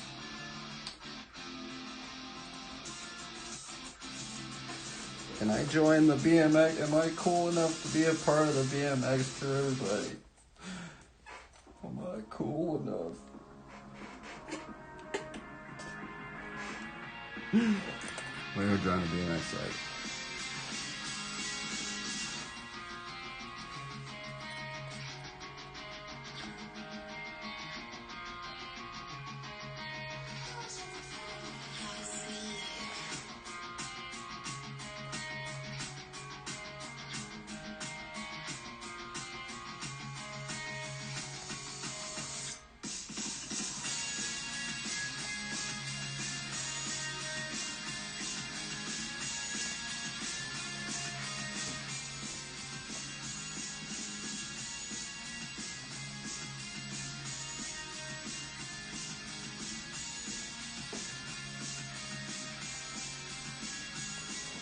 She's got leaf axles.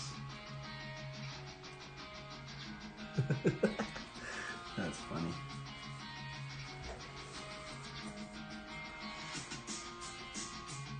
Dude, she's a pegless flatlander. If you guys want a challenge, try pegless flatland.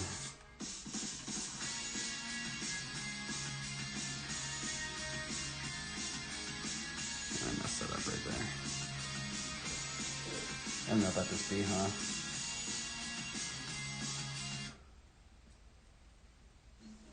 I feel like I'm like more like math rock guitar beat.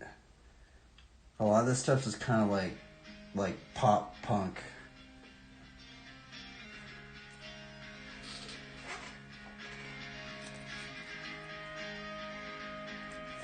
She got a little flatland stem.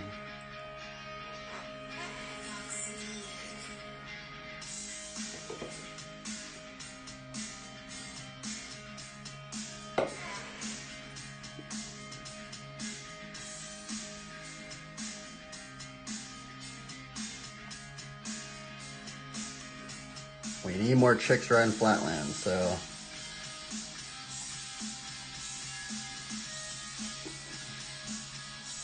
draw this little flatland stem.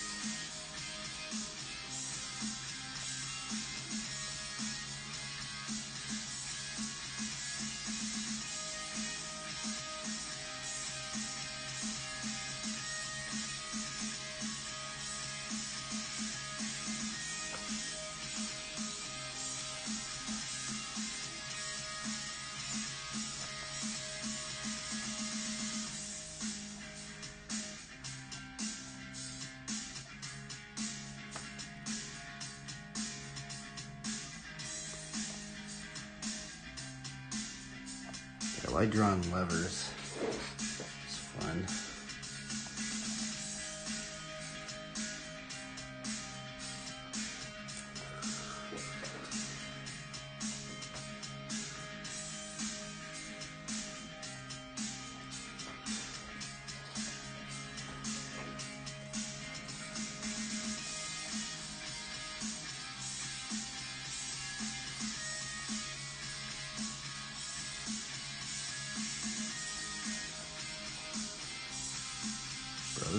confusing. What am I even drawing here? There's just so much stuff in there. I'm confused. Okay, so there's the cable. The cable is the vine. Let's just get this. Let's actually get this whole monkey right here out of the way.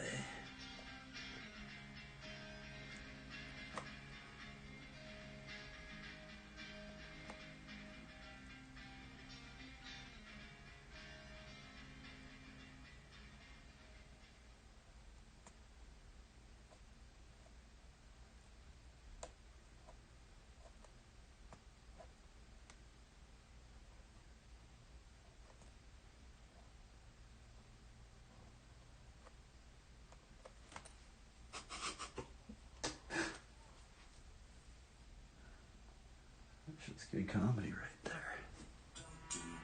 AJ and Joey, OGs in your. You are a fighter, and this is your reward. Medalla, the mark of a fighter.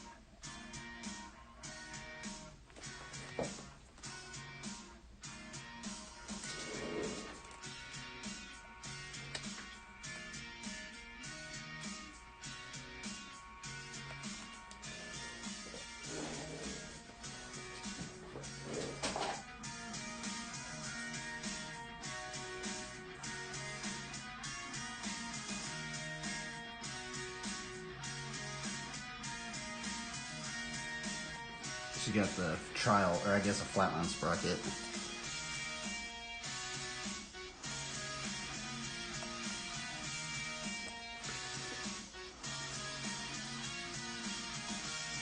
Oh, I think I messed this pen up. Darn. I like pushed on it too hard and now it's bleeding out. Hello. Wait, did you just say that? This is my girlfriend. No, this is not my girlfriend. This is a random character.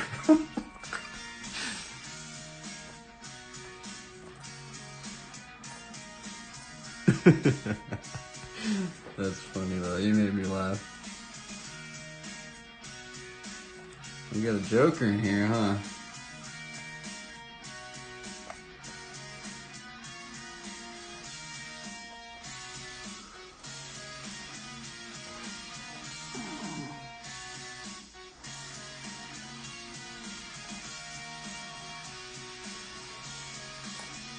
Oh, it's all good, brother. It's all good, dude.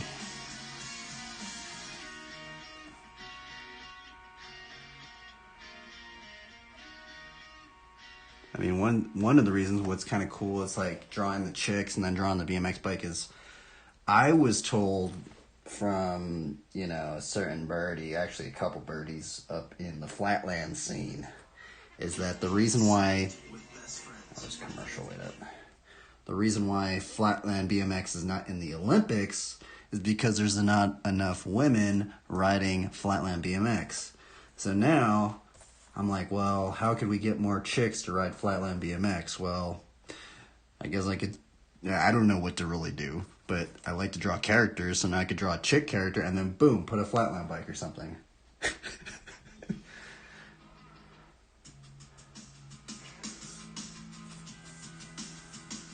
Even though this is like pegless Flatland, which is completely insane to get into. There's a certain type of insanity you have to be to do pegless Flatland. Because like, Flatland's hard in general, but if you get into pegless Flatland, that's like just a whole nother like realm of just craziness.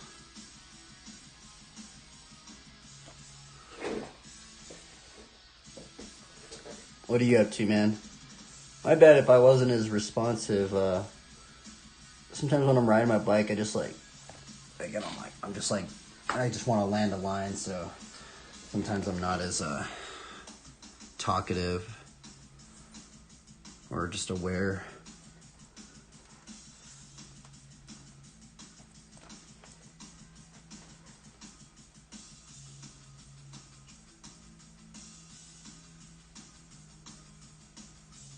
I went to a sub restaurant. Her name was D. Are you gonna joke me with that? I'm already calling it out. What, D's?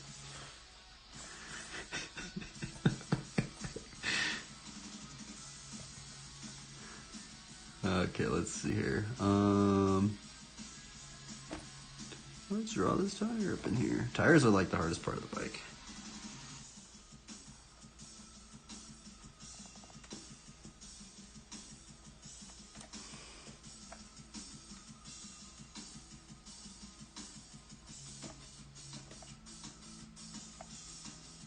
I feel like I messed that part up right there. I don't know what I'm doing right there. I guess we can go back in later.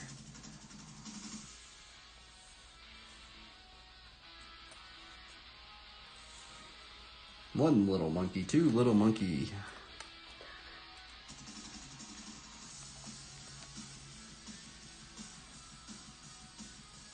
Oh wait, let's see. I said to her, D, your name reminds me a lot of what my grandma would say whenever she would feed the chickadee. She would say, here, chickadee, dee. I said chickadee to her when she's, oh, it's cool. Oh, you never know, man. I say, just level up your charisma, dude. Read aloud. I actually think reading aloud is helps a lot. Because there's one thing about reading in the mind, but reading aloud definitely changes a lot of aspects of vocal acuities. It's actually very strange. I mean, I honestly think it changes your speech patterns so much that I'm surprised more people, like, there's not just like this thing where, you know, just let's read aloud, everybody. It actually helps people converse. Or maybe I'm just a crazy person, and I just think that, but I did hear a pastor say something about it too, so. Because the reason why he said it was he said, faith comes by hearing and hearing the word of God or something like that. And then he like related it to us like proclaiming the gospel, because it's weird because that verse says hear the word of God. And instead of like, oh, read the word of God or something. I don't know. He said something. I'm butchering what he's saying, so.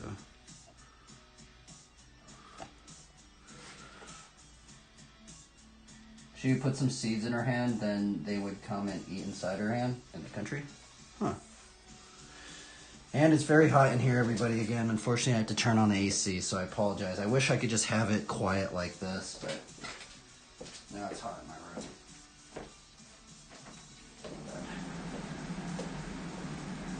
I feel like when I put the AC on, it's just like so loud.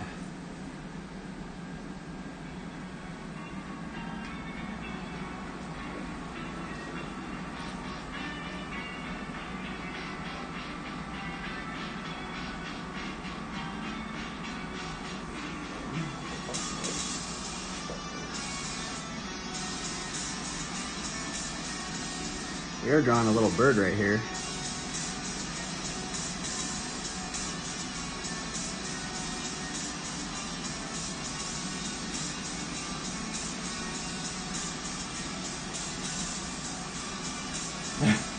I know, come to Canada.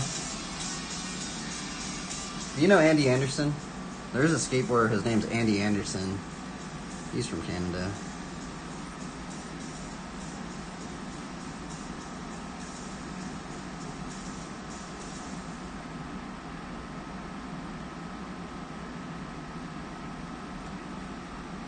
That's a weird bend right there for that bike.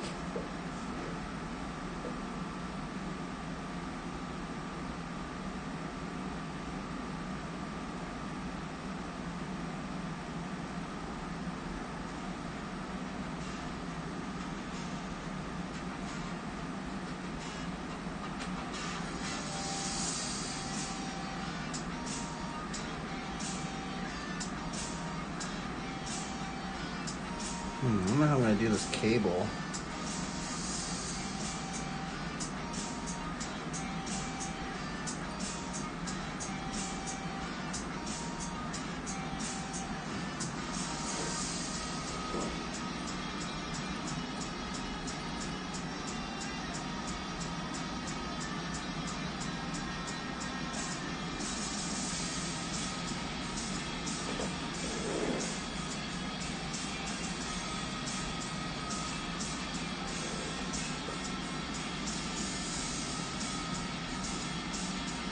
I literally had to change it on the spot right there because I messed up.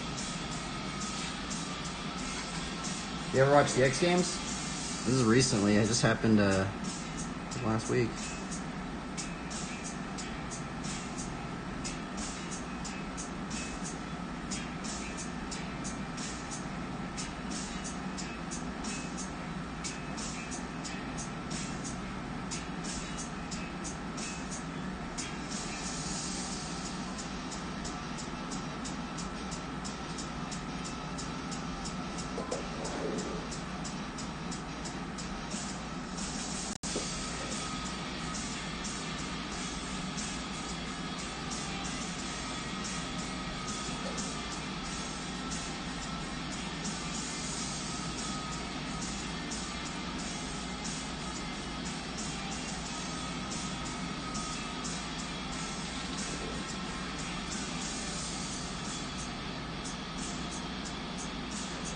Darn, this is sketchy.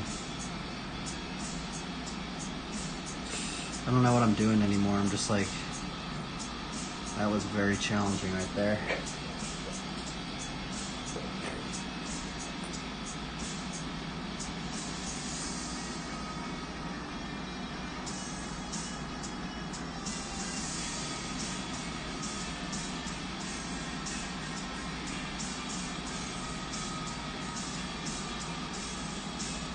We still have great summers. It goes between 77 and 95. That's rough.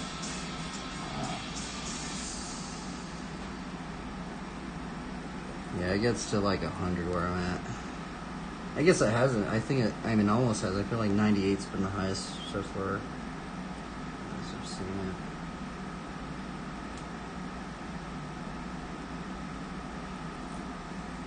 Little bird.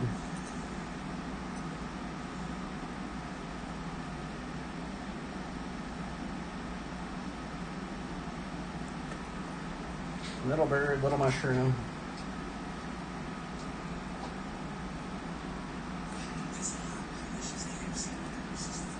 Oh, this.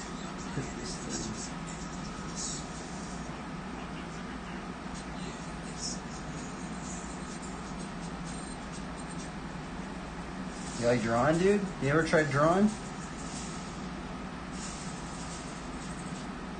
Dude, this chick right here actually shreds. I actually really like this chick's run. 113, wow.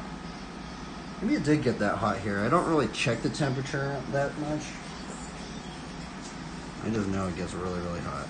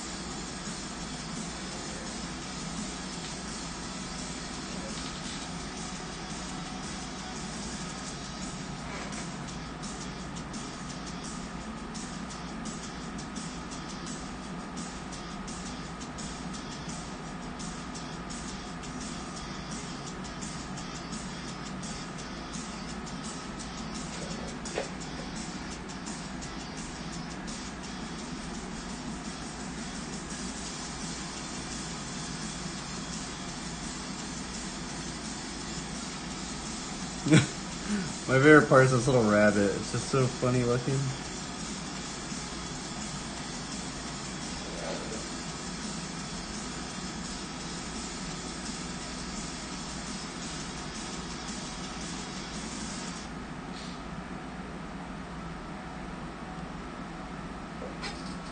Graven images. I know, it's kind of a trippy thing to think about, huh?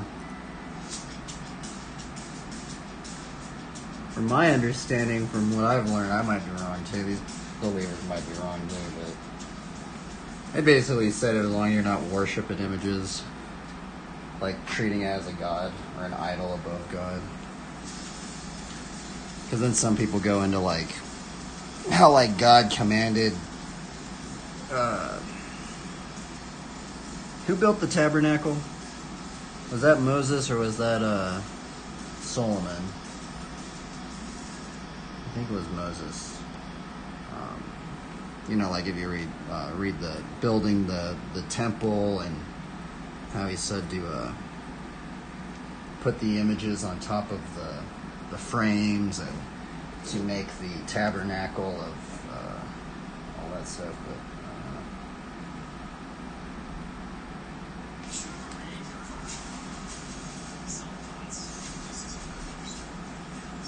what do you think about that? I might be wrong on it too. I don't know. That's what I've heard from other believers. But they might be wrong too.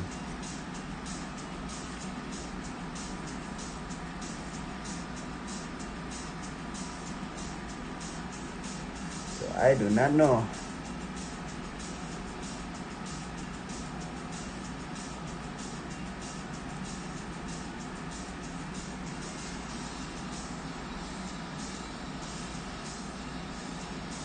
But it wasn't either.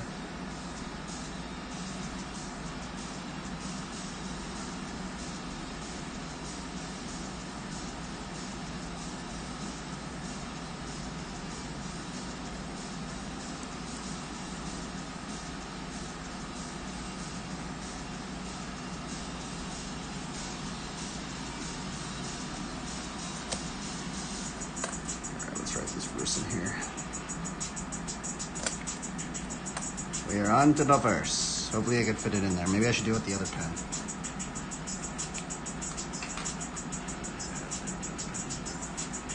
Let me see if this is the right pen. It is.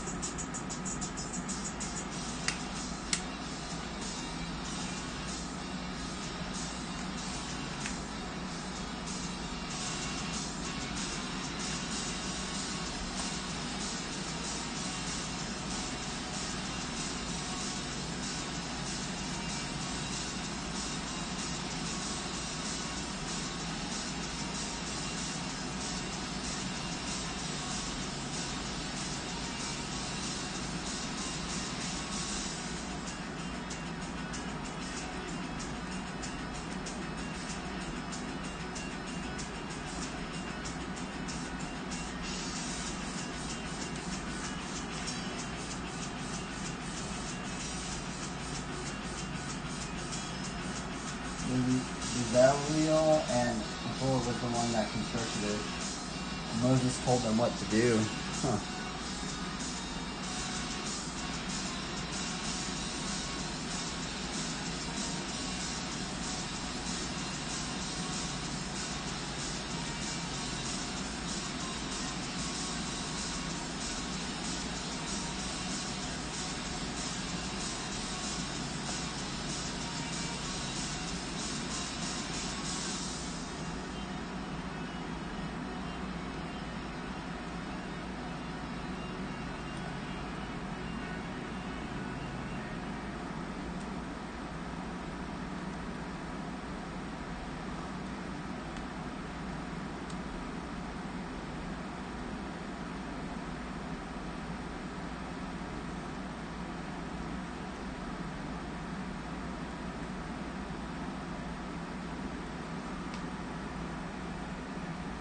We're making pretty good time though.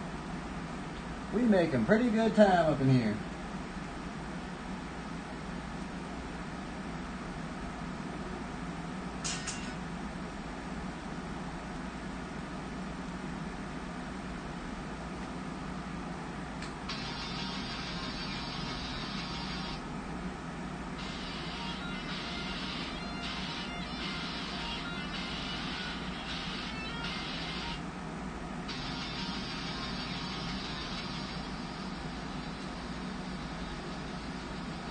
Why people hate the truth?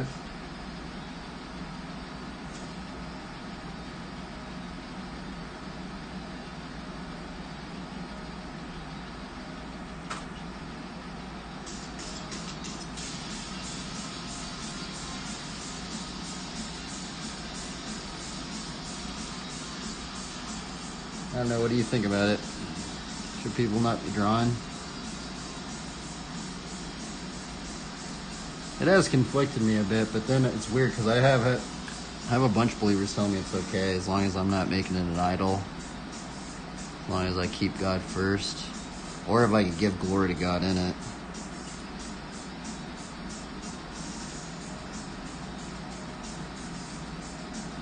But I might be wrong too. I don't know. Maybe the believers are wrong.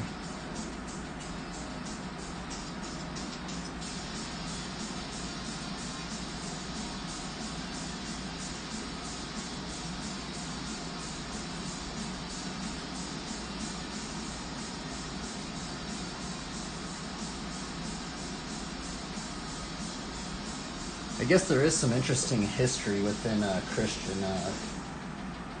Christian artwork, because I do remember there was a big thing when people were like illiterate and stuff like that.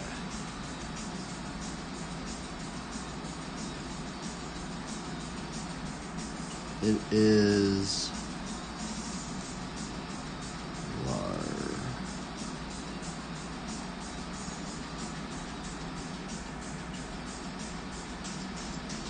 especially when it, although it says any graven image. What would you think? Even just a video would be a graven image?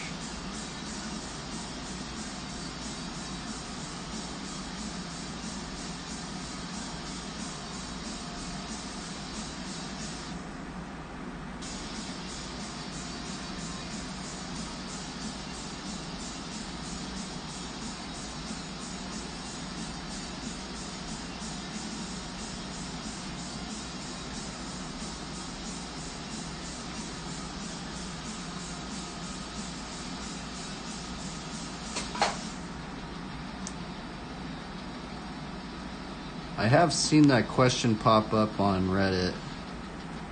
That's what you should look up.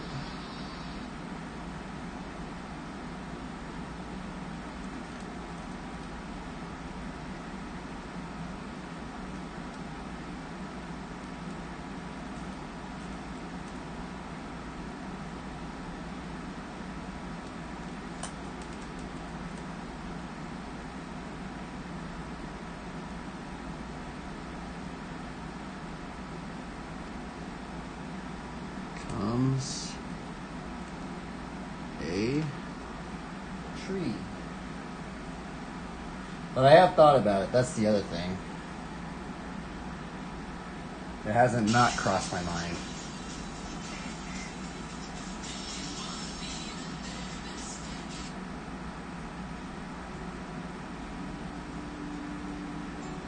Just what believers tell me is as long as I'm not putting it above God, or if I could give God glory, that's what He has us to steward or something like that.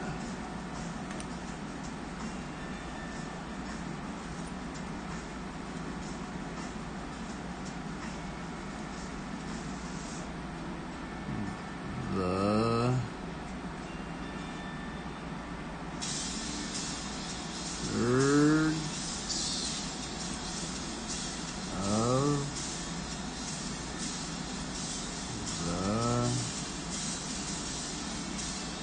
the air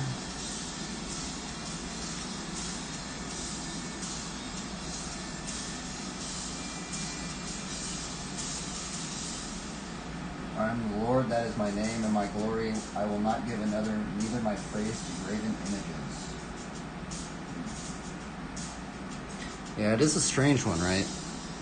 It's weird because, like, I have brought it up, and maybe, I don't know, maybe pastors are kind of scared because then, like, I mean, would all video games be graven images? I really don't know, right? Just any image whatsoever.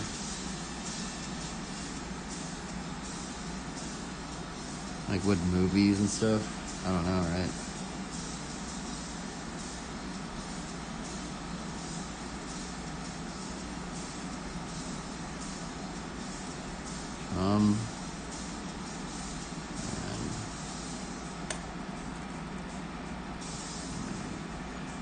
Because I guess that is another strange thing with Catholicism and Orthodoxy. Because they have, what are those things called? Icons, right? I think they call them icons.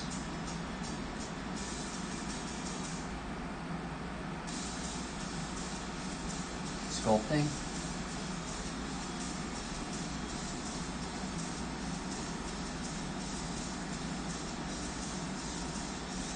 I mean, I guess we think about graven. I guess that, what is that? Is that cutting into? I'm not sure, actually.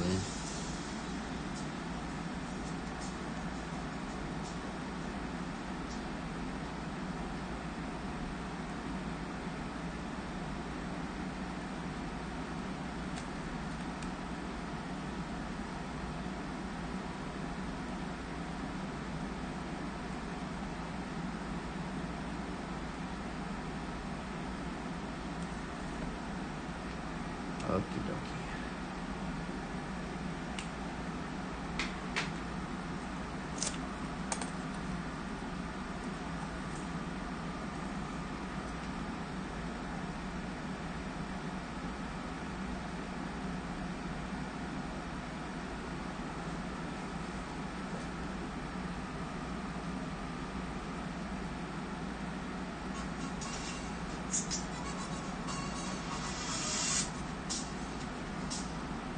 Yeah, I'm actually curious now to look it up. Can Christians draw? Because I have been conflicted as well.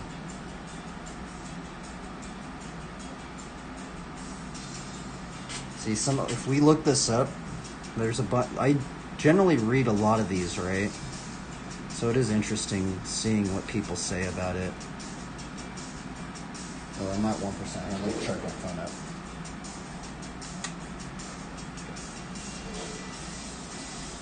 Where's my phone at? 100%. I am curious too. Because it has crossed my mind a lot. I guess not a lot, but...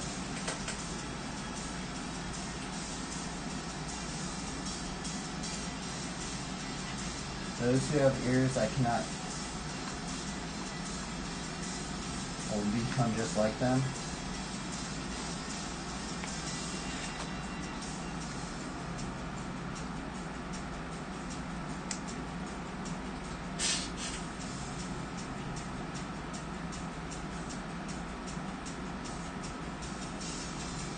Yeah, see, let's read this one.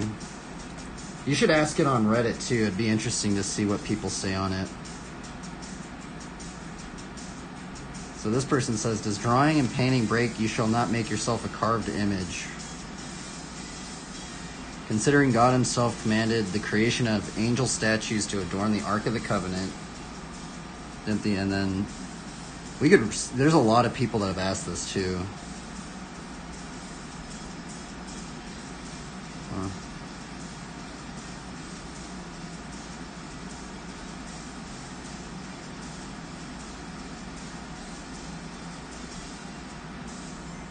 But it is interesting to think about, right? I don't know, what would you say on all these?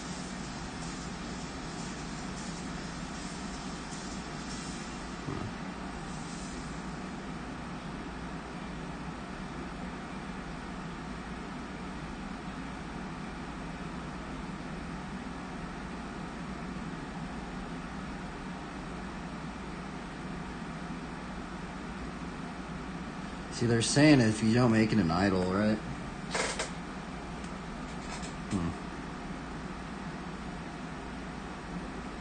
Now they're saying in Islam, it's definitely more of a kind of a bigger thing, right?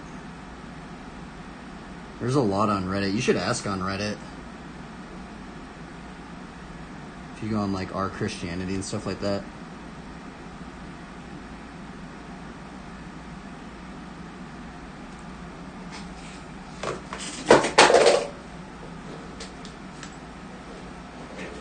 But I have thought about it too.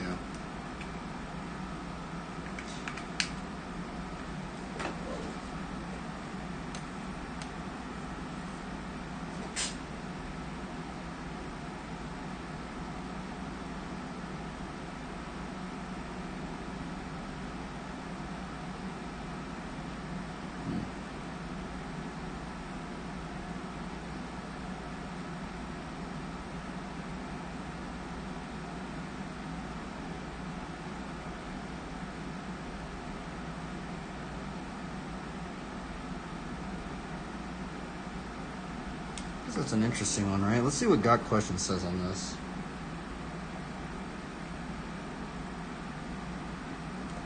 Let's read this one. I'm actually curious. Let's see what it says. I generally read a lot of these. What does the Bible say about art? The first mention of art in the Bible is in Exodus 31. God is instructing Moses to create a tent for the Ark of the Covenant. And God mentions several artisans from whom he has chosen to create artistic designs. To beautify the tent, God says, in the hearts of all who are skillful, I have put skill. We learn two things about God's view of art in this passage. He likes it, and he is the source of it. He wants man to create beautiful things, and their skill in doing so from him. I feel like that's kind of a trippy thing to think about, right? I think it's becoming an idol, right? But let's read these. Later in 1 Kings 6, we see Solomon creating a temple for the Lord. In verse 4, artistic frames were made for the house. This reinforces the fact that God does desire beauty and likes to be surrounded by it. As Solomon did not think that God was glorified by beauty, he would never have taken the trouble to create artistic window frames.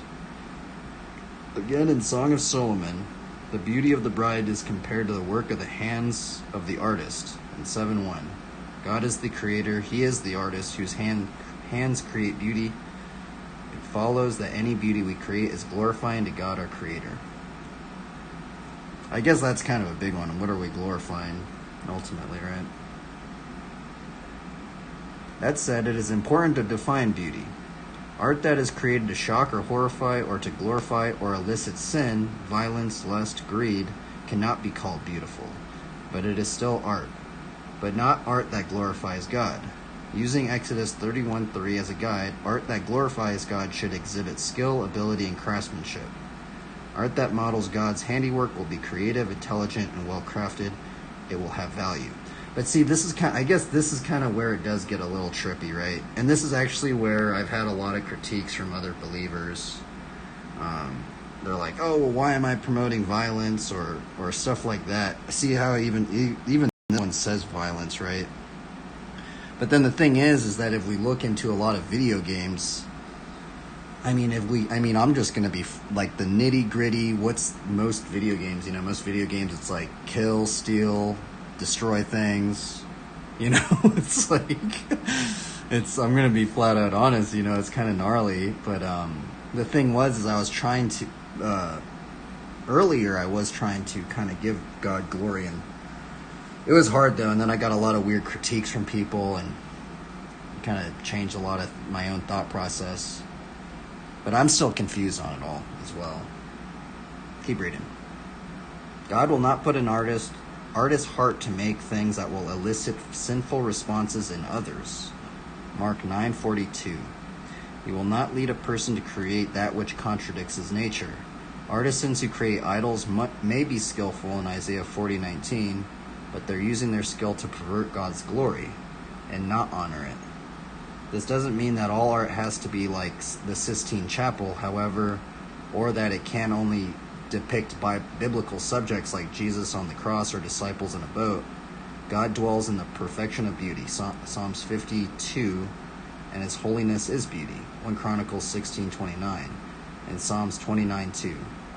In creating God-glorifying art, the artist's goal should be to lift the soul of man toward heaven and to illumine in new ways the multifaceted beauty of God's holiness, power, and grace. There are literally millions of ways artists can depict God's glory. Their creativity and skill that God has placed in their artists' hearts, heads, and hands will guide them to create art that will help us transcend the ugliness and pollution of this world. However, their medium, paint, pencil, textiles, marble, metal, drama, music, act, artists share a common mission, and we are a special and valuable part of God's kingdom. So I guess that is a strange thing, right? I mean, I guess ultimately, if we really, I mean, I guess this is what this is saying, right?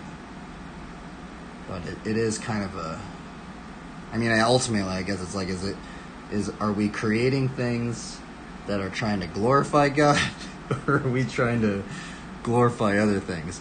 But here's the problem, right? The problem now is that what happens if the economy is so intergrained with violence and wanting to promote things that are not of God, right? I mean, imagine if I had, how crazy would this be, right? Imagine if I had every single video game company come up to me right now and I'm like, hey, can you guys put one Bible verse in your video game? Can you guys put... That's all I ask. You guys just put one Bible verse in your video game. How many people do you think would do that, right? That would be hilarious. But the thing is, I guess sometimes it'd be a little strange, put a Bible verse. Imagine like you shooting people and you're like, oh, well, let's love our enemies, everybody. Right? Be hilarious. But I don't know, right? I've gotten some weird critiques from believers. I'm going to be flat out honest. Especially drawing like the armor of God stuff. And I'm going to put a little peace sign right here. Actually, I'm going to do it with a little pen. You decided to quit playing games? Video games? The thing is, a lot of believers I feel like are on different paths. Because I used to play a lot of video games,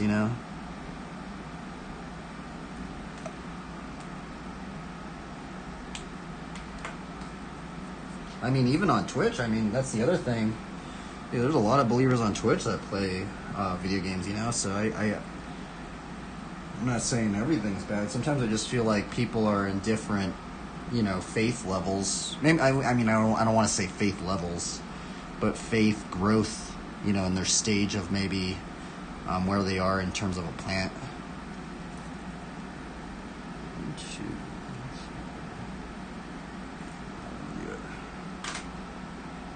Plant, baby.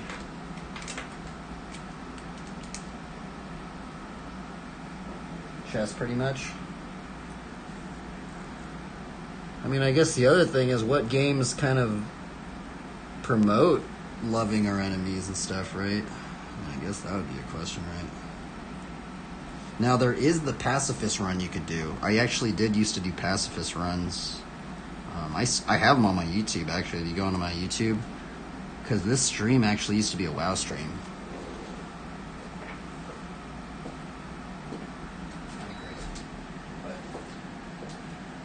But this stream that you're watching right here, this very stream that you're seeing right now, this actually used to be a World of Warcraft stream.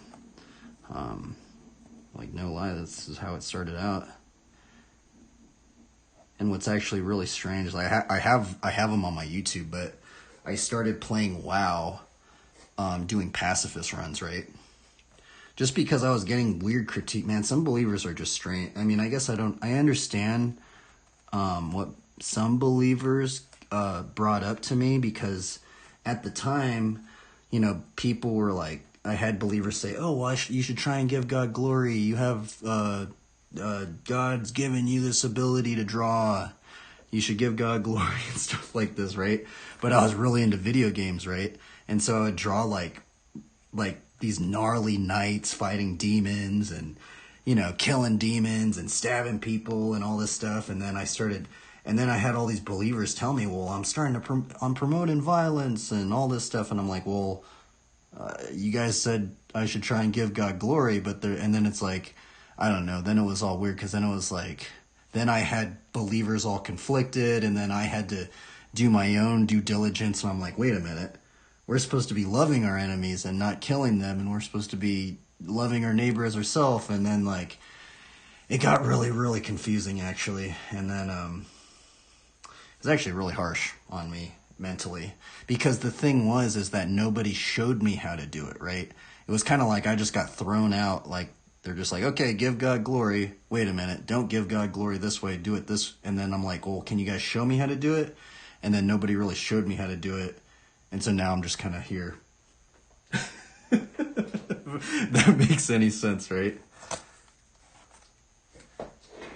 Because I have some like gnarly, I like kind of have toned them down a bit, but I'd still draw like knights and stuff. Like, here, I'll show you. Let's see if I can find like a gnarlier one.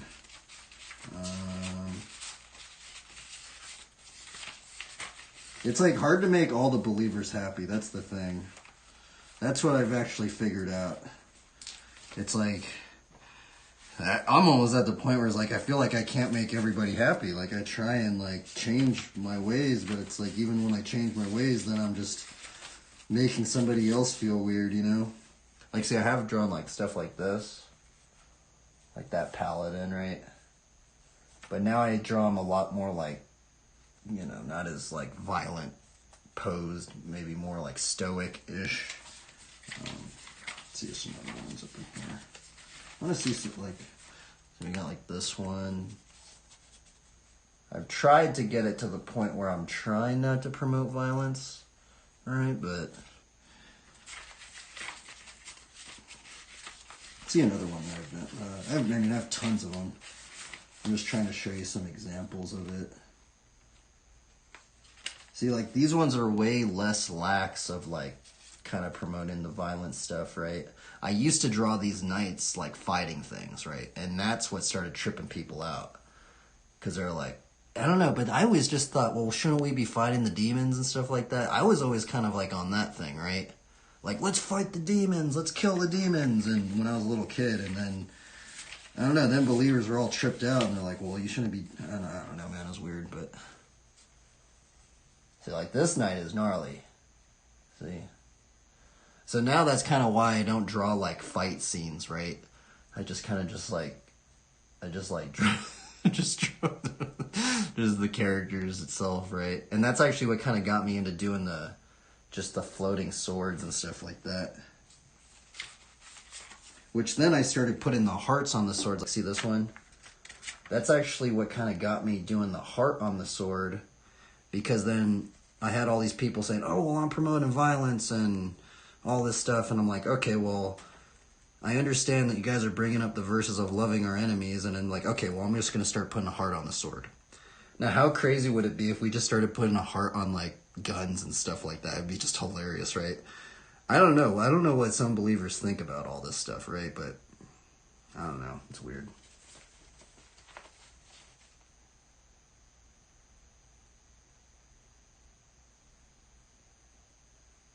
I'm talking about this because I live in a house that has, what are you talking about, 120 of what? 120 of what?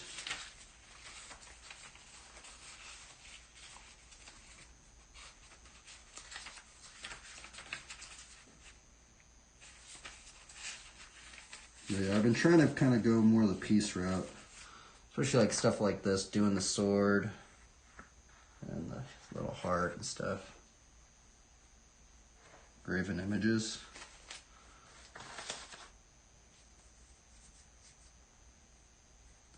What is it? What do they look like? I mean, are they promoting God, or are they not promoting God? That's actually weird, actually, just reading that commentary we just read. This is actually really weird reading this one now. Because then it's like, what do you say about all art then, right? Because, like, not all art could be glorifying God, right? But I guess, I don't know, man. That's really weird to think about now. I don't know what to think about that now. Huh. I don't know. You got to take these Bible... I don't know who writes these, by the way, so you got to take it with a grain of salt, but it is kind of strange.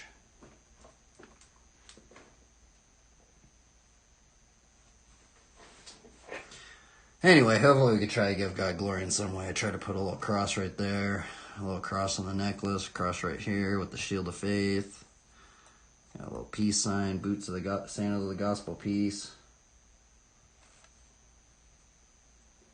Try to put a Bible verse. don't know what else believers want me to do. It's like, I've tried not to draw fighting scenes, even though when I was younger I wanted to draw fighting scenes, but I guess it gets on believers' nerves, which is weird because I just go, well, it's like, see, and that's the thing, and that's actually what changes a lot of, like, and this is actually what's really confused me, right? So it's okay to play a video game and kill and things and stuff like that, but if you're the one creating the video game, that is when something changes. And that's what trips me out, because I'm like, well, I'm just trying to, and I don't know. I'm in a whole strange loop of it. Now I just go, okay, well, I'm just going to try and give God glory somehow. I don't know if I'm doing it right. Anyway, I need to change this back to art. I guess no, I'm in BMX streets, aren't I? I need to go back to art. We already drew the BMX bike.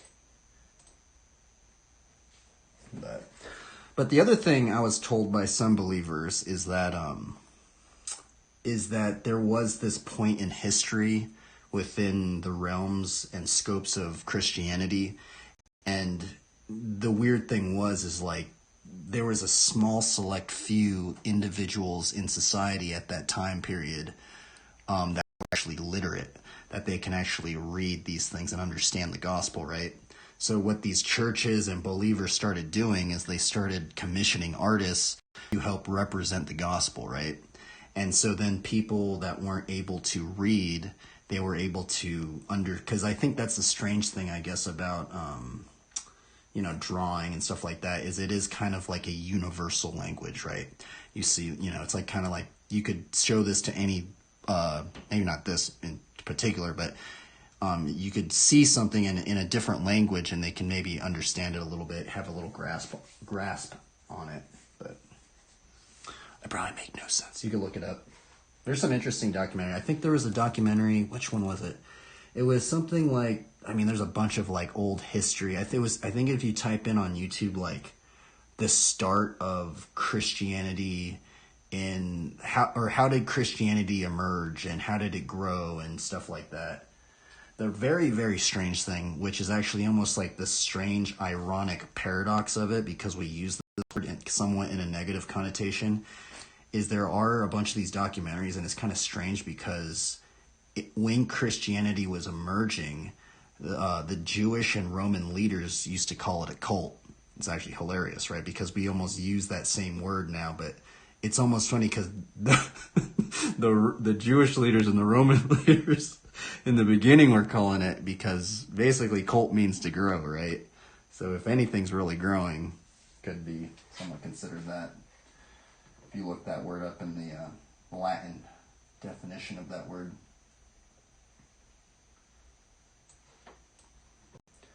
But I don't know, man. I don't know if I'm doing it right. I wish people could show me that more. If you guys have any aspects to show me, I'd love to see it. Or if I should do it, I'd do it a different way, or do it this way, or do it that way. But I'd like to think I'm trying to acknowledge God in all my ways, but I don't know if I'm doing it right? I apologize if I'm offending anybody. I do apologize if I am. Which that's why I steer clear of doing the the violent, fighting ones, just because I feel like I upset some believers, and I guess not upset believers, but I don't know, it's just weird. It's just, I don't know, it's just very strange for me. I probably sound like a crazy person, but I don't know, it's weird. I guess it's just so different if you're creating the game, which this isn't even a game, right? This is just me drawing, right? But, so I guess that's the weird thing, right? So imagine if you were a believer, right? And then you were tasked to create a video game, right? What would you be promoting, right? Would you be promoting killing, stealing, destroying? We're just going to destroy everything? Or are we going to put Bible verses in it? I don't know, right? And that's kind of when it gets really conflicting on the mind, I guess. And I'm still conflicted on it too, because I don't really know. I don't know, man. Man, it's a trip, huh? I have gotten my own critiques from it as well, so.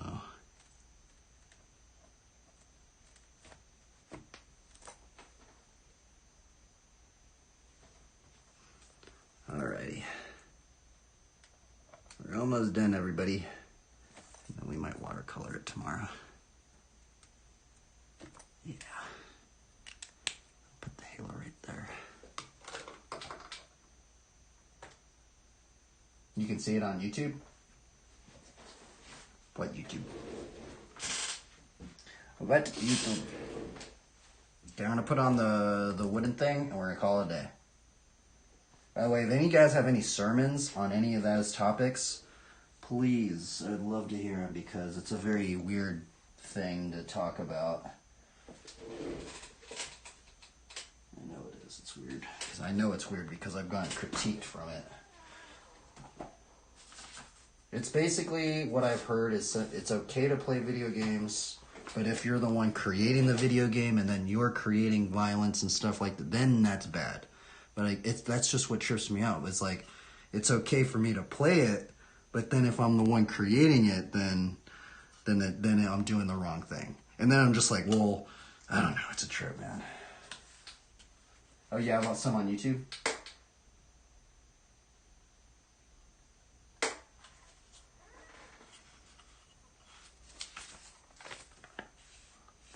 And then the other thing is, what if it was just your profession, you know?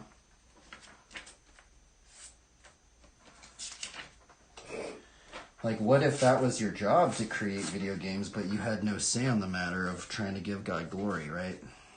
I guess that's kind of another confusing part, which I've been confused on as well. I don't know, everybody. I'm sorry if I offended anybody. That's not my intentions. I'm just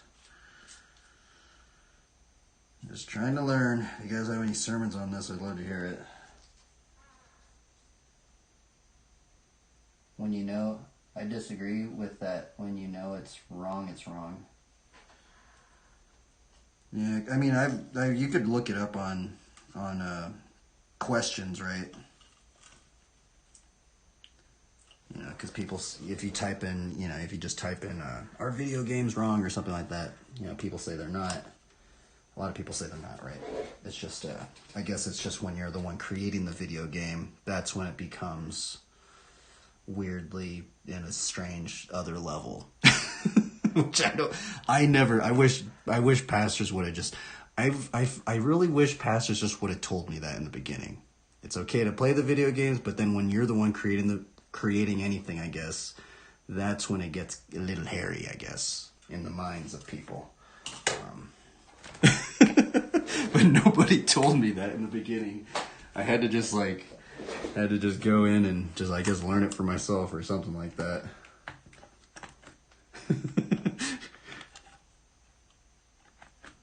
But now I just laugh at it because I'm like, wow, that was a really very, very confusing time in my life, but I learned a lot from it. I did not come out of that not learning anything. I had to learn. I went full into Bible studies on like loving our enemy, loving our neighbors, you know,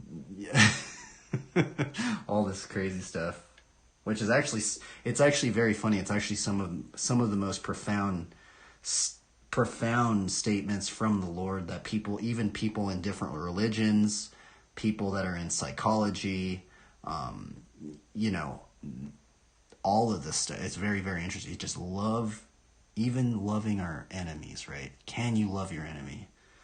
That is a very, very, very strange one. Do good to those who hate you. Pray for those who persecute you. Very, very interesting to think about that.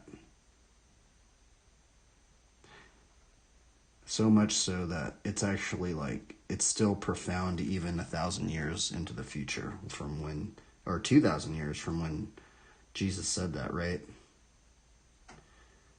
And what's weird is, it's kind of strange is that there was this one believer guy, he started talking about tribalism, right? And tribalism and how you get one, you know, generally since humans don't have eyes in the back of our heads, right? We don't have eyes in the back of our heads. Generally humans are prone to just wanting to team up with people that we relate with, right? But then once there's an aspect of teaming up with people that we relate with, and then they go, well, they're on their own tribe, they're against us versus them, and then it creates an us versus them mentality, right? And then what starts happening is then tribalism starts merging, right? But then here is the ringer that really changes all of this stuff within the Great Commission, right? The strange thing about the Great Commission is the Great Commission goes into, we're called to make disciples of what? We're called to make disciples of all nations, not just one race of people, not just one nation, all nations, right? And this is the weird thing about what Jesus was talking about loving even our enemy. Can we love even our enemy and go past the primal nature of tribalism that even we still do today? You can see it today. It's actually crazy.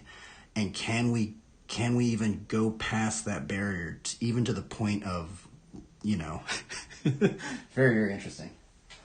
I probably make no sense whatsoever, but you can look it up. There's so many crazy sermons and stuff on just loving our enemies and loving our neighbor as ourselves and all this stuff. But then the other thing I also want to mention is that we're also called to meekness, right? Now, a lot of people, when we think about meekness, we think about, maybe being pushover, being like weak, but from what I've heard from some pastors and sermons is that meekness is kind of like having controlled strength. And they brought up something, I think it's the Greek rendition of the word meek. I think it means control. I might be wrong. I haven't done a study on it in a while, but I think it means controlled strength, right? And it's a very interesting aspect of, imagine if you were very, very strong. Like, let's see if you were like one of these like gnarly knights or something like this. Imagine if you were like a gnarly knight like this, right? Imagine if this guy could just like fully just kill so many people, right? Just have the strength just to take out so many people, kill all his enemies or whatever, right? But could this person, within that, having that sort of strength, could he have the controlled strength to even still love your enemy, even amidst persecution or getting attacked and stuff like that? Really crazy to think about, actually. But I probably just sound like a crazy person, but you guys can look it up. There's a bunch of sermons on all this stuff. Samson example? I guess, yeah. Well, I guess the Old Testament gets a little different, right? Because the Old Testament, there is a lot of wars, and there is a lot of like fighting and this and that. But under the New Covenant, there's so much, under the New Covenant's way different, right?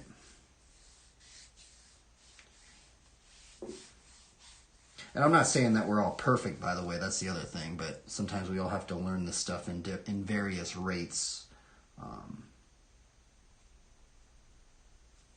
But anyway, I'm going to get a thumbnail for this, and I'm going to end the stream because it is a long stream. Holy chabunga. So I'm going to turn off the BMX video. And we're going to turn off the image slideshow. We're going to turn off the text thing. And turn off this. We're going to get some close-ups for people. And I also want to say, anybody that even is watching, going to watch this, I'm not like the grand arbiter saying that video games are wrong or this is wrong and this, because you'll get different opinions from many believers, actually. That's the thing, right? All I'm saying is that just be warned. If you're the one creating things or creating the video game and you're a believer, that's when other believers get really, I guess more, I want to say strict, but I don't know what word would be used. Just more analytical, I guess. I don't know. But then if you have no say on the matter, imagine if you're playing a game and even though you wanted to give God glory, but you had no say on the matter, right? Like, what are you going to do then, right? It's like, that's the very confusing part for me. But anyway, my bad, everybody, if I have brought in any confusion. That's not my intention, but I just try and draw happy things. Look at this little happy monkey. Little happy bunny. Little squirrel. This is the verse we put in there. Matthew 13:32 is the smallest of all seeds, but when it is grown, it is larger than all the garden plants and becomes a tree, so that the birds of the air come and make nests in its branches. Then thinking about Luke 8:11, and Luke 8:11 is the seed is the word of God, and the seed grows in our heart, and in some weird way, even just kind of like what this verse kind of goes into, we actually start becoming like tree people. It's actually very strange. So I'm going to get a thumbnail for this, and we are going to call it a day.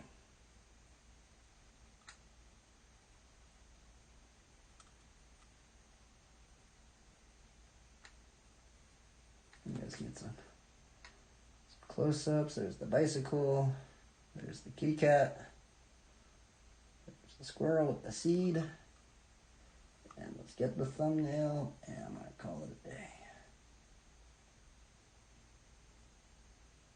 You should ask that question to other people. I'm actually curious what other people would say.